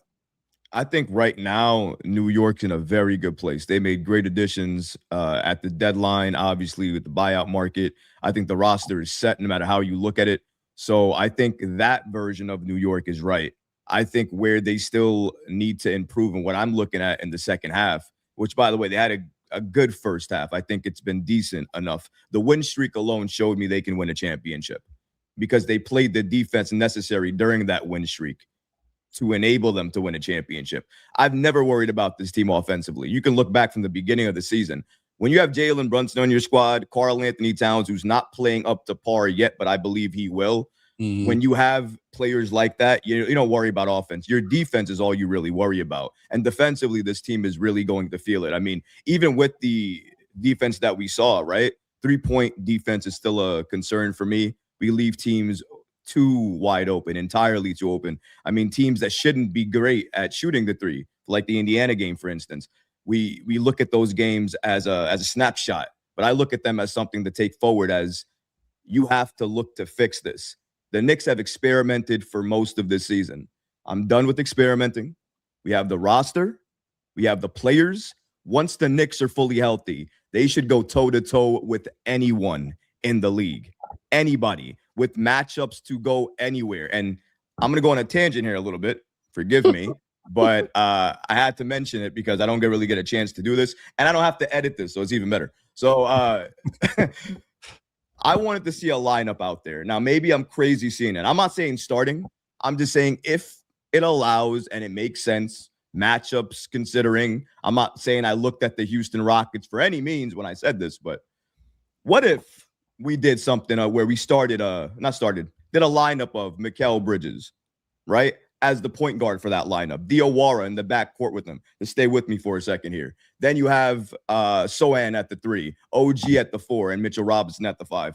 Could that lineup do damage? In my opinion, that lineup could destroy other teams in the NBA, given how they play. Diawara's already shown us he's a capable passer. He's a very capable shooter, nearly knockdown shooting at this point. So he's capable of playing that way.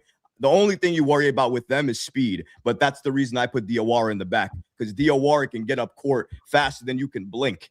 So there are cases and chances where you could play a bigger lineup like that. We never had the ability to do something like that before. But if you think about it now, you think about teams like the Houston Rockets, really some teams that play really large or really big, or they used to anyways, and they had more size. You look at that and you think to yourself, how do you combat that? How do you look to go against that? You have to combat size with size at times, but you can't lose offense. With that lineup, you may not lose that much offense. You can play them. I'm just saying there's other things you can do now that New York had no understanding or even access to before. Now you have that moving forward with a healthy team. You have a healthy OG Anunoby, hopefully, crossing all fingers, right? So if everything goes well, New York headed into this next stretch should be defining their season, should be showing everybody at the end of the season, this team that you saw right now going into the postseason, there's another level we're about to take it to. That's the thing with New York has always been an issue. When they get to the postseason, they're here already and they can only go so much more, right? They're playing at a level like this now. And I feel like there's another level they're not showing us.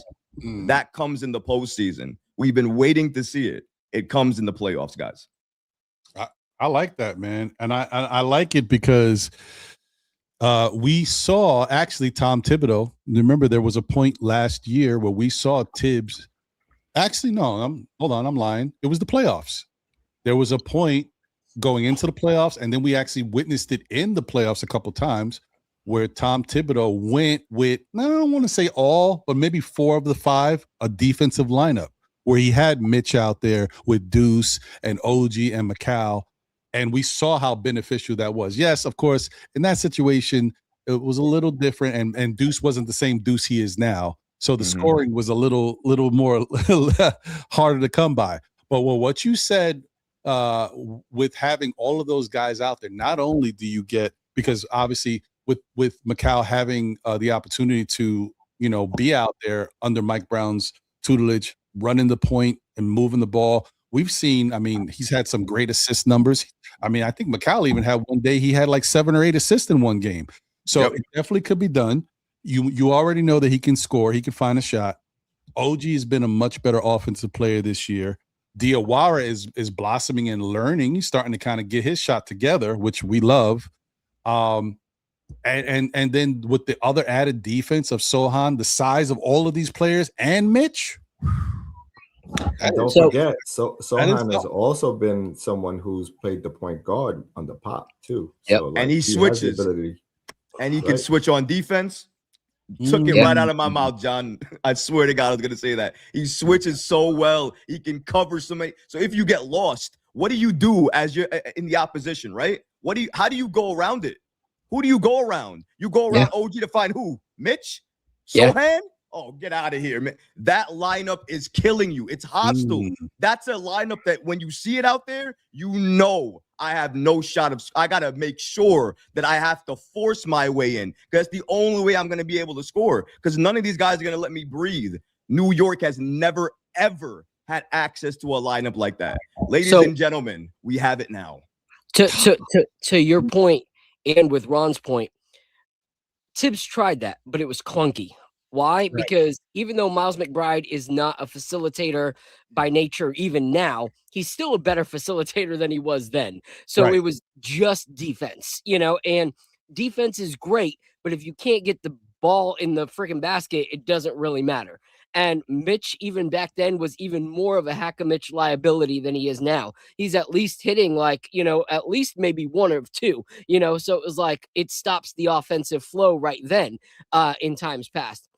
But if you look at McHale's best game in this last stretch, a lot of those minutes, we even played a highlight reel on our show, was Jalen Brunson wasn't out there. And all of those points, because he's not an aggressive player, were coming from cuts. So when he didn't have the ball in his hand, it was coming from cuts. And you know who had a lot of those assists? Diawara. He would get the ball to Diawara. He would keep it moving. He would cut, and Diawara would find a way to get it back to him in the paint. And then he had an easy shot. You didn't have to worry about the fact that he wasn't an aggressive player. And so now you add Sohan into that, who can play the 1 to 5. So now defensively, who are you setting a pick on? You're going to pick Sohan to then have to deal with Diawara, or you're going to pick Diawara? Like, I hate to say it, but McHale ends up being the easier one to score on at that point, and you don't really want to do that for a lot of your guys either. So it helps us, especially if, I know a lot of people would say you don't want to do that when you're down. To me, if their bench is being brought on and you want to stop the scoring and actually allow us to get back into a game, this is a great lineup, because now you get the offensive rebound or defensive rebound by Mitchell Robinson. You throw it to Sohan, who knows how to push the floor, and so does Diawara and McHale. You're getting transition buckets on top of the defensive abilities that they have. So it is more of a two-way lineup than most people would think, because both of all 5 of those guys, besides Mitch, are great at both ends of the floor. But you add that much height as well, they're not going to double team Mitch in the paint. So he might get some easy buckets as well, getting him the rock for easy shots. So I think it's a good lineup. But while you guys were giving out flowers, it's Valentine's Day, so I wanted to give out some chocolates to you guys, because it's all 3 of you on the panel that have seen immense growth in your, channels. I remember I was on a business trip to North Carolina, sitting in an Airbnb, and we had Ron and John on our old show from channels past. And that point, they were still killing it, but it was 3.5 thousand followers. And now here we are, and those numbers are just exceeding, to the point that he tested this idea, and it was even a lot of people then that all-star, break. And now everybody wants to be a part of this. I told my wife, and she's like, of course, go. It's Ron and John. You got to be on there. She knows all about the soulful voice that, is the New York Knicks, R&B host of all times, and has been for years. And then you look at Troy and Recap over there killing it. When you no longer have to talk in a Knicks Twitter space and host a Knicks Twitter space, you have arrived. You have more than enough on your plate that Twitter's just I appreciate you guys. You guys help boost it, but I got a lot on my plate. So when Troy comes through, it's the old rapper that drives through their neighborhood, and hangs out with people on the block every once in a while. And everyone's like, oh, Troy. They bring their kids, and he's throwing things out of the back of the truck. That's Troy now when it comes to Knicks Twitter spaces. So shout out to you guys for the glow up. Appreciate you, man. Thank you for that, man. Appreciate you. And listen, once again, as I told you before, I was happy that you decided to come back into the content creator space, do your own thing, and make it something that you can own and feel good about. A combination of both your loves, of the love of spirit and great liqueurs, to also combine it with Knicks, who you love as well, and give you something to be passionate about, to make it interesting, to make it fun. Because that's the thing, over this time, one thing we can all attest to is that, your spirit wavers. You go, for the most part, it's good, but there's going to be moments where you're like, oh man, I got to do a show now. Come on. It just happens. And we watched some good content creators hang it up. And so, to be able to continue to do things on a weekly basis, day-to-day basis, even for some of us here, because it says a lot, and it's a lot about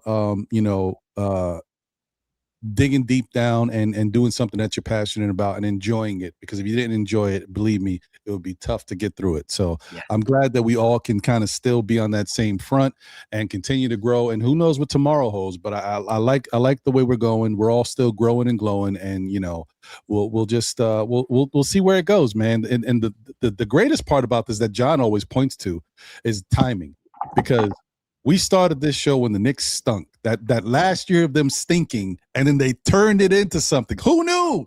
If I would have known, I'd have been like, man, I should have started this earlier. Like, so yeah. So man, it's a great thing, and it's just great to be a part of it and watching how everything is picking up. It's getting so good that the negative part of it is blossoming. It goes from, hey, we've been doing this forever. Now these content creators are taking our shine. They didn't go to school for journalism. It's getting all wild. I love it. This is great. We're infecting it. To be honest, you can see it across the whole YouTube space. Content creators have pushed YouTube only creators, or people who have not taken a focus to YouTube. Right. To take more of a focus to YouTube. I follow it all the time, so I have to follow it, right? I follow the trends. But I've noticed many big channels now starting to shift over content because of what other independent creators like yourselves have done, like myself, like Phil has done, KOT, all these great independent channels. And I don't take that as a offense or anything. I love that, because it shows the power of the independent creators that a lot of times gets lost, where we think that you don't have a voice, you don't have a power. I don't think that's true at all, because if we didn't, shift wouldn't happen in the first place. We're causing that shift. And I think that's important, because with the land space of things that don't like to change too often, when it needs to, we are that voice that consistently pushes for that. And I think without that, we'd be lost. I think everything affects each other. We operate in a space that allows them to be better, and they push us to be better. Everything coexists together. I 100% agree. I think that's the bottom line for everybody that takes the time to do this type of content, is that we just want to be able to be recognized, to be heard. Like, okay, we're taking the time to put a show out there, just check us out. That's it. Don't say, hey, that's the little guy. Who cares? No, just check us out. See what we got going on. We might have something that you like. So, and I appreciate those words, Troy. I think that's very true. And Phil, everything you said, I agree with. This has been a really fun time. And I want to thank everybody. I want to get Troy and Phil's final words, and also I want them to be able to plug their channels and plug their shows. And I want to get, I'll wrap up with my Russell Simmons, man, my guy John, with his final words. That's when the show is really coming to an end. But I want to say thank you to everybody who has been a part of this. Oh boy. Okay, this is when it gets tricky. Shout out to Jay Boogie. Shout out to easy ones, the people that are here. Shout out to Phil. Shout out to my brother John. Shout out to the Delusional Knicks fan. Appreciate you for popping in. Shout out to Sha and Divine Knicks Real Talk for popping in. Shout out to Tony Crow from Knicks and Bruises for showing up. Shout out to Sim, the Podfather from Nothing But Knicks, for popping in. Oh boy. Shout out to okay, I'm already losing it. The Objective Nick. Shout out to the Objective Knicks fan, my brother Karan. How could I forget him? I mean, dude did a 24-hour Knickathon. He's out of his mind, man. He's out of his mind. Crazy stuff, bro. He's gonna start hitting that Kai Sinet numbers soon. For real, man. He's really good. I love that guy, man. Nuts. He's really good. And shout out to Fritz. Thank you, Fritz, for being here from the NBA Economy Show as well as the KOT Show. Shout out to Lee Escobedo for being here. First time ever having Lee on the show, so that was great. Shout out to Jeffrey Clafter from the Dope Soul Sports Collective as well as Queens Court on NBK. Shout out to Jeff. Divine Sha. I got him. Oh boy. Well, It is what it is, guys. I hope I didn't forget anybody out there, but it's been a lot of people up here today. So I just want to say thank you to everybody who came up here and showed love. Couldn't have been done without all the effort and love and the constant support that we all show each other. So great times. Phil, your final words, my brother, and obviously plug the channel and plug the show. Final words. I think that what we have to do is make sure we're not the 4 seed at the end of this.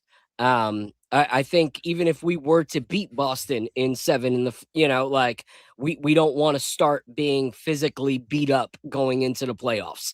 And if they are able to beat whatever playing team gets there, and then we have to play them in the second round, I think we're just going to be tired, and beat up. So make sure we don't let Boston or any other team creep up into that 4th spot, hold it down.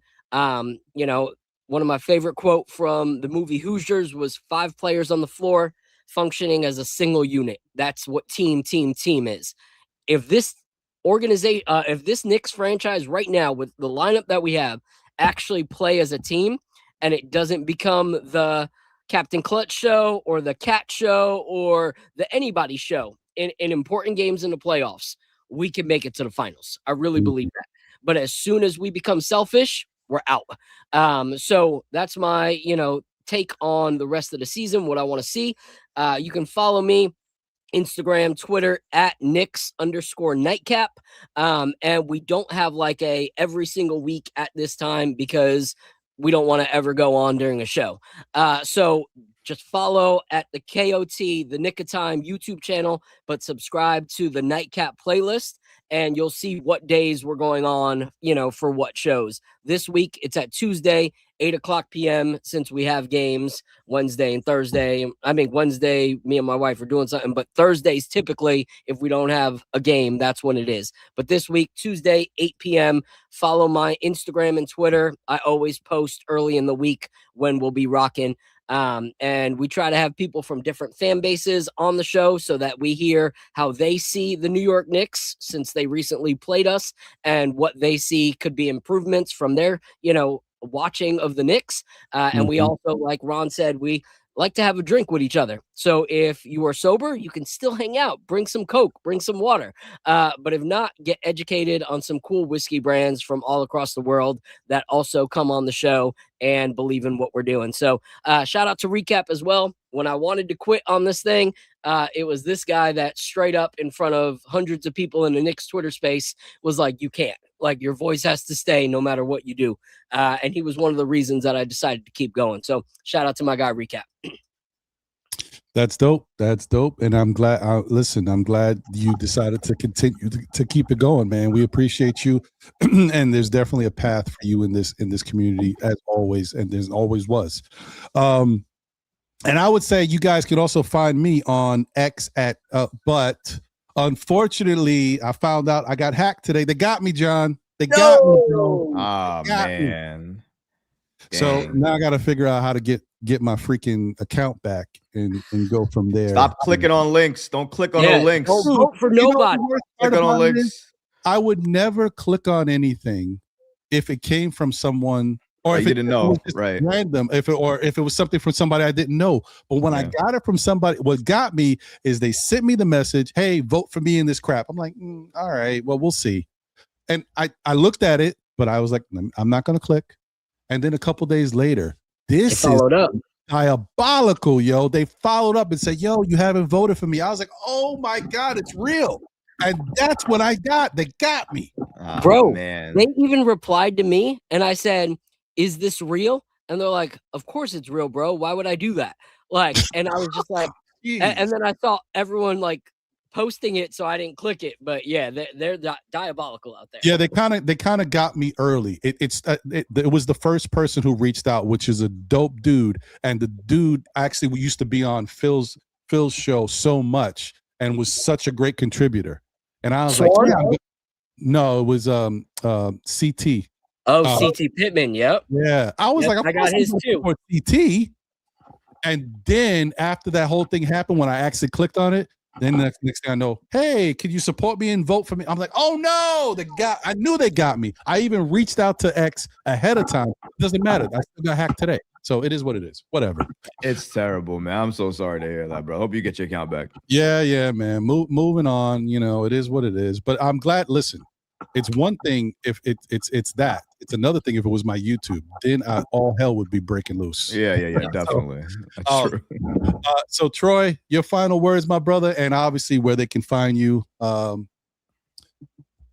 I'm going to make this very, very short, actually. My statement for the rest of the season is get to the playoffs healthy, be consistent, and win a championship. Win a championship. Win a championship. I'm tired of waiting. I'm done. It's the season. I want a championship at the end of this season. That is my message. I don't have to shout out my channel. What I really want to do is shout out your channel. Okay, still Knick fans. I think I told you the story before. Your Alan Hahn interview, right? Remember that? That's the reason I got into this entire thing in the first place, because I was always doing it. I had another podcast. I was kind of doing whatever the case may be. But it wasn't really until I saw that it could be done on that level. And it didn't matter who you were. You could get it done. As long as you wanted to get it done. You had the mission to get it done. Didn't matter when it happened. It was going to happen. Long as I knew that, and I still keep that message today. So anytime somebody tells me that something is impossible, I never, ever believe them anymore, because there's so many things that I've done that have been impossible that I continue to do, that continue to even surprise my own self. So nothing is impossible as long as you have the will and belief in yourself to prove to yourself it is possible. And I would have never had that. There would have never been a recap channel without Still Knick fans. So just wanted to put that out there. My channel doesn't exist without you guys. So thank you so much for being the inspiration for me and many other would-be creators that would have never done this without seeing your channel first. And one small comment to Phil, I don't have to tell people who are already great to be great. All I had to do was give you a reminder of who you were. That's all you needed. The greatness, like you already saw, I didn't tell you how to be yourself, do your show, or anything like that. Your success is yours. I don't need any of that. I just wanted you to be you, and I'm glad you have been. I appreciate you guys for having me. That's fire. Dope. And thank you so much, Troy. Appreciate that. We definitely appreciate to hear that, because there's so many people that have done the same thing for us and allow us to see that, hey, this is something we could do. And so it went from there, and we've been able to hopefully continue to do something that people enjoy. And shout out to Alan Hahn once again for granting that opportunity for us, because I got to tell you, this year Alan is so busy with everything he's got going on with his new show and new time slot that I could not get him. And we tried like 4 times. But hopefully next year we'll be able to figure it out again. But man, I'll never forget that. It was definitely a dope moment. So I appreciate that, man. Thank you. But also, let's also give a shout out to Dexter and all the other folks who have participated in our show, because I think, it shouldn't be taken lightly that folks are very busy in their own work that they do, but just to come on with us and acknowledge that, we are, as a fan base, true and true all about the Knicks, and we value the team for what it is. We value the fandom. And I think it's super important as we move forward in our ventures that we continue to give grace and also just acknowledge all of those who come across us.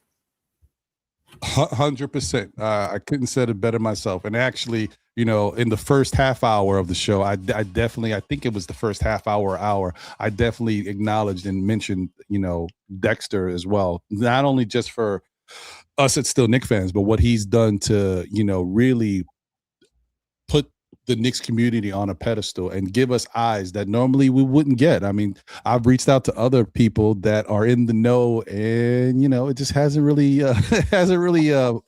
turned out that way. Dexter has been one that's been very forthcoming and very open, not only just to have us on his platform and so many others, but to also be on our platform. So can't thank him enough, man. It's great that we have somebody like Dexter that really champions this Knicks community. So appreciate him and wish him all the best. John, we're at that time, brother. It's time. Yeah.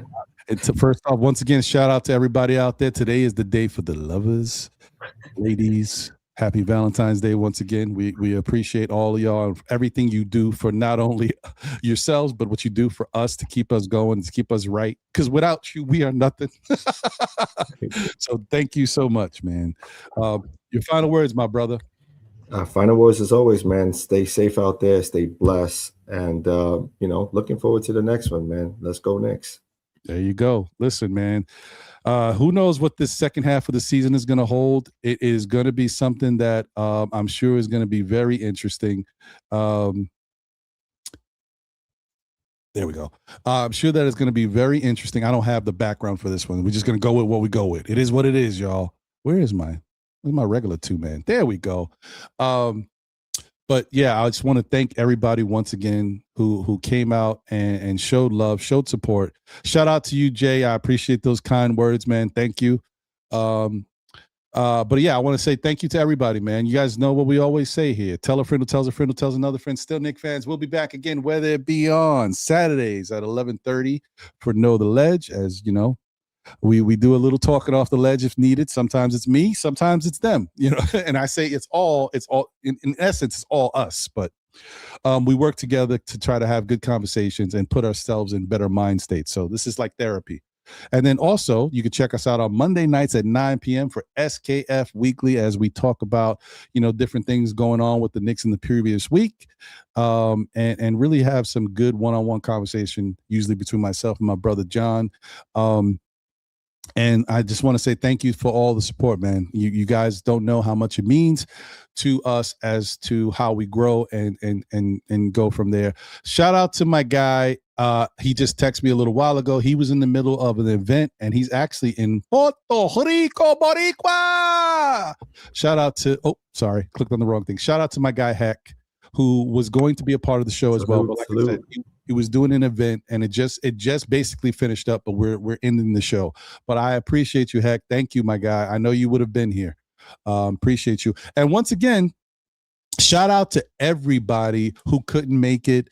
I can't think of all the names, but there's a lot of people that wanted to be here. International Andy could not be here, but he was in the chat and showed love.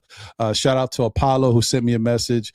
Today got a little crazy for him. It's Valentine's Day, and so he had plans. He thought he didn't know if he did, but turns out he did. So I appreciate him. And shout out to all the others who weren't able to make it, like Uncle Freezy and stuff like that. And once again, I want to shout out Steph from Dope Soul Sports Collective, who really wanted to try to make it. She did show up in the chat all the way from Africa, y'all. So shout out to her for doing that, man. Thank you guys once again.